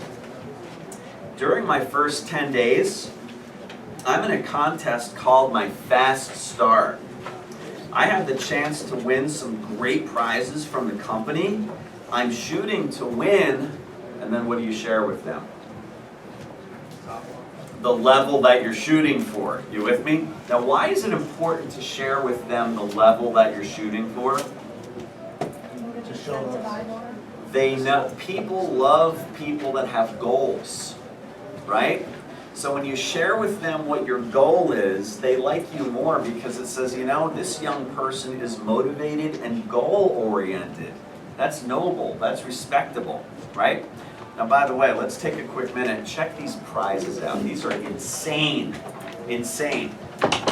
By Advanced Training 1, which is Monday, as long as you sell $300 or more, $300, that's not even one sale. Do you see how easy we make these? We set these levels so all of you are going to win stuff.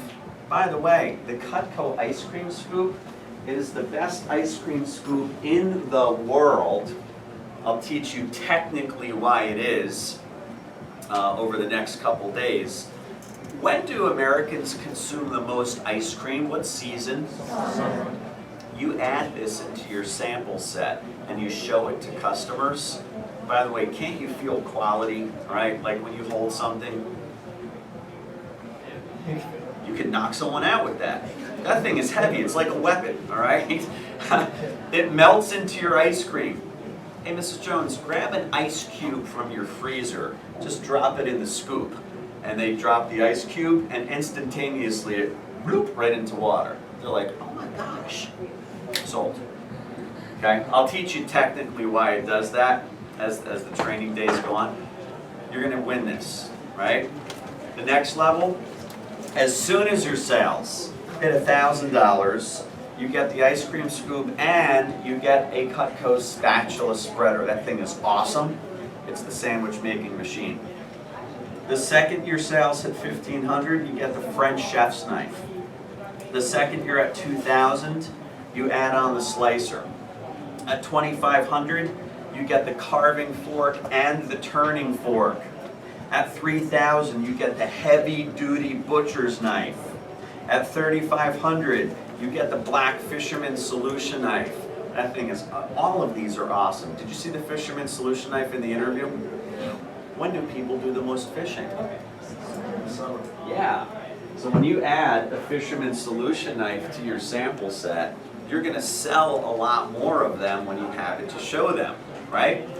The second you hit 4,000, you add the master carver. At 4,500, you get the homemaker plus 8 blocks. So it's this block, and you put the empty block on their kitchen table to start. And then after you explain each knife, you put it in the set. So the homemaker grows right in front of their eyes, okay? At 5,000, you get a Santoku cheese knife. That thing is awesome. At 6,000, you get a 5-inch petite Santoku knife.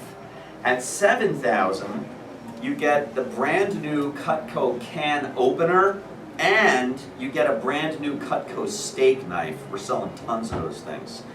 At 8,000, you get the, this thing is a monster. It's a Cutco K-Bar Explorer. Do you all know what K-Bar is? Does anybody, have you heard of K-Bar?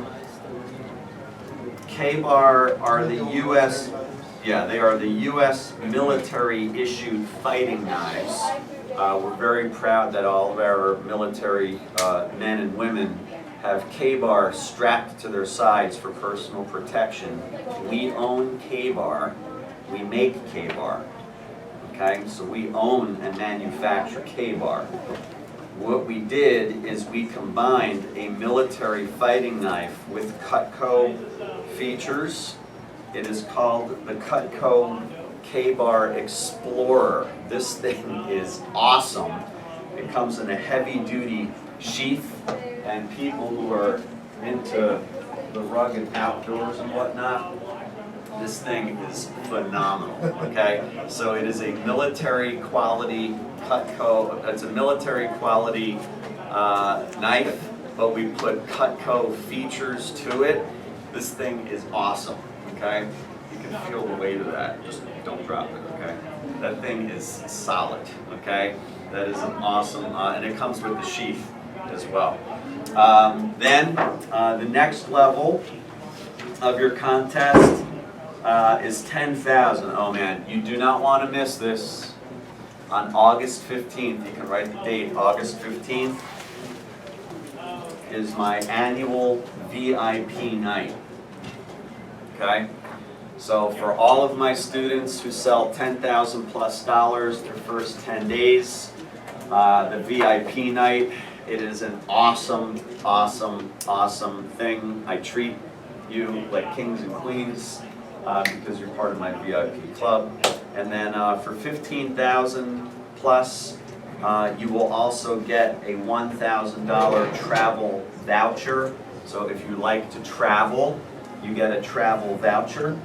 And then I will share with you the current record.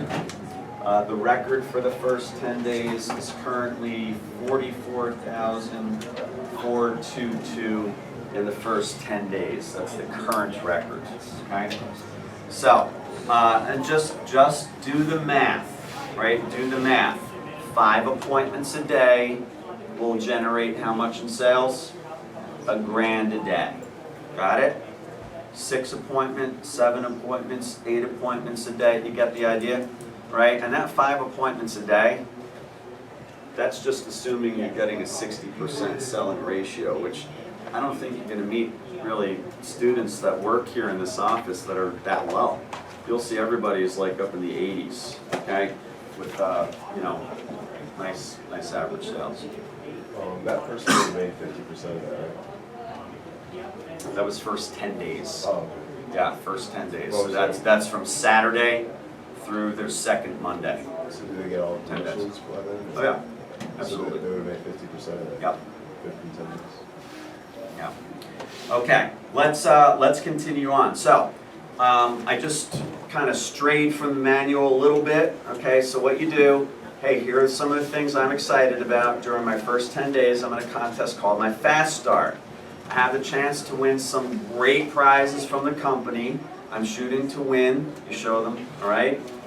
And then if you're a student, which I think all of you are, you continue saying, also, Mrs. Jones, the All-American gives me the opportunity to earn money for school.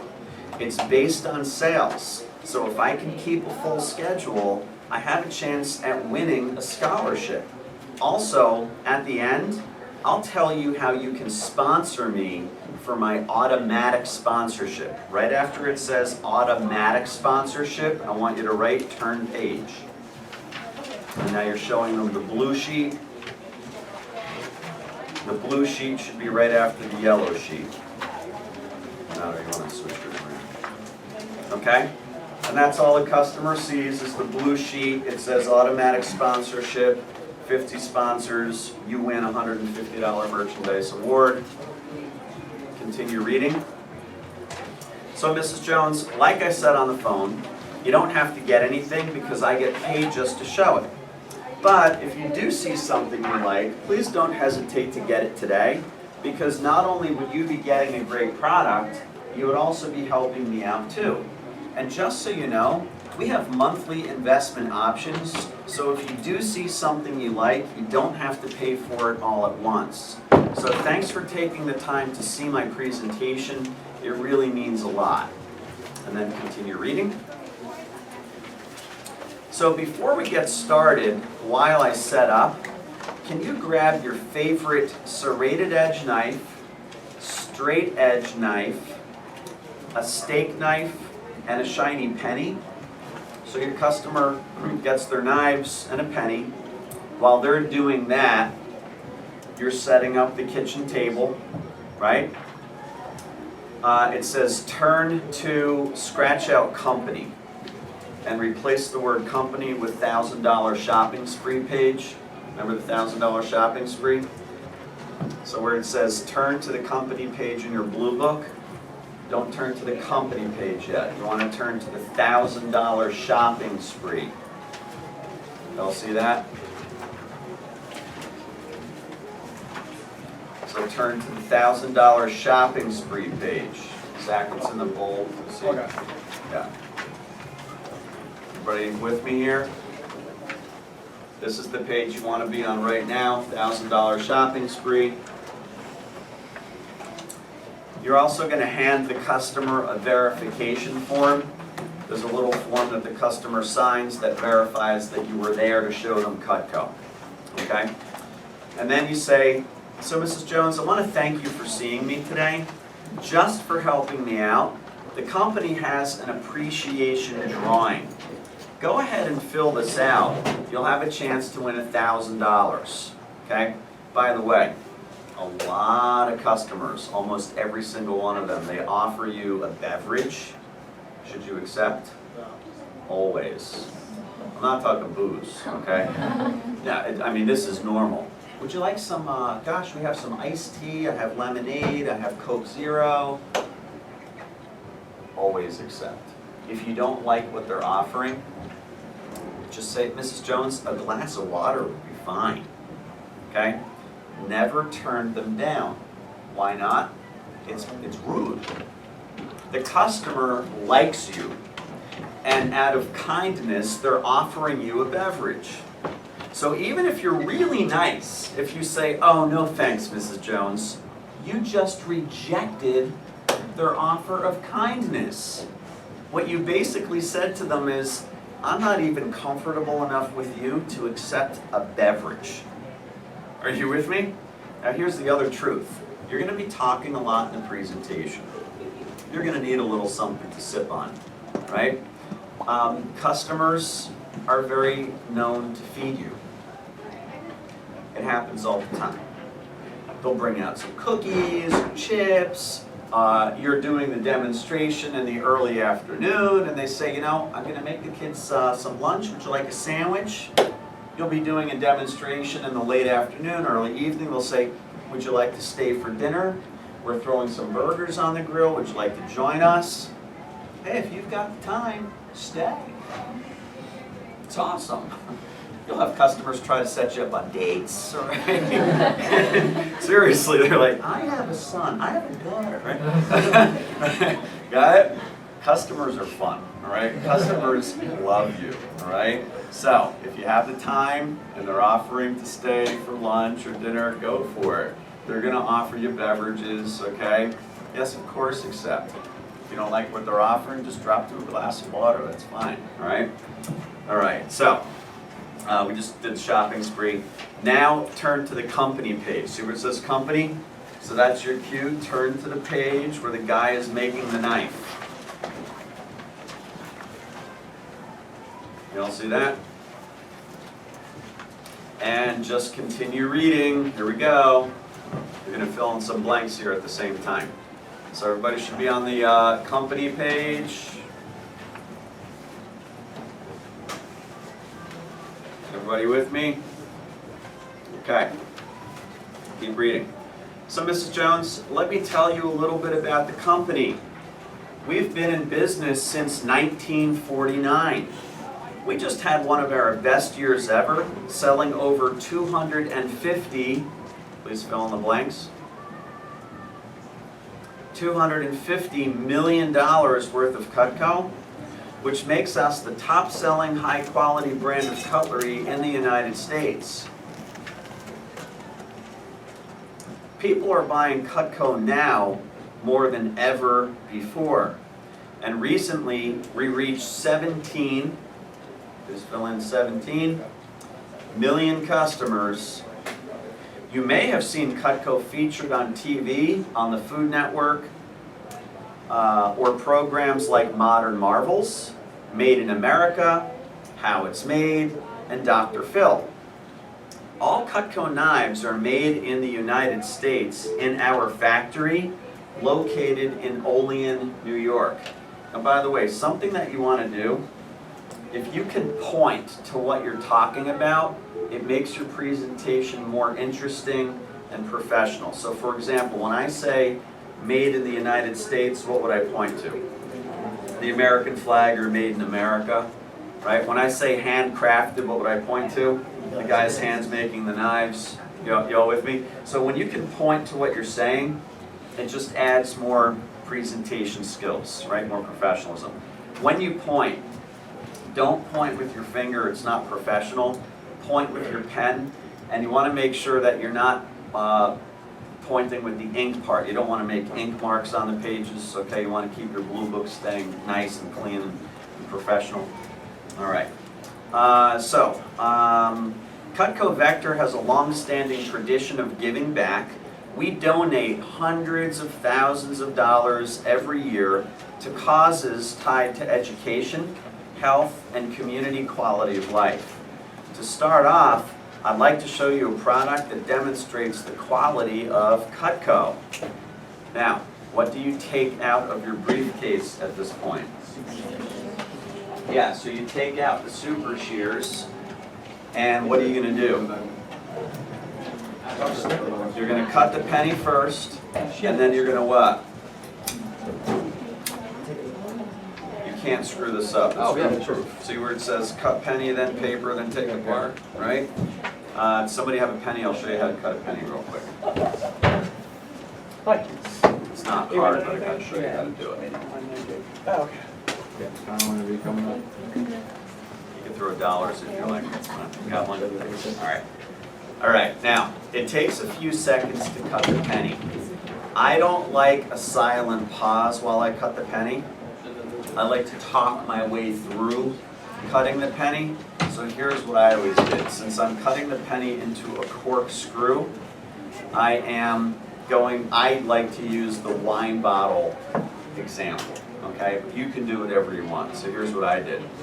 So I say, to start off, I'd like to show you a product that demonstrates the quality of Cutco. I grab the super shears out of my sample set, and I take the penny that they brought out. Hey, Mrs. Jones, let's say you're going to cook a nice dinner, and with dinner you want to pop open a bottle of wine, and you can't find your corkscrew or your bottle opener. Well, Mrs. Jones, if you just grab a penny, and if you just grab your Cutco super shears, and if you just cut on the edge of the penny, and as soon as you start cutting, what do you think the customers do?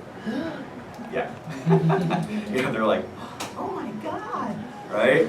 So what you're going to do is just cut around. Mrs. Jones, if you take your Cutco super shears and you grab a penny, and if you just cut the edge off of the penny, you'll become the life of your dinner party because you just made your own little Lincoln head corkscrew and hand it to them. And they're always like, that is so cool, right? Then, could you actually open a wine bottle? I don't think it's rigid enough. It's a little too soft, okay? But it's a corkscrew shape, right? Then, take a piece of scrap paper. I'll just use one of these here. Take a piece of scrap paper. Mrs. Jones, these aren't just tough enough to cut through metal. They're also delicate enough to cut through anything as simple and light as paper very cleanly, or fabrics or materials. Then what do? It says then take them apart. And the really cool thing, Mrs. Jones, is when these get dirty inside, that's all you do, is you take them apart for easy cleaning. You throw them in the dishwasher. They come out sanitized, they go right back together, and they're good as new. Now what do? Hand it to them, right? They rip them out of your hands, so like, these are awesome, and they're feeling them and looking at them, right? And while they're doing that, you just continue reading. Mrs. Jones, these are made of high carbon stainless steel for strength, and they have thermal resin handles for comfort. They're for both right and left-handed people. They're dishwasher safe, and they won't rust or melt, and they come apart for easy cleaning. People use them for many things, including cutting right through chicken and the bones, cutting through broccoli or cauliflower, opening food packaging, They're also great for cutting through cardboard, hard plastics, and other tough materials, right? And again, you've handed them to the customer. Turn to the junk knife page in your blue book. So now you turn to the junk knives. See that? And you say, let me show you where we got the idea for Cutco. And then continue reading. We're now on manual page 4. It says disadvantages of common knives. So do you all notice that each picture page in the blue book has a corresponding and tells you what to say on that page? It's goof proof. You can't goof this up. You just follow the manual, it's goof proof. So here's what you say. Mrs. Jones, most people have a drawer that looks like this. They are the world's most expensive set of knives. In general, these are made with the philosophy of planned obsolescence, which means they are designed to break down over time. The average knife breaks or goes dull within 2 years, so most households waste a ton of money replacing cheap knives over and over. So the first disadvantage is with handles. Mrs. Jones, do you mostly have wooden or plastic handled knives? And they tell you, right? Well, Mrs. Jones, wood handles like you see here, by the way, you can point to each one. So you start off on the top, you see wood handles, right? So I point when I say wood handles, look good when they're new, but they, and you want to fill in the blanks, they fade and crack. They look good when they're new, but they fade and crack. They should not go in the dishwasher, right? They get wrecked in the dishwasher. They are unsanitary because they absorb liquids, bacteria, and germs, and they retain odors. Plastic handles, like you see here, right? That's the second one down. So plastic handles, then you want to fill in, chip, crack, break, and melt. So plastic handles chip, crack, break, and melt. By the way, when I say melt, see the melted plastic handle right next to it? Okay, I just kind of point at that, and customers are like, yeah, I have one that did that. Okay? They're usually glued together, and they fall apart easily, especially in the dishwasher. They're slippery when they're wet, which is extremely dangerous while you're cutting. The next disadvantage is the construction. The tang is how far the steel goes back into the handle. The further it goes back, the more strength and balance it has. A lot of knives have partial tangs, which break easily and are unbalanced. Now, do you all understand what the tang is? The tang is where the steel goes into the handle. So Cutco, this is a what? A full tang, right? It goes the full length. A lot of knives you buy in stores, the steel stops halfway in. That's called a partial tang. So how do you educate the customer about that? Look at the knife on the bottom. See the bottom one? You see where the steel, it only goes like halfway through? So when you say partial tang with your pen, if you just point like this, when you say partial tang and you say the steel only goes, you know, part of the way through, they understand what you're talking about. You all understand that? Okay? So, a lot of knives have partial tangs which break easily and are unbalanced. A lot of rivets, right, that's the rivets in the handle, are made of brass which expand, contract, and loosen, which creates gaps for food particles to stick in, which make it unsanitary. Another disadvantage is the steel. High carbon steel, like you see here, and you point to the carbon steel, is what we call the will knife. because it will stay, fill in the word sharper, it will stay sharper longer. But it will also rust, pit, and corrode, which is unsanitary.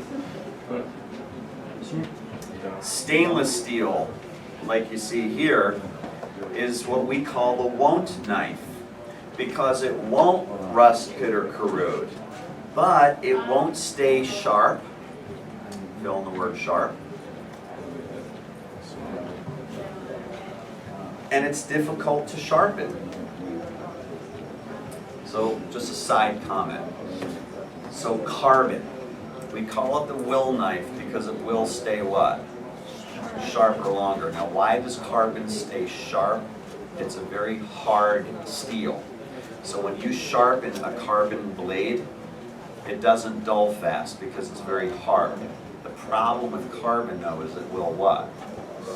It rusts and pits and corrodes, so it spreads germs and disease, right?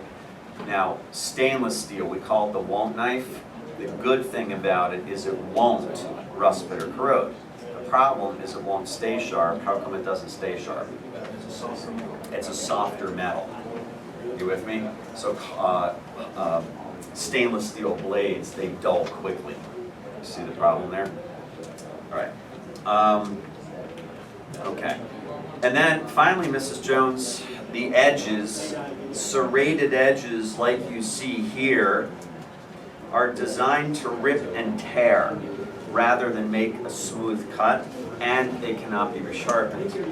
Straight edges like you see here make a smooth cut, but they need to be sharpened to remain effective. The hard cutting surface is what actually dulls a knife. It's not the food you're cutting. So both of these types of edges come in direct contact with the cutting board. A major problem with these knives is that they're never sharp. And a dull knife is more dangerous than a sharp one. Mrs. Jones, poor quality knives cost a lot of money over time. Do you know the average junk knife that you buy in a retail store costs about $10? And there's an average of 10 knives in a set or in a kitchen drawer. So you're talking about $100 for a set. And if you're replacing your knives every 2 years, and you're cooking for 40 years of your life, that's 20 replacements, which means that's over $2,000 spent on junky knives that are unsanitary, unsafe, and unenjoyable. Let me show you how Cutco has solved all of these common problems. We're going to stop right there. Right now, we are already a third finished the demonstration. So the demonstration, it goes pretty quickly, okay? What I'm going to have you do at this point is you're going to role play, which means you're going to practice back and forth that first third of the demonstration with a partner, okay? And I'll show you who your partners are in just a second, all right? Now, you want to role play it just like you will do this for a real customer, so because habits, good habits create good what? Results. Does that make sense? Good habits create good results. Now, it's pretty obvious that we don't have kitchen tables that you're sitting at to practice this, okay? So you're actually going to be facing your partner, all right? You'll be sitting, close to each other, facing each other. When you're doing the real presentation, you're always going to hold the blue book up at an angle like this for two reasons. Number one, it's more professional, because if the book is down, there's a glare, and your customer now has to lean forward, right? The second benefit of holding your blue book up is when you're brand new, you're going to be bringing your training manual with you. You even told the customer, I'm probably going to be using my manual a lot. You put the manual behind the book. Now look. This is how all of us learned how to sell Cutco perfectly, by the way, all of us. It looks like you're looking at the picture. You're on? You're reading right off your manual when you're new. You're smiling, right? You're reading, you're pointing, you're turning pages when it tells you to. You're doing a perfect Cutco presentation right from the start on Saturday. You all see that? You're probably going to take your manual with you, probably on your first 10, 15 presentations. Once you do 10, 15 of these, you can leave your manual in your briefcase. You don't really need the manual anymore. You just kind of do your own thing. You all got that? All right, so the way this is going to go is you're going to start. I want you to make believe like you've already spent 10 minutes building rapport. I want you to start with your personal story. I want you to get your personal story down, right? So you're going to start with your personal story, and you're going to do your personal story, and then you're going to open the blue book and explain the fast start contest, right? Just like I taught you, it's right in the manual. And then you're going to refer to the automatic sponsorship. Then you're going to explain $1,000 shopping spree, make believe like you give them a chance for a $1,000 shopping spree. Then you're going to wrap up building rapport. Then you're going to turn to the company page. You're going to explain the company page. Now I know this looks stupid. I'm aware. I want you to make believe like you're cutting the penny, okay? And I know it looks stupid, but here's why I have you do it. By making believe you're cutting the penny, it builds the timing into your presentation. So Saturday at 4 o'clock, when you leave here with a brand new set of Cutco, you replace what you used to do with this with the real super shears and a real penny, and your timing is built in, so your presentation is flowing more nicely. Y'all see that? After the shears, then you're going to turn the page, and then you're going to do manual page 4, which is the disadvantages of common knives, all the way to where we finished, where it says, let me show you how Cutco has solved all these problems. Y'all see that? Okay? And then you're going to stop. Person A is going to go first, and then person B is going to do the same thing back, and then A goes a second time, and then B goes a second time. So you're going to do this 2 times each, or until I call time. Y'all get that? Okay? Now, here's the way this is going to work. All right, Richard, we're going to put you over in this chair here, okay? And then when I tell you to, row number 1, you're going to be A. Row number 2, you're going to be B.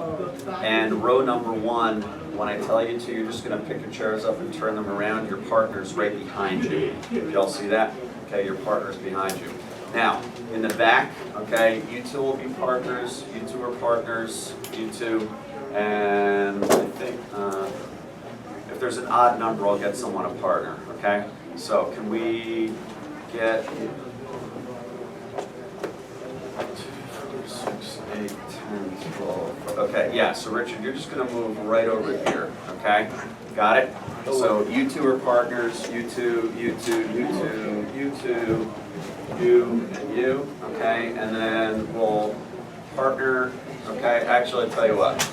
Let's do partners, you two ladies are partners, you two gentlemen are partners, and then I'm going to get you a partner, Mike. Okay, got it? All right, hey gang, turn your chair to your partner. Your blue books should be closed. You're going to open them when you start to explain the fast start, and row A is going to go first.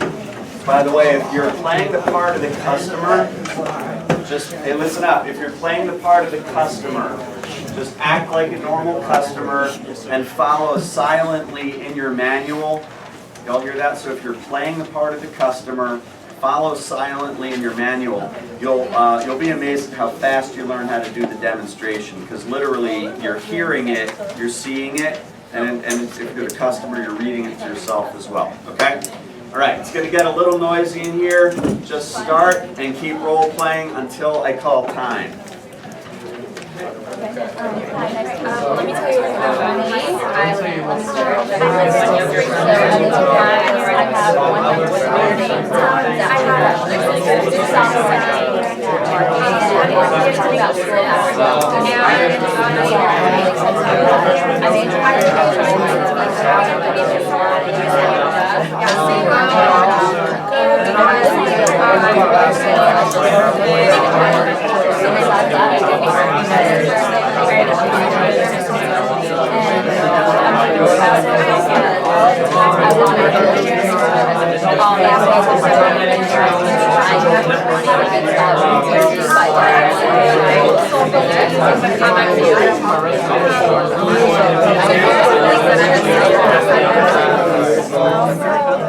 I'm also we have during my first year, during my video contest, I had the chance to see great prizes for the great many.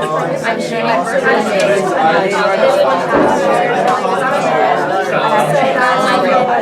when I was a student, I was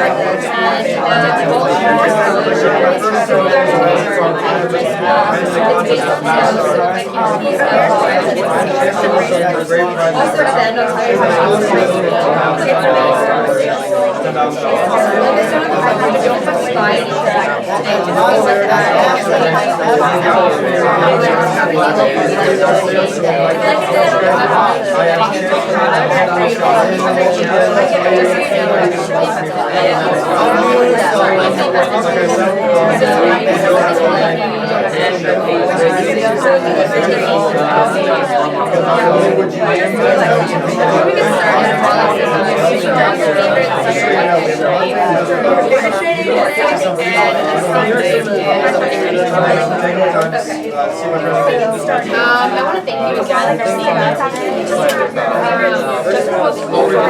Before we get started,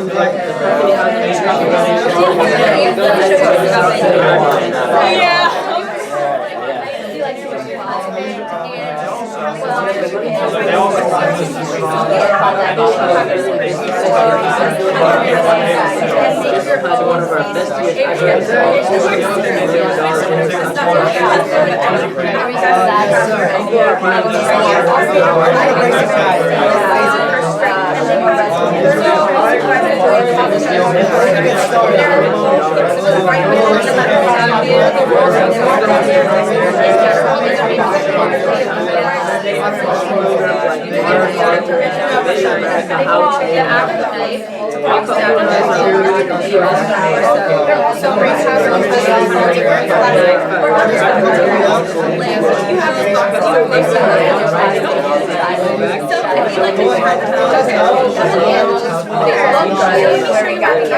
they fade as fast. They should not go in liquid bacteria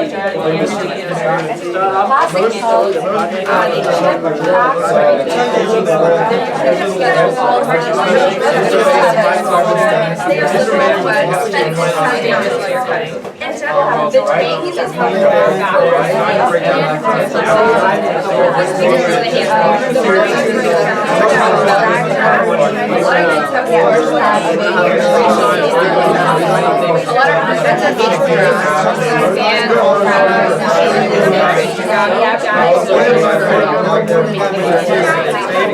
High carbon steel is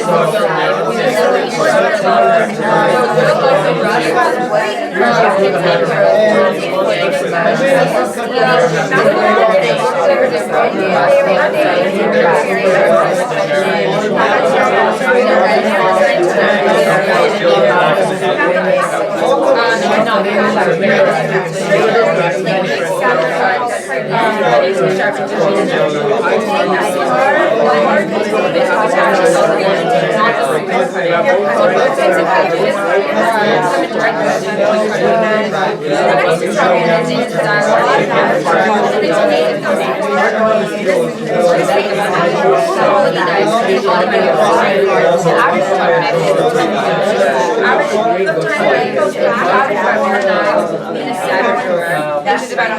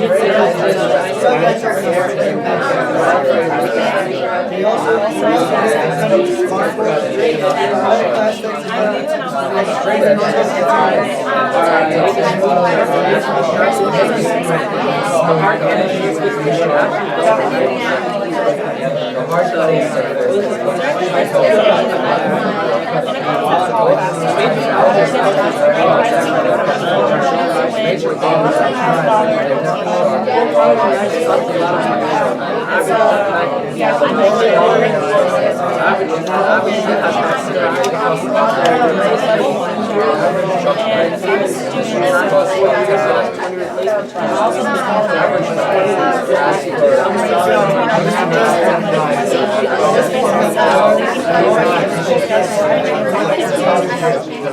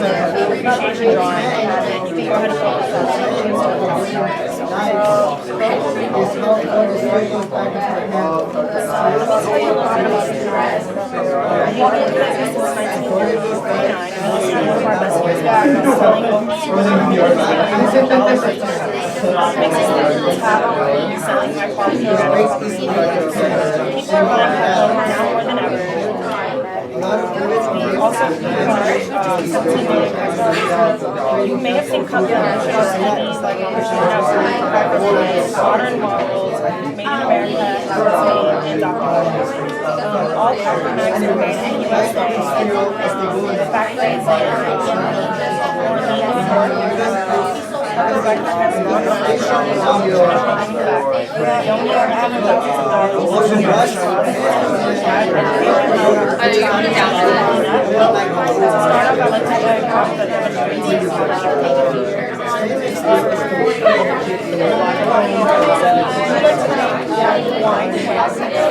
No, I think that's right, but I think that's not right. If you're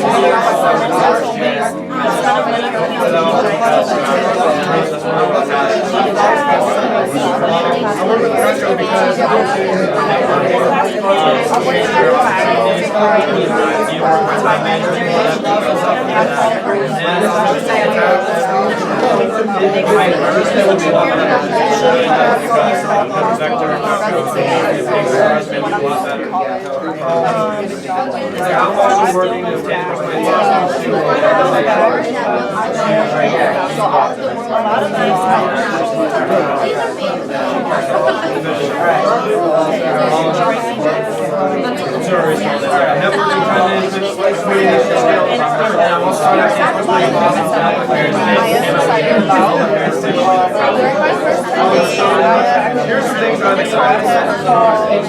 My first 10 days I walked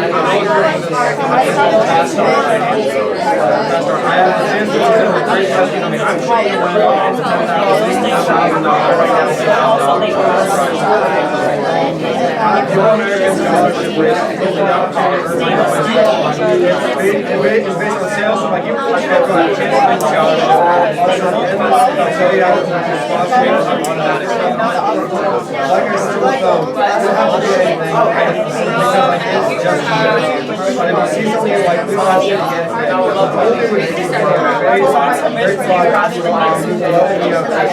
Just so you know, we have officers. So if you see something you like, don't take it right away. So thanks for taking the time to see my presentation. It really means a lot. Before we get started, I said, when you grab your favorite syringe night, favorite syringe night, or date night, I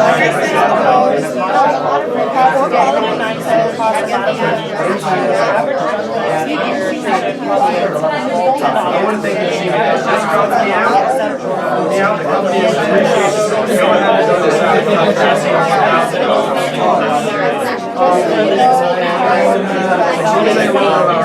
I'm going around 1955. We just had it over last year. $250 million in check campaign, which makes the top-selling alcohol brand company in the U.S. People are buying Cutco now more than ever before. That's like doing fancy Cutco appreciates so we have on the phone programs like Made in America, How It's Made, Dr. All Cutco knives made in the United States in our factory located in New York. Cutco and Vector is a long-standing tradition of doing that. We donate hundreds of thousands of dollars to charity. This time to develop community quality life. Community quality of life. Start out like chef. Demonstrates quality. These are made of super chefs are made of high quality stainless steel strength. The strength they have. They are very great. Right left hand. I just want to say it for also know and they come and say people use them for many things. Cutting edge. Also great for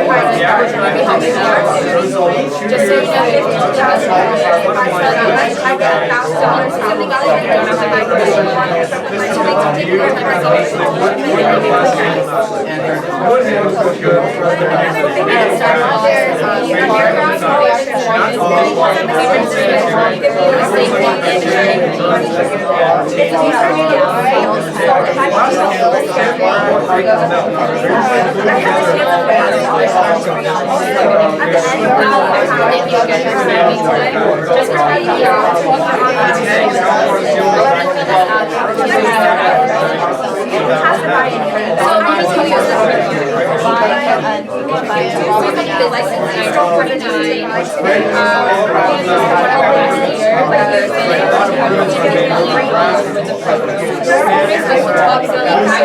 wife are out, you're home, People are buying Cutco now. Hardcore steel.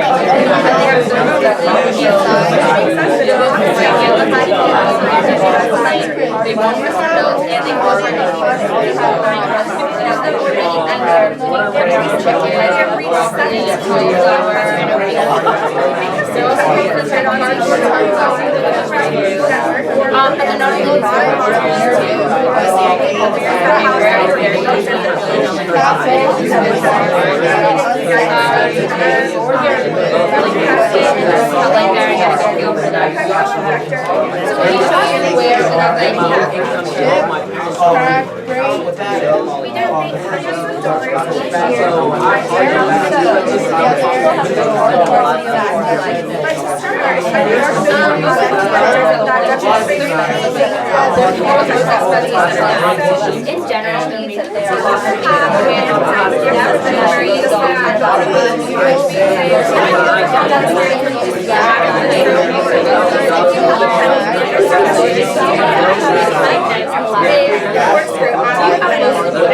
and not only this, it works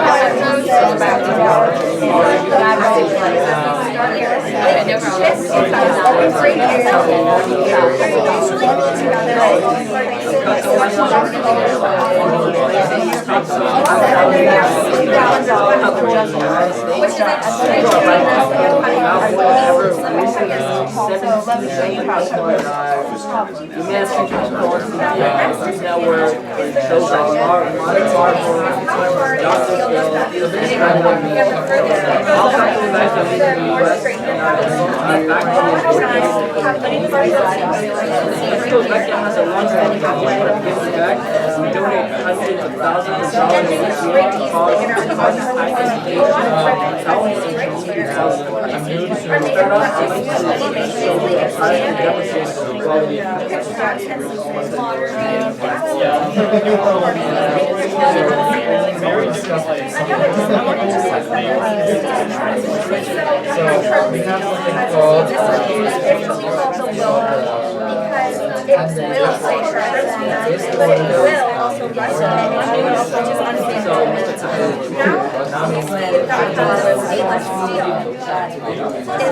Which we like to call those because you get but if you won't stay strong,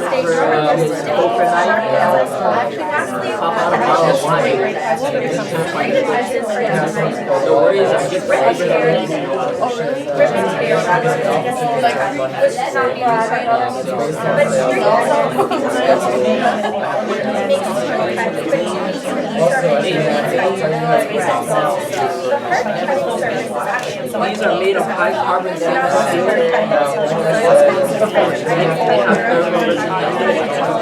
they're both great for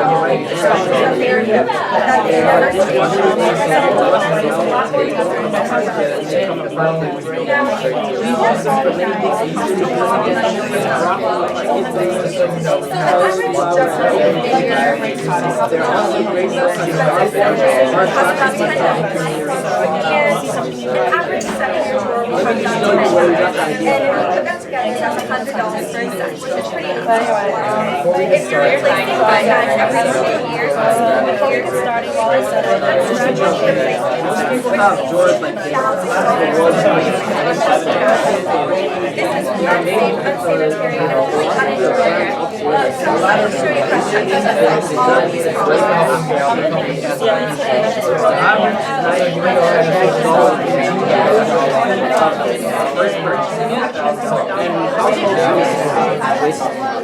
hundreds of dollars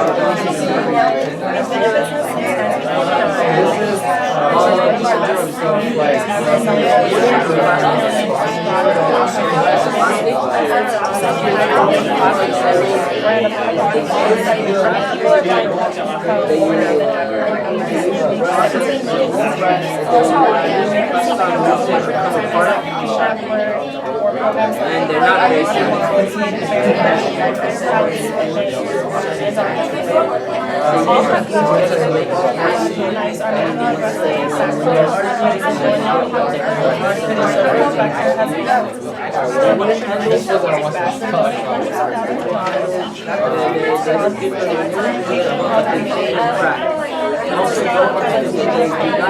Okay, gang, I'm going to stop you right there. Turn your chairs back.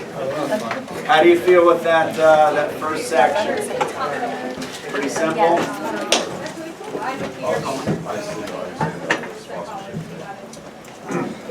The sponsorship is simple.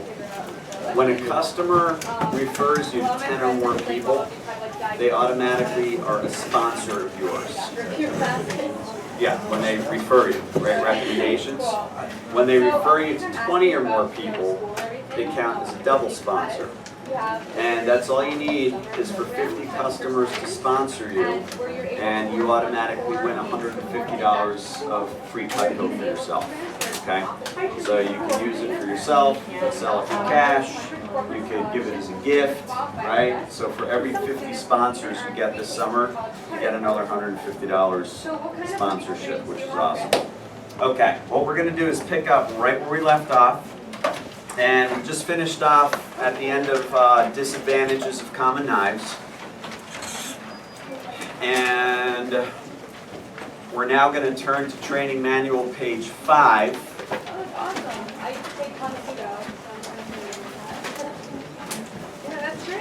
We're going to explain the features and benefits of Cutco.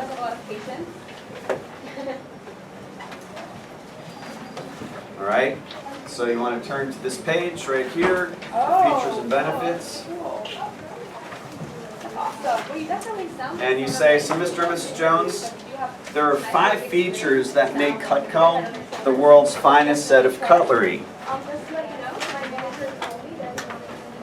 And then it says take out the 6 3/4 inch petite carver, hand it to the customer. So from your sample set, you take out the petite carver, and that's all you do is you hand it to your customer, and then you're going to ask them what? How does it feel? Yeah, how does it feel in your hand? Light. Light, comfortable? Both hands? Yeah, both hands. Great. Get it back. Okay? Watch another example. Okay? Sina, how does that feel in your hand? Comfortable? Switch hands. You feel it's just as comfortable in both hands? Let me explain that.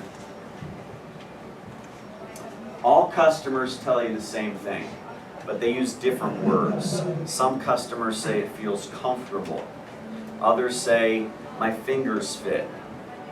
Others say, there's bumps.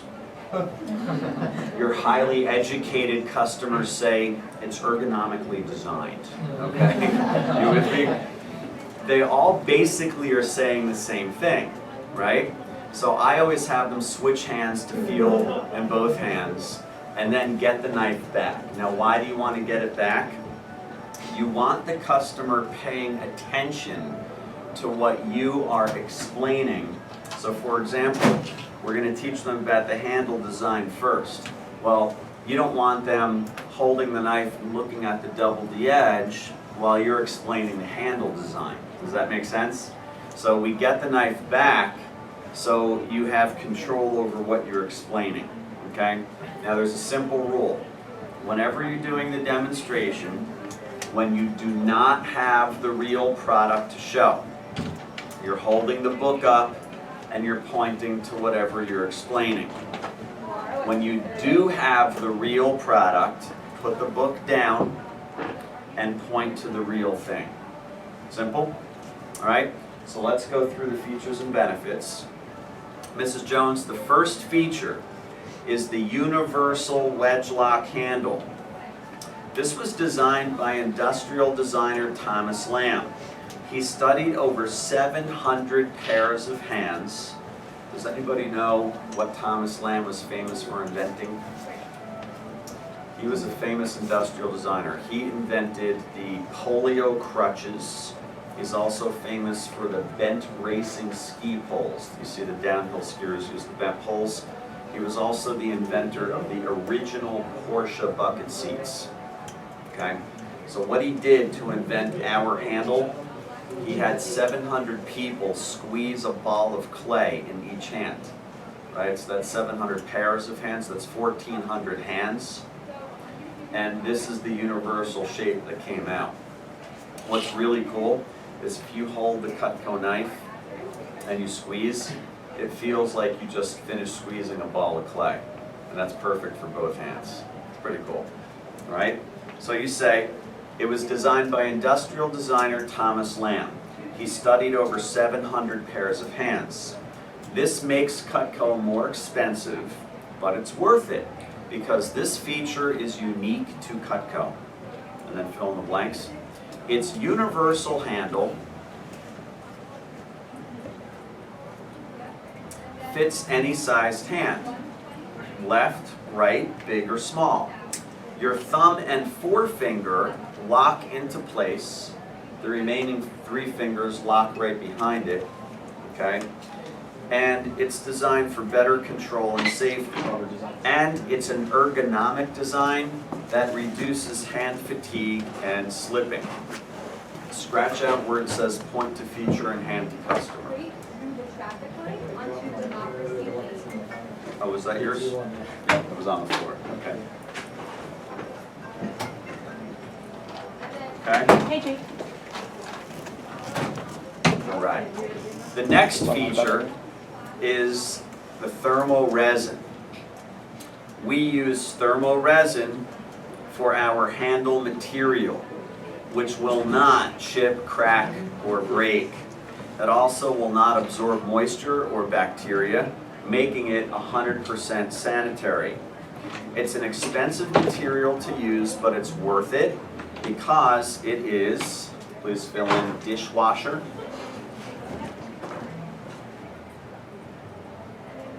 it is dishwasher safe,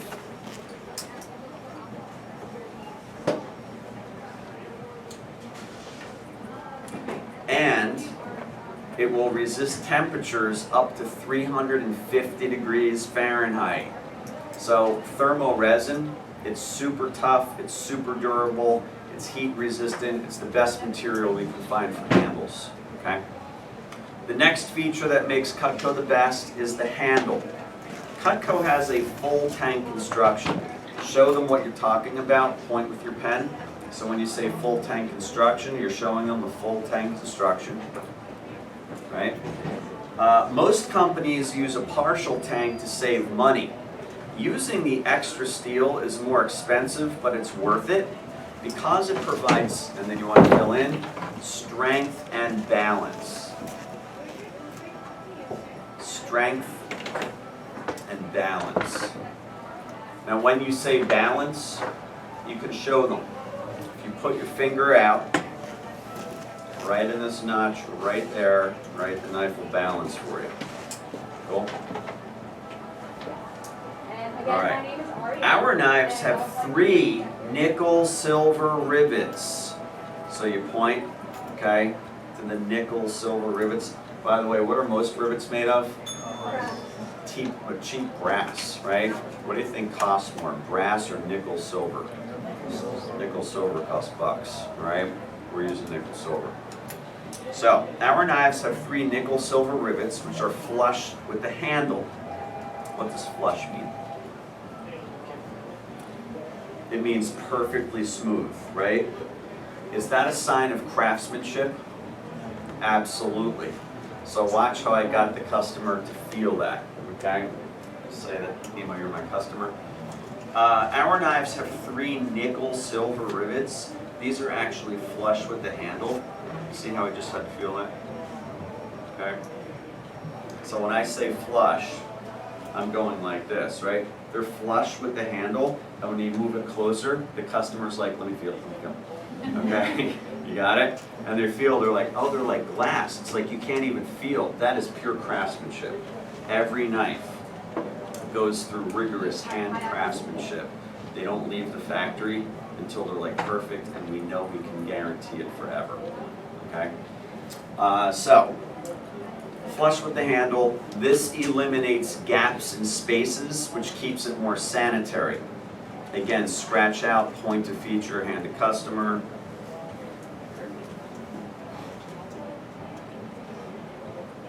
All right, now this next one, you're going to write a little extra technical stuff. The next feature is high carbon stainless steel. Now, in your white manual, after the word steel. Okay, so it says high carbon stainless steel. After the word steel, I want you to write 440A. And then below that, I want you to write Rockwell hardness.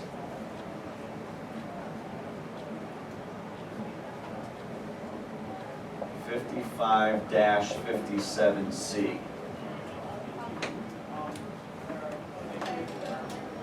Now, I'm having you write this in because we have a lot of customers in Northern Virginia who are educated.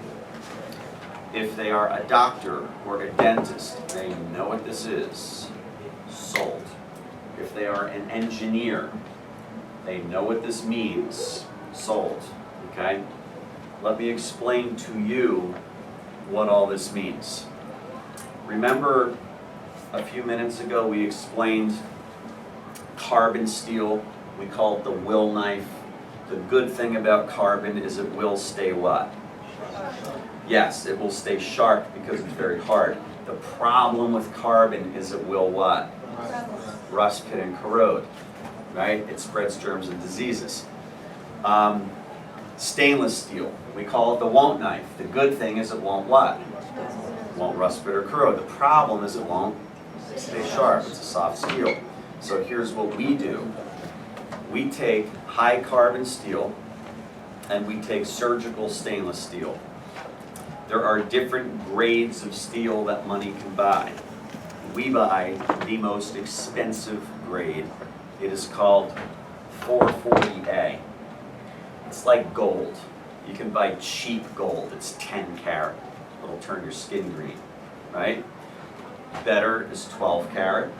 Better is 14 karat. Better is 18 karat. Better is 20 karat, 22 karat, 24 karat. Now you're talking bling. You go with me here? Same thing with steel. We are the only kitchen knife company in the world that uses a grade as high as 440A. No other company that makes knives uses a grade as high as 440A. Okay? Now, what's Rockwell hardness? Every substance on planet Earth has a hardness. It's called a Rockwell hardness diamond tip. It's got presses down on a substance, and it tells you how hard that substance is.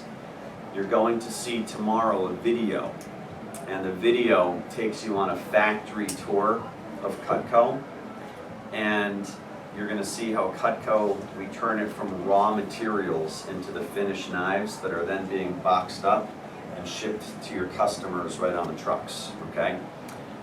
So we have these sheets of high carbon stainless steel 440A. Depending on which knife we're making, there's different thicknesses of the steel. We stamp out the shape of the blades. So we have all these shapes of the blades stamped out. And if you can imagine, it's like have you ever been to a Burger King? The flame broiled Whopper. You know, they put the burgers on that little conveyor belt and very slowly they move through the broiler.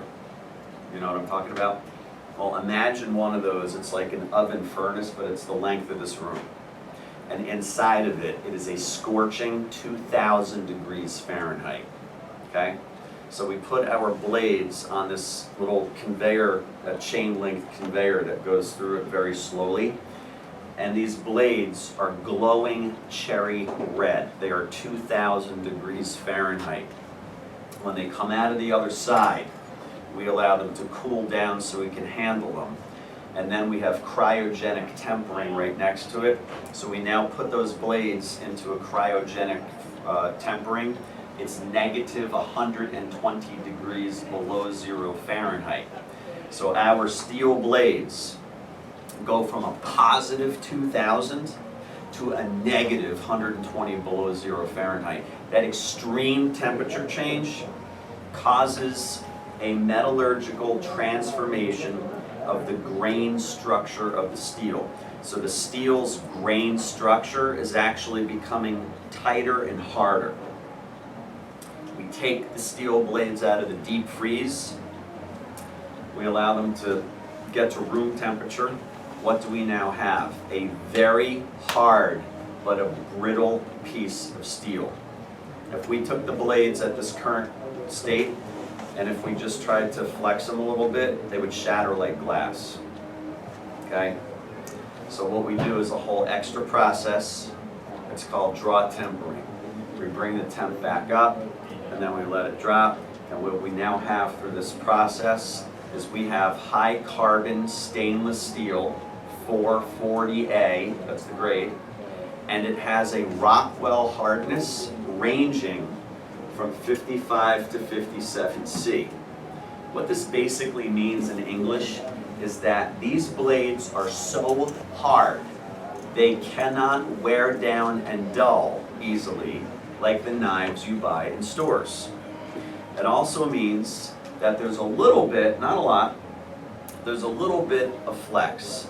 So we don't have the shattering, we don't have the brittleness problem that the really good knives that are from Japan and Germany have. You'll see a lot of the German knives and the Japanese knives, the tips are cracked off, or there might be a chunk cracked off of the blade because they have that brittleness. So that's why we do that extra process, so we get rid of that brittleness problem. Y'all see that? So the carbon gives it the hardness, the stainless gives it the nice mirror finish. It does not rust, pit, and corrode. We have the best of both worlds. You'll understand that? Yeah. You don't have to go and explain all that to your customers. I just want you to understand what that means. here's how you explain it to your customers. Just follow the manual. So Mrs. Jones, the next feature, we have high carbon stainless steel 440A. It has a Rockwell hardness of 55 to 57C. Keep reading. Cutco's steel is an ideal steel for kitchen cutlery. This steel is expensive to use, but it's worth it because it has the best of both worlds. Fill in. Like stainless steel, it resists rusting, pitting, or corroding, and is easy to clean. Like carbon steel, fill in the blanks. Like carbon steel, it resists dulling and holds a sharp edge. It's both sanitary and sharp. Scratch out where it says point to feature, hand to customer. So Mr. and Mrs. Jones, let's compare how the different types of edges work. We cut rope because it's tough and fibrous like vegetables and cooked meats, and it will not hurt the edge of your knife. It says get out cutting board, rope, and customer's favorite knives. Obviously don't say that to the customer, okay? That's like note to self. You might want to put parentheses around that. So, out of your sample set, you're bringing out your cutting board, right? I don't have any rope here. Hey, can I get a strip of rope, please? Thank you. You bring out your cutting board, rope. The customer's knives are already out, okay? Now, this is where we're gonna have fun. This is where they get to actually test Cutco for the first time. They're cutting the rope. Thank you. They're gonna cut the rope with what knife first? Their knife first. It doesn't matter if they cut with their straight or serrated first. It doesn't matter. Let's say they use their straight edge first. If the customer says, hey, can I sharpen my knife first? Should you let them? Yes. Always, right? And they sharpen their knife, right? Now, teach them how to cut. You're gonna hold the rope right here. See that? So you're holding the rope here, and they're gonna cut in between. So you're only losing about, a couple inches of rope at a time. So you hold the rope and have them start with the back of the blade first. Okay, so they start with the back, apply decent pressure, and have them count how many strokes. This is 1, 2, 3, as many as it takes to get all the way through. Now, what happens when they do this with their straight edge? What? It takes a long time, but they get a very clean cut. Does that make sense? Okay. Then they do the same thing, and they use what next? Their serrated edge. Have them start with the back end of the blade, apply equal pressure so it's fair comparison, and again they count, right? 1, 2, 3. What happens with the serrated edge? It cuts faster, but what type of cut? Oh, it shreds and it rips and it tears, it's all ragged, right? Then you hand them Cutco and you have them try the same thing, starting with the back end of the blade, apply pressure, they pull straight back, what happens?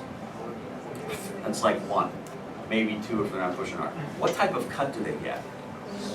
Razor clean, right? Watch their face. It's like when you were in the interview, right? You guys were like, wow, okay. All right? So, it's like right through. Now, by the way, if the husband and wife are there, you have them both. They both use their straight edge. They both use their serrated edge. Then have them both try with Cutco. So they're both like, whoa, this is awesome, right? Then, just explain why it works so well. So turn the picture page. And we continue explaining the double the edge.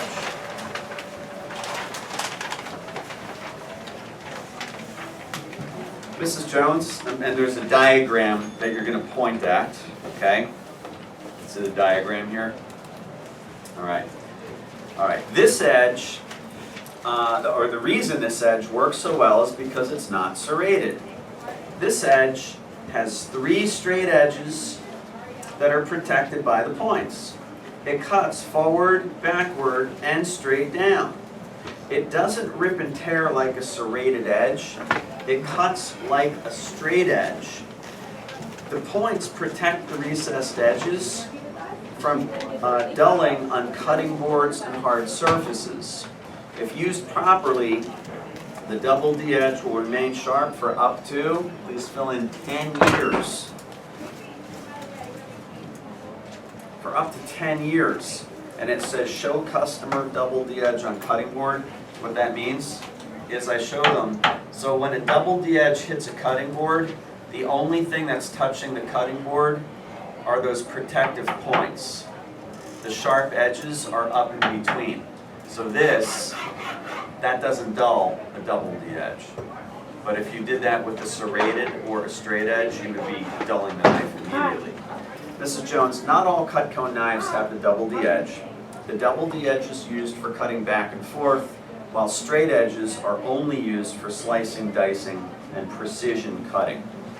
Now, do you all remember in the interview when the manager, remember when you cut the rope and the leather and all was like, whoa, that's awesome. And then do you remember when the manager explained how the double D edge works? There was a diagram on the TV, remember that? And there was a split second in time when your brain understood how the double D edge worked and you were like, oh, I get it. Remember that? It is now your turn to get the customer to understand that, okay? So here's my advice to you. If you just follow the manual exactly and point to the diagram, they should get it. A very small percentage of customers, I didn't think they got it. Like, you know, I explained it and they were like, okay, you got it? If your brain, if your instinct is telling you they don't understand how it works, you know what you do? Take a scrap piece of paper and draw the double D edge and explain how it works. Here's how you would do it, okay? So I don't think they get it, so I take a piece of paper and say, in other words, Mr. and Mrs. Jones, here's how it works. This is a double D edge up close. All right, it looks like that. And Mrs. Jones, the points on Cutco, they're not sharp. They're not designed to do any ripping and tearing. These are protective points. They protect 3 razor blades in between them. So Mr. and Mrs. Jones, you have 1 razor blade, there's 2, there's 3 razors between each 2 points. So your Cutco cuts in 3 directions. When you push the knife forward, it cuts forward with those razors. When you pull it backwards, it cuts backwards with these. And when you push it straight down, it cuts straight down with those. So no matter which way you move the knife, it cuts nice and clean. And the coolest thing is these points. They don't do anything except protect these edges in between from anything that can touch and dull them. So for example, if this line were a hard surface, if that were a cutting board or a plate or a bone, that doesn't dull your Cutco because all the sharp edges are up in between. What results, Mr. and Mrs. Jones, is a knife that cuts better, but it stays sharper longer than any other knives in the world. And then they're like, oh, I get it, that's awesome. Okay? So you need to make sure they understand how it works, because that's a big, you know, that's a big deal, right? And then we take it home with the forever guarantee. By the way, you're going to turn your picture page. Okay, now by the way, you'll notice this is our best set, by the way. See the ultimate set? That is the best set we sell. We sell tons of these in Northern Virginia.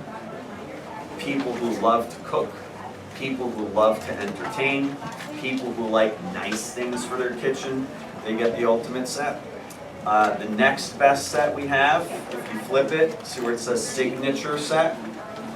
So it's not the best, but it's the next thing. right? Okay, right across from that, you see the guarantee? That's what we're going to explain right now. So, here's what you say. Mrs. Jones, the best thing about Cutco isn't how long it stays sharp. It's how the company stands behind it with a forever guarantee. The forever guarantee is also the reason why Cutco costs more than ordinary knives, but I'll show you why it's worth it. Cutco is the only product that you'll buy once, you'll use it every day, and you'll never have to replace it. You don't need a sales receipt. The product is your proof of purchase, and there are 4 points to the guarantee. Point 1 covers forever performance.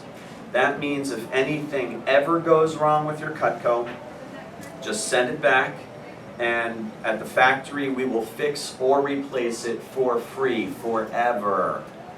Point 2 is forever sharpness.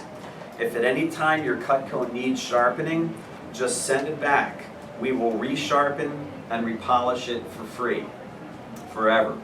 Point 3, it covers misuse and abuse.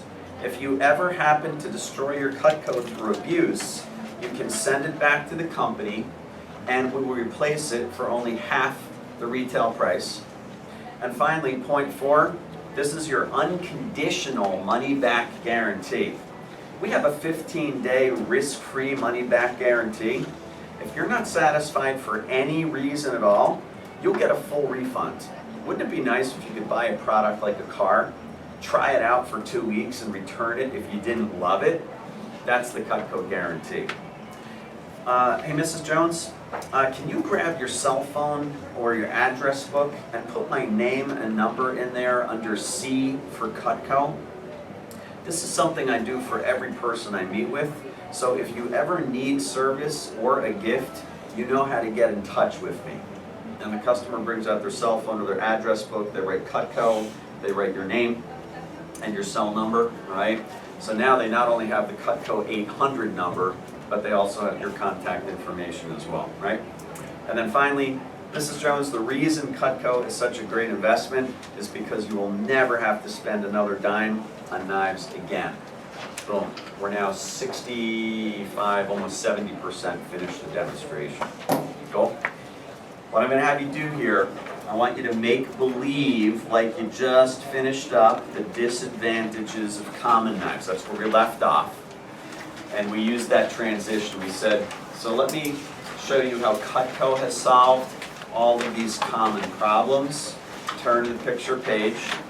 And now we're going to role play the features and benefits and guarantee of Cutco, which is manual page 5 and 6. Now I know this looks stupid. I understand it does. I want you to make believe like your pen is the Cutco Petite Carver. And it looks stupid. You're handing your partner your pen. You're saying, how does that feel in your hand? And you're all sitting here going, it's really comfortable. And you say, switch hands. You're like, it's just as comfortable. Hey, let me explain that, okay? And you're making believe like you're cutting rope with your pen, okay? I get it. It looks stupid, but guess what? On Saturday, when you leave here at 4 o'clock and you're on the paid program and you go off to your first appointment, you replace the pen with the Petite Carver, and your presentation is just flowing smooth like silk, okay? Timing is all built in, okay? So, you're going to do features, benefits, all the way through the guarantee. This time we're going to swap roles. So person B, you're now going to go first, and then person A is going to go second, okay? And do that back and forth until I call time, all right? The hardest part of training is the chairs. True?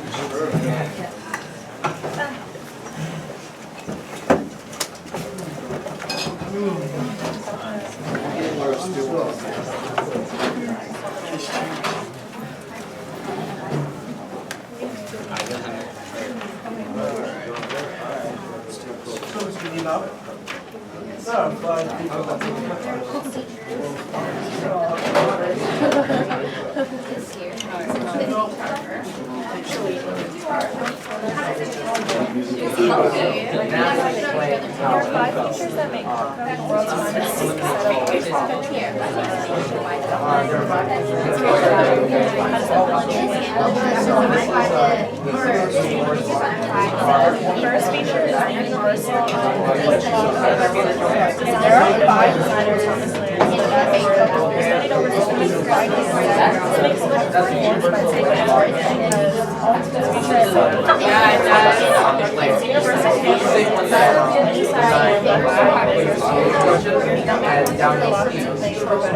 this feature is so universal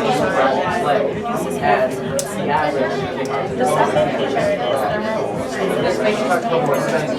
It's more than all the it also provides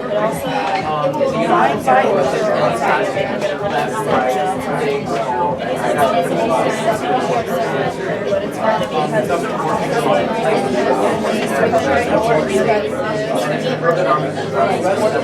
feature is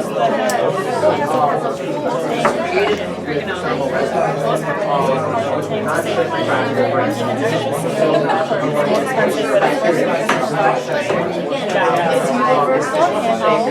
Our knives are in the size hand. Our knives are in the room. And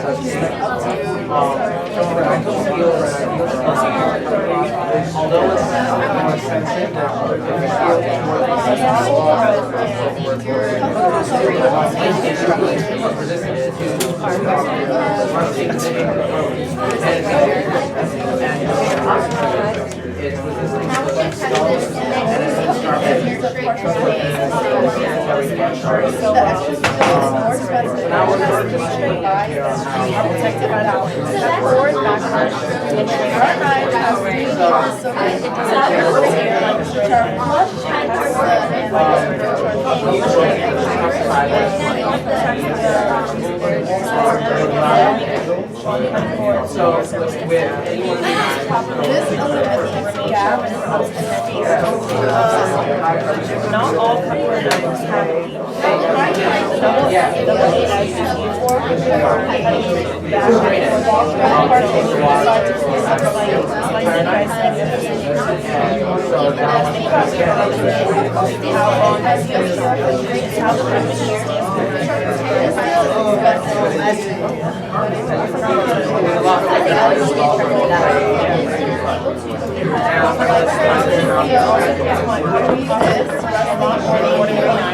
but I'll show you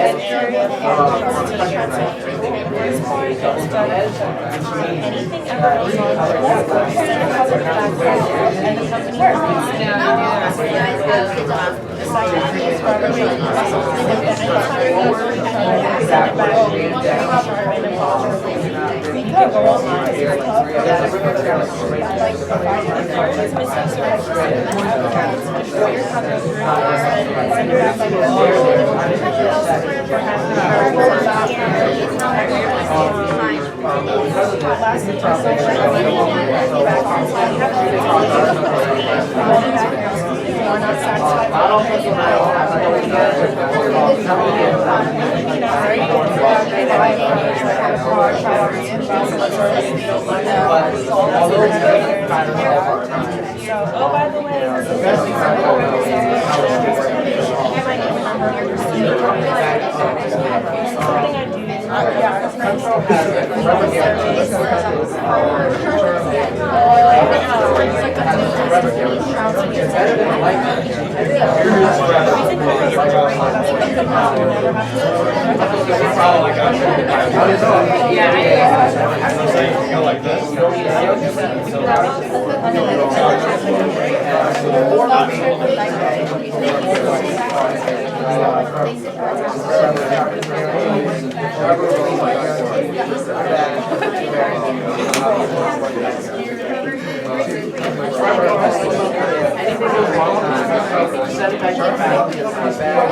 Let me show you how I have coached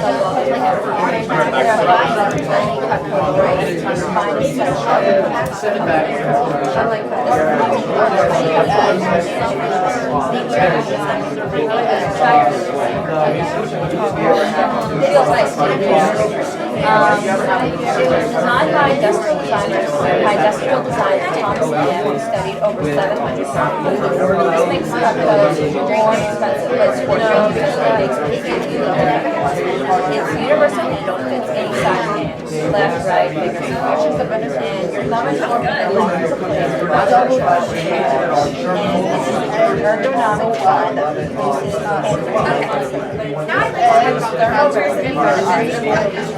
there are 5 features that make Cutco not only the finest set of metals, but 50% So this is our 6th quarter critique project. Now, how does that feel?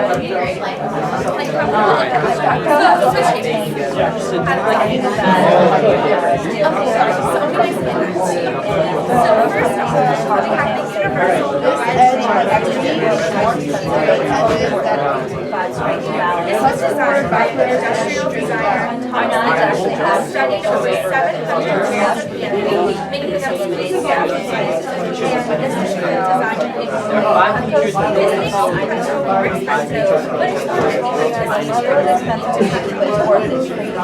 it is industrial here, like it's universal, any size left and like right, but we're stopping for bigger one place for that work.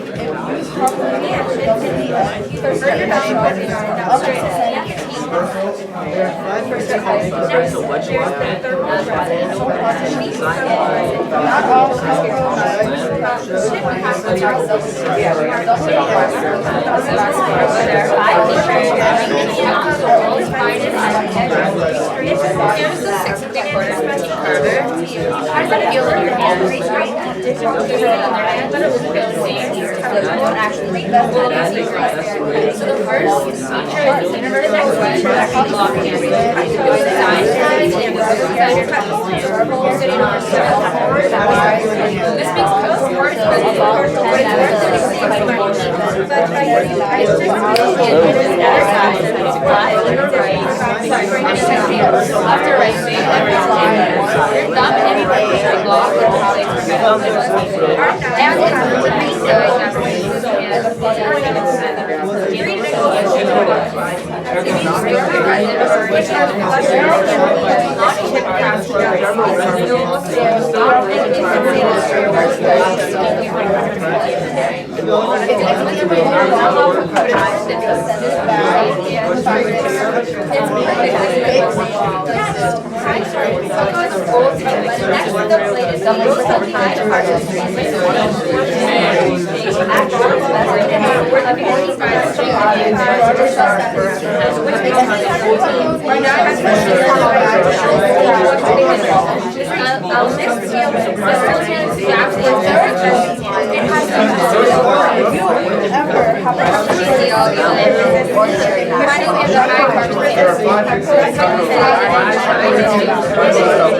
The seal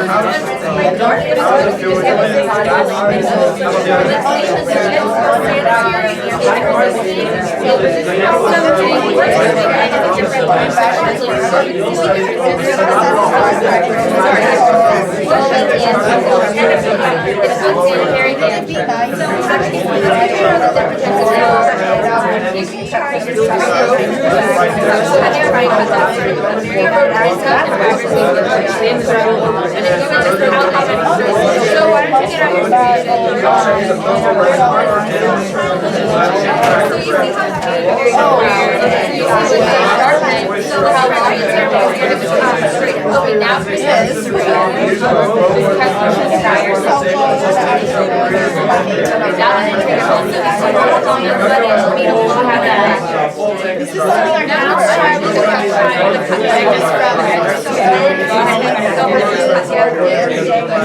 Wow.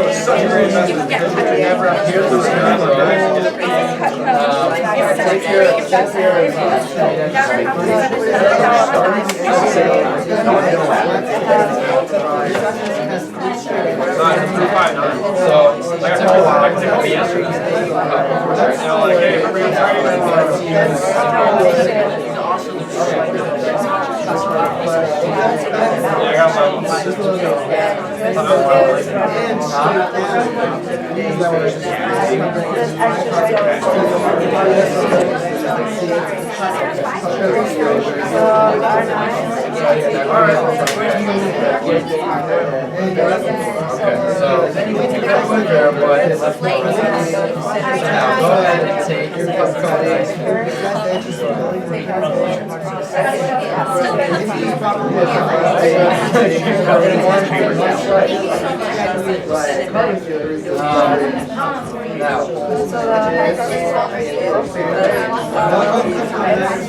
So the reason that you work so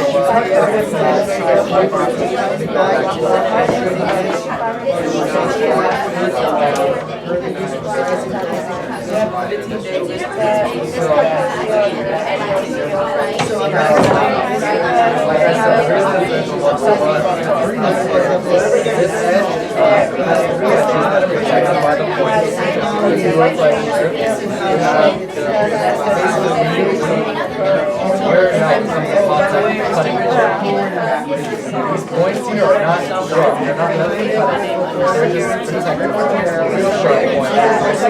Are in between. One right here, one right here, and one right here. That's what does that.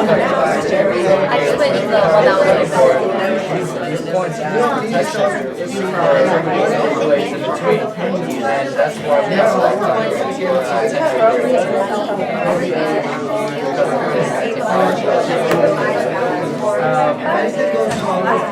so like I was saying, it cuts forward, backwards, and also right here, because you're cutting forward,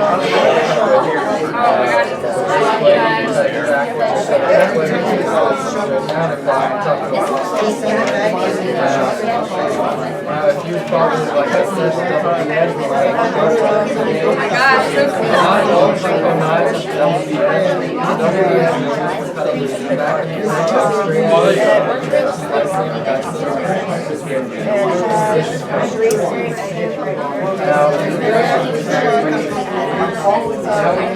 on to our final point. The best thing about Funko is how long it stays sharp. It's how they come to a sharp line and sharp. It's very guaranteed. That's the reason why Funko costs a lot more than Funko is a product you can buy once, use every day, never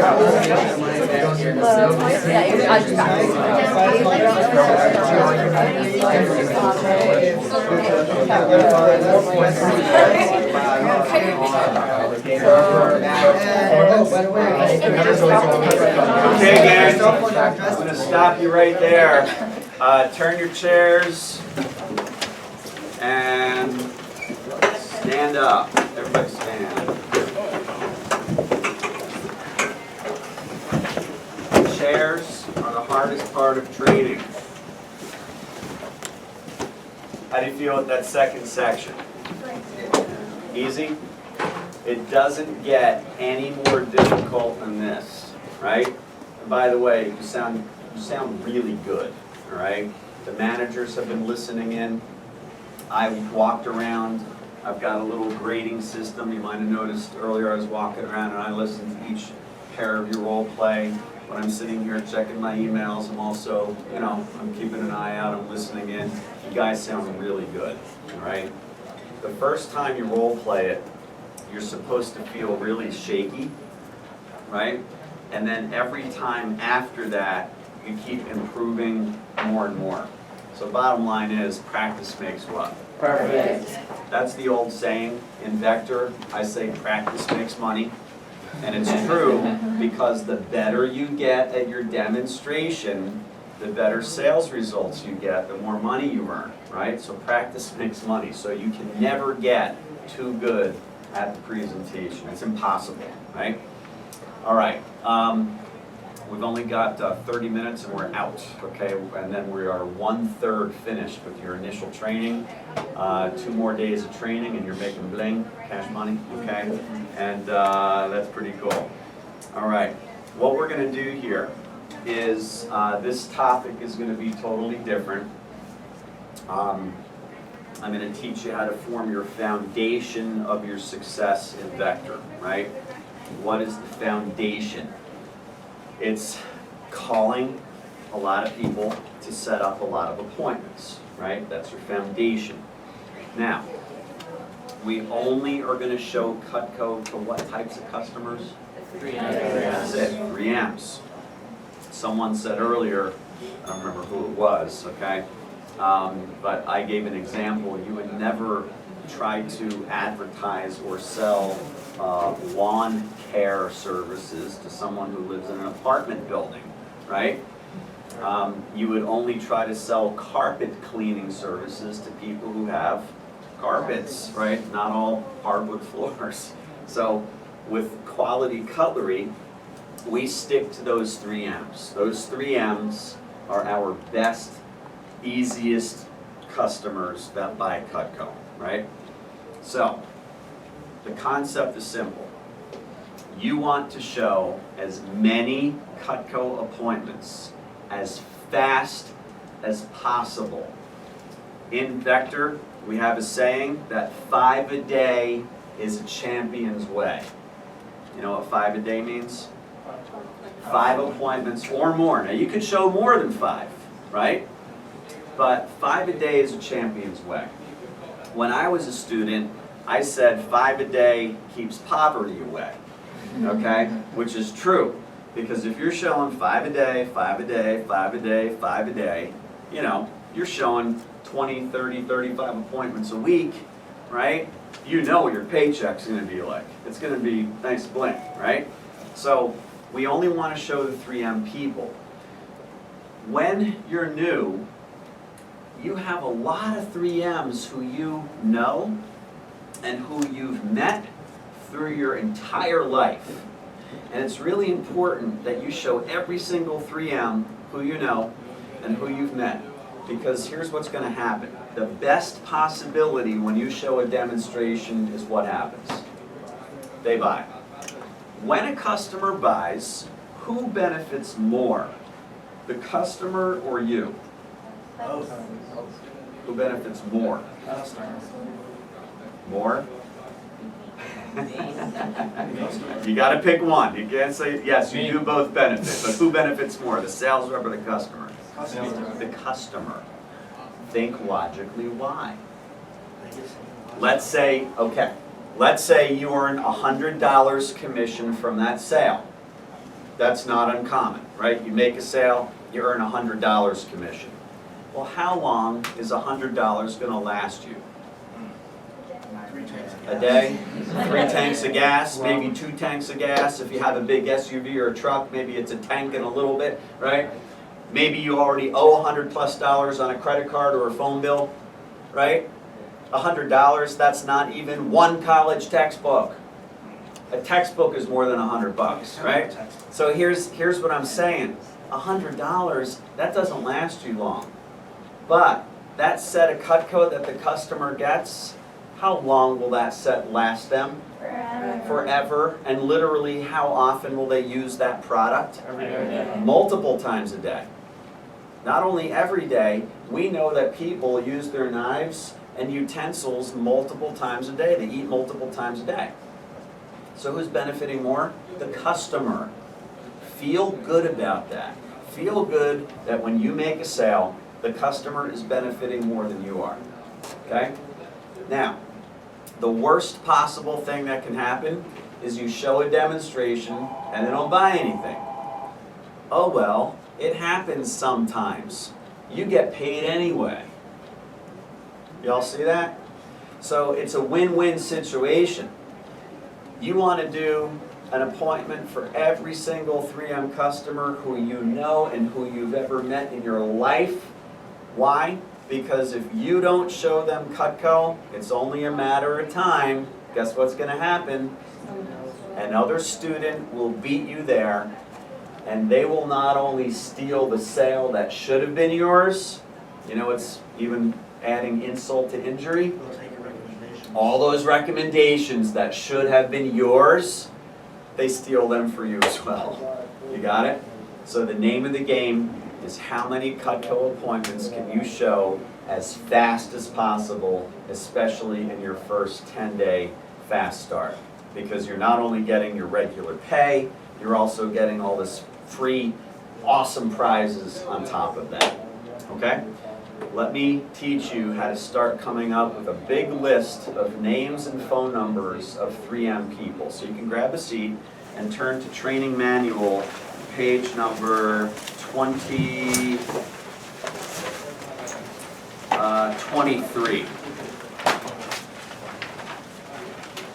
Page 23.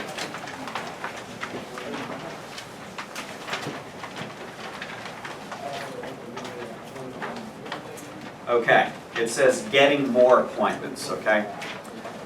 So, here are some helpful thought jogger hints. What's a thought jogger? It helps to jog your thoughts, your memory, right? Now, there are many more than these. These are just some of them. I want you to think of all of your family members, both local and across the United States, and make a list of them, okay? So if there were a big wedding or a big family reunion, something like that, all the people in your family, okay? List them all out, okay? Your immediate family, your extended family, on both sides, your mom's side and your dad's side. Some of you have step families, you got 2 of everything, awesome. Write them all down. Extended family, your mom's friends. So think of all of the people who your mom is friends with. Her closest friends, right? Medium friends, acquaintances, maybe friends, but you only see them once a year or so, right? Your family is doctors, lawyers. If you have siblings, they're teachers. If your family has used a real estate agent, your classmates' parents, many of you just graduated from high school. How many people were in your graduation class alone? Hundreds? Oh my gosh. Let me tell you, when I sold Cutco, when I graduated from high school, I went to a small school. There were only 96 of us in the graduation class, including me. Well, those other 95 kids I graduated with, guess what? I called all their parents to show them a Cutco demonstration. You got it? See, you guys here, you have hundreds and hundreds. Your school systems are bigger here than the one that I went to. If you belonged to any activities or any clubs, parents and sponsors, right? Think of all those things that you've done. Oh man, all the people who are also in the club, they have parents, right? If you or your family goes to church or a temple or a mosque or whatever, oh my gosh, gold mine. Think about all the families that go to that church, right? Whoo, gold mine. Teachers. What teachers did you have who you really liked them and they liked you? Awesome. Your dad's friends. Now think about all of your dad's friends. Coaches, if you ever played sports, all the sports you played, the coaches. Not only the coaches, how about people who were on your sports team and the competing teams? They've got parents too, right? Old neighbors. So if you moved neighborhoods, think of the people that lived in your old neighborhood and current neighborhood. Dentist, sports teams, principal, guidance counselors, your neighbors. Think about all the people who live in your neighborhood. All of them. They're all 3Ms. Gold mine. Your friends' parents. Think of all of your friends, all of them. Your closest ones, your medium, your acquaintances that you just see once in a while. They all have parents. Think about bosses from old jobs, right? Bosses who are 3Ms. Think about your parents' co-workers. So who does your dad work with? If your mom works a full-time job or part-time, who does she work with, right? Your siblings, friends, parents. So if you have brothers or sisters, think of their friends, the parents of those friends. Think about past co-workers' parents. Think about professors. Think about your girlfriend or boyfriend's parents. The list is endless, okay?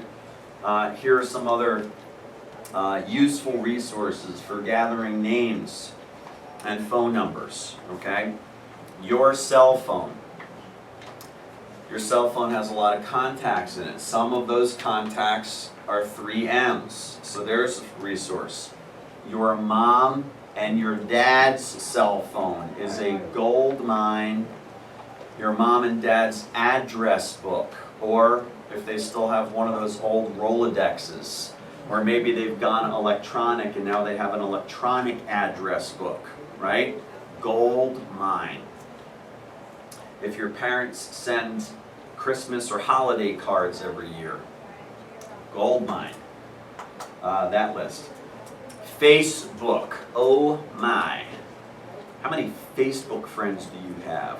A lot. Well, there's a lot of people on there that might be 3Ms. Are y'all with me?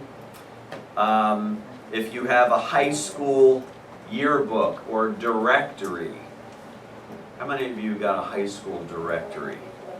Gold mine. Gold mine.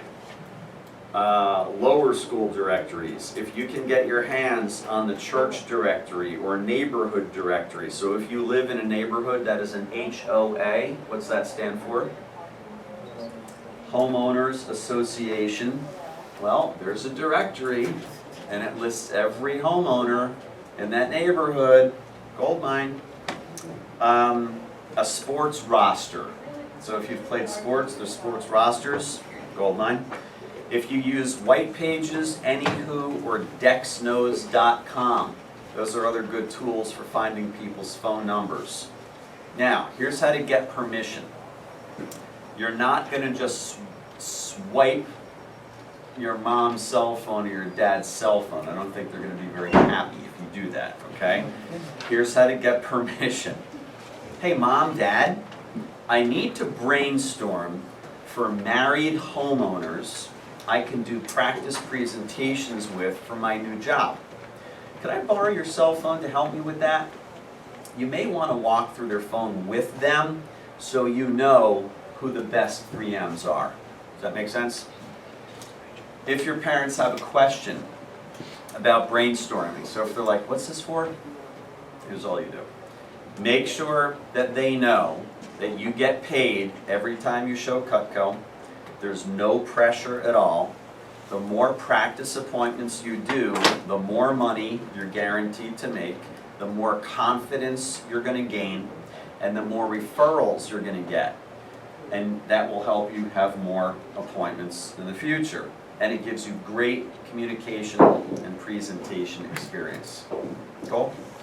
Now, it continues with creating phone numbers. What's this mean? You all have a lot of friends, don't you?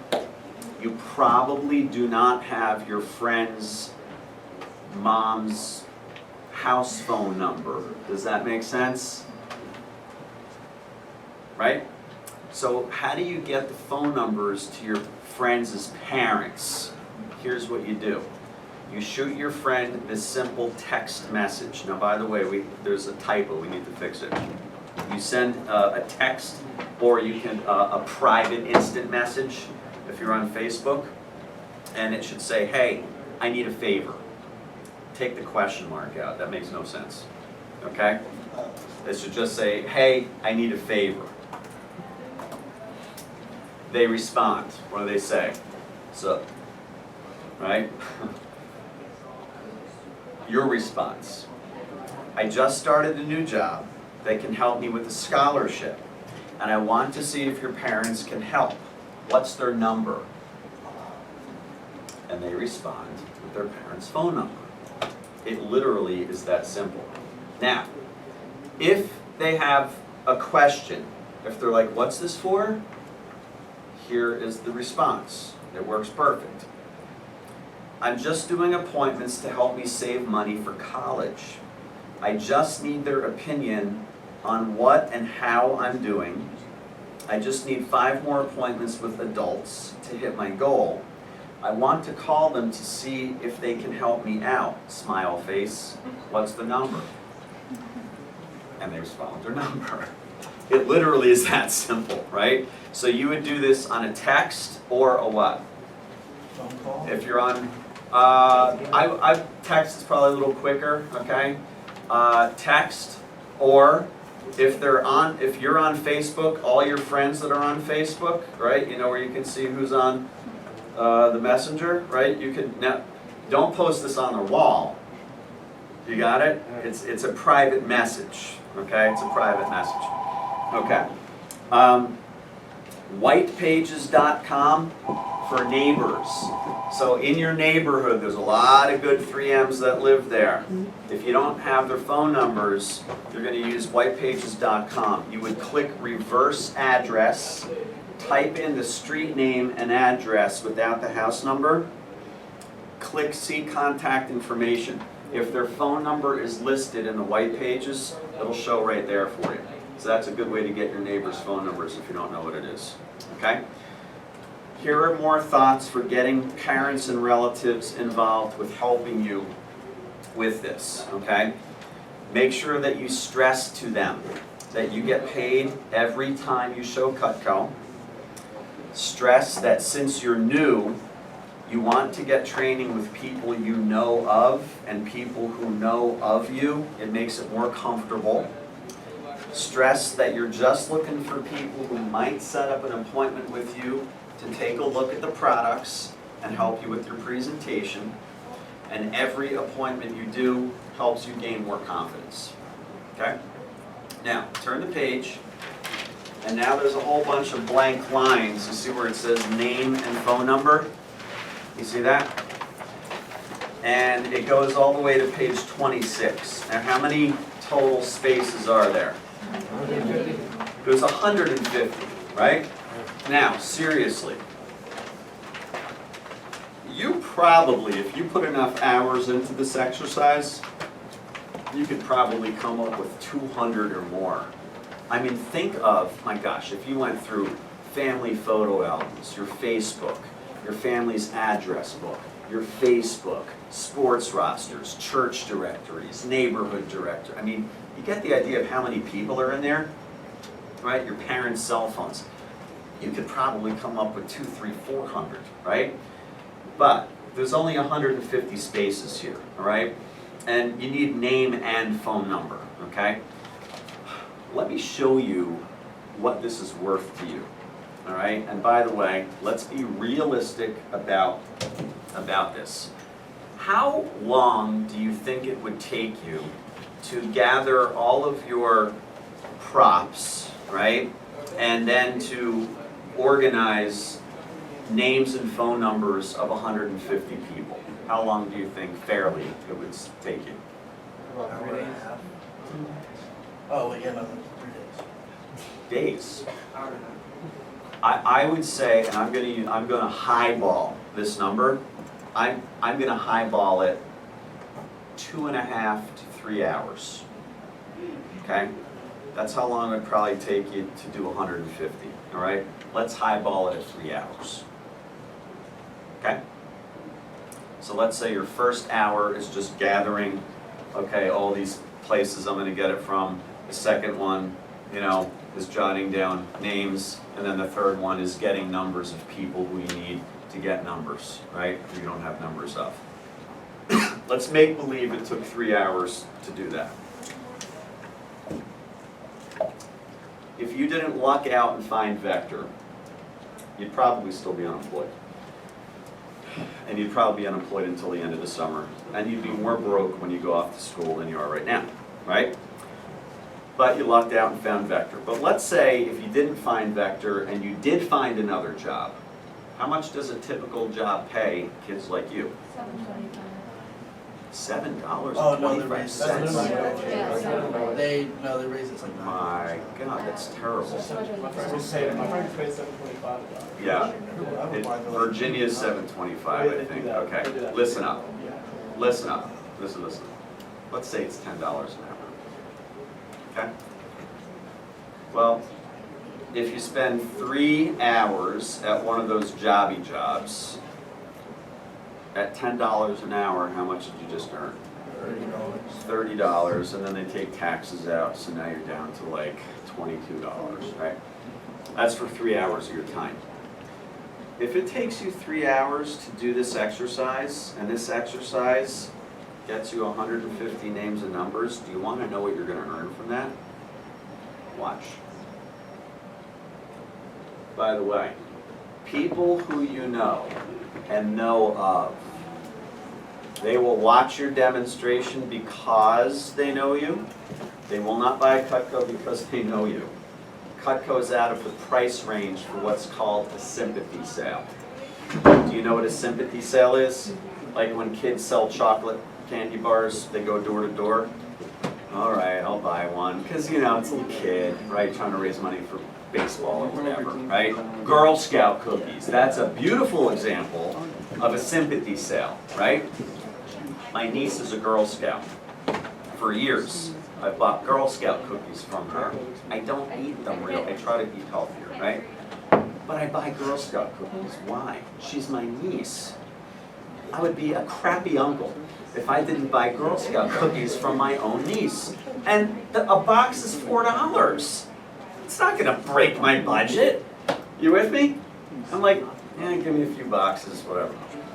Okay? Now, if my niece said to me, hey, Uncle Richie, would you buy Girl Scout cookies for me?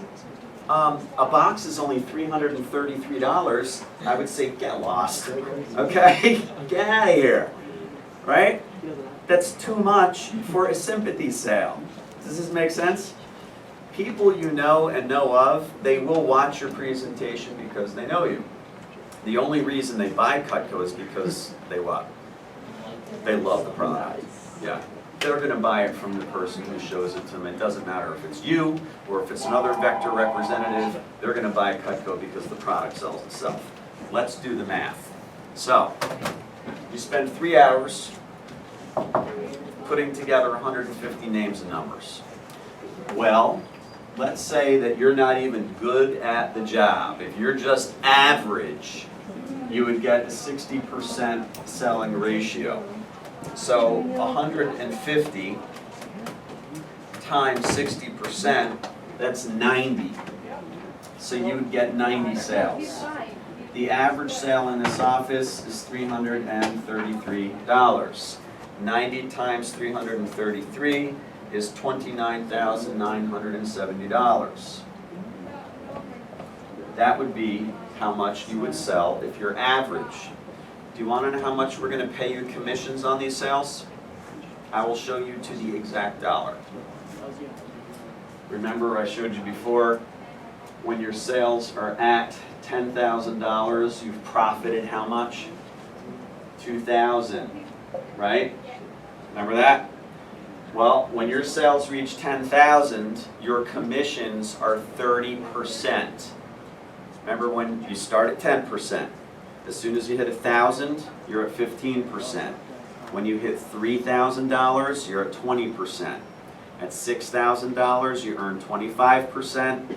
When you're at $10,000 and beyond, you're at 30% base, right? Let's take the difference.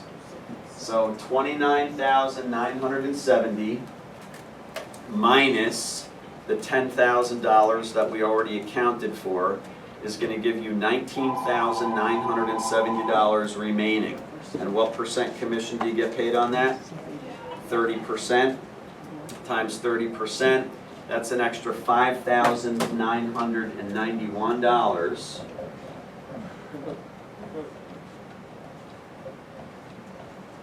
You just earned $7,991. That's your profit. And how many hours did it take you to come up with that list? Take 7,991 divided by the 3 hours of effort it took you, that's $2,663 an hour is what it was worth to you. I think it's a little better than 10 bucks an hour. Are y'all with me here? So here's the fact. The highest paid people in society are people that work professional positions, and they have to get good at their skills, right? And they have to put effort into it. Do y'all agree with that? So don't be lazy with your names assignment. Go as big as possible, because the more names, the more phone numbers that you put together, the bigger paychecks you can earn faster when you're new with Vector. Do y'all understand that? Got it? All right. Now, please turn to the very back of your training manual, and I'm going to give you some assignments for tonight. Okay? By the way, if I ever give an assignment, ever, and if you are sitting in my classroom and you say to yourself, I don't know if I can do that assignment, what you do is stay after training and ask a manager for help. They are excellent. They will help you. Okay? If you're ever home and you're doing an assignment that I gave you, and if you get stuck doing the assignment, call the office. The number's on the front of your manual. A manager will help you. Okay? The managers in this office are paid good money, and they have a job. Their job, they know, is to help you get more Cutco appointments and help you make better sales on your appointments, because they are paid based on how well you succeed. Is that awesome? So they want you to do well because that's how their pay is based. All right? So assignment number 1, and these are in order of importance. So assignment number 1, names list assignment. Names list assignment. And again, that's names and phone numbers of 3Ms, okay? Now, I'm not going to give you an assignment of 150 names and numbers by tomorrow, although for all of you who come in with that many, you're going to make the biggest paychecks your first weekend and your first week on the job. Okay? I'm just telling you that as a fact. Okay? Here's the minimum assignment of names and numbers. Okay? And just don't do the minimum, gang. Go over and beyond. Okay? I want you to have a minimum of 40 names and numbers for tomorrow. Okay? But don't stop at 40. Why would you stop if that's going to stop your paychecks? Right? Does that make sense? Put time into this, because here's why. You're going to have to do this assignment eventually. Why not just get it knocked out, do it once, like a Band-Aid. Just rip it off. Just do it, right? Just spend the 2-3 hours, just one time, get it done. You'll never have to do it again. It's done, it's over. Make sense? And I promise you, the bigger list of names and numbers that you come in with tomorrow, I promise you this, the bigger your paycheck will be this first week working with Vector. Got it? Because you get paid every week in Vector, and that first paycheck, it's based on how many names and numbers you come in with tomorrow. You understand that? Impact your, and I'm going to tell you this, by the way. For those of you who are willing to work really hard, I teach you to do every your first weekend on the job, okay? I will put anywhere from $500 to $1,000 profit in your pocket your first weekend. Now, that's not going to happen for every single person. It's only going to happen for the people who put the most effort into their assignments, right? And just do everything I'm teaching you exactly, okay? Hey, if you only want to earn $100, $200 your first weekend, fine, whatever, right? But if you want to go for the major money, if you want to earn $500, $600, $800, $1,000 your first weekend, go big, right? Go big. All right, assignment number 2. All right, so assignment number 1 is names list assignment. Assignment number 2, I want you to practice the presentation. Don't memorize it. Just review it, practice it a couple times. Don't go past the guarantee. just from the very beginning, personal story, right up through the guarantee.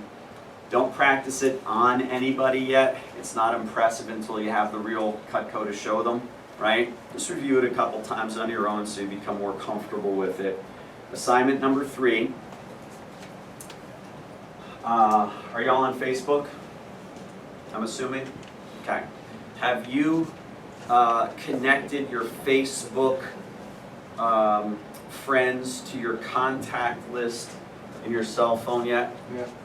If you haven't, okay, connect your Facebook friends, all your friends that have phone numbers on Facebook, they'll go into the contacts on your cell phone. You with me? This will help you get more names and numbers of 3Ms as well. You got it? So if you haven't done that yet, okay, Facebook explains how to do it, okay? They explain if you have a Droid or if you have an iPhone or whatever, okay? It explains on there how to get all of your friends' contacts onto your cell phone. If you do that, I'll show you tomorrow how to blow the roof off this thing, okay?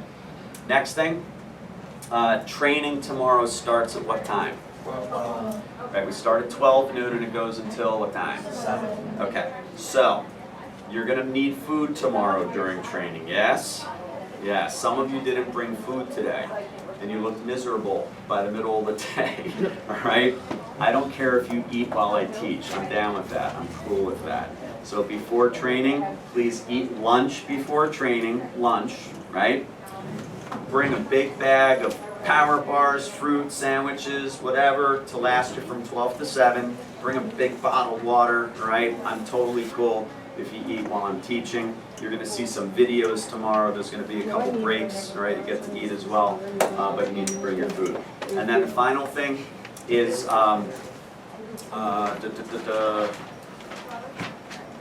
bring your cell phone tomorrow with a charged battery. I'm going to try to make some time where you can actually set up your first couple appointments tomorrow, okay? So you're obviously going to need a phone for that, all right? Training starts at 12 noon. What time do you want to arrive here by? Like 11:45. That way we start right on time, we end right on time.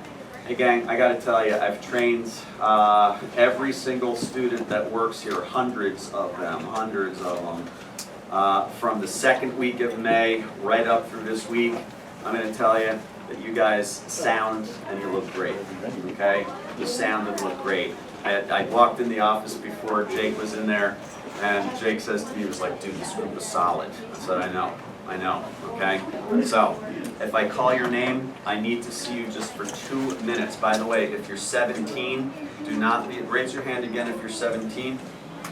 Okay, hey guys, these 3 individuals, please make sure that you have their parents' email before they leave, okay? If I call your name, I need you for 2 minutes, just stick right here. If I don't call your name, you're free to go. Please, when you come back tomorrow, you need to bring your blue book, obviously. You need to bring your training manual. When you come into training tomorrow, the manager is going to check your names list assignment. You have one of 2 options. If you want to handwrite all of the names and numbers, that's totally cool. You're going to show that to a manager tomorrow, okay? If it's faster for you to type them, you are more than welcome to type them out and just print out the sheets, staple it, okay? Just make sure they're numbered so we can see exactly how many you have. I'm going to put up a little contest. The person who comes in tomorrow with the highest number of names and numbers over 100. Okay, so the highest number over 100, I'm going to give you a special prize tomorrow. In the case of a tie, I would give both people the prize. Okay, so the highest number over 100. All right, please do not put your name tag anywhere on your blue binder because the adhesive will sink in and it will never come out of the blue plastic. Okay, so don't put it on your binder. If I call your name, I just need you for like 2 minutes. Everyone else, you're free to go. Justin, Renato, Casey, Edka, Zumi, Michael, Chris, Kang, Siboney, did I say that properly? Yeah, you did. Okay. Cody, Zach, Sina, Isatu, help me. It's Isatu. Okay, Isatu. Okay, I'll get it. Victor, Maria, and Richard. If I called your name, need you for 2 minutes. Everybody else, have a great day. See you mañana. See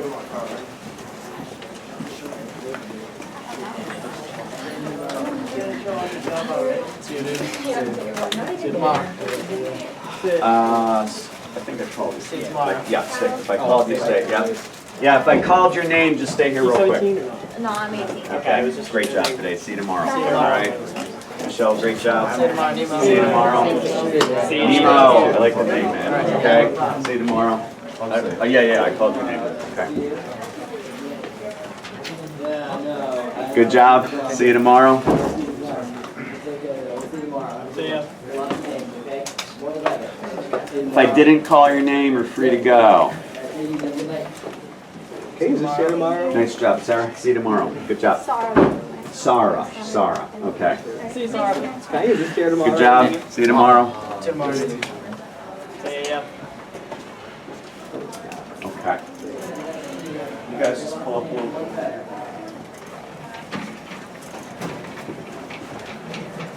All right, yes, pull.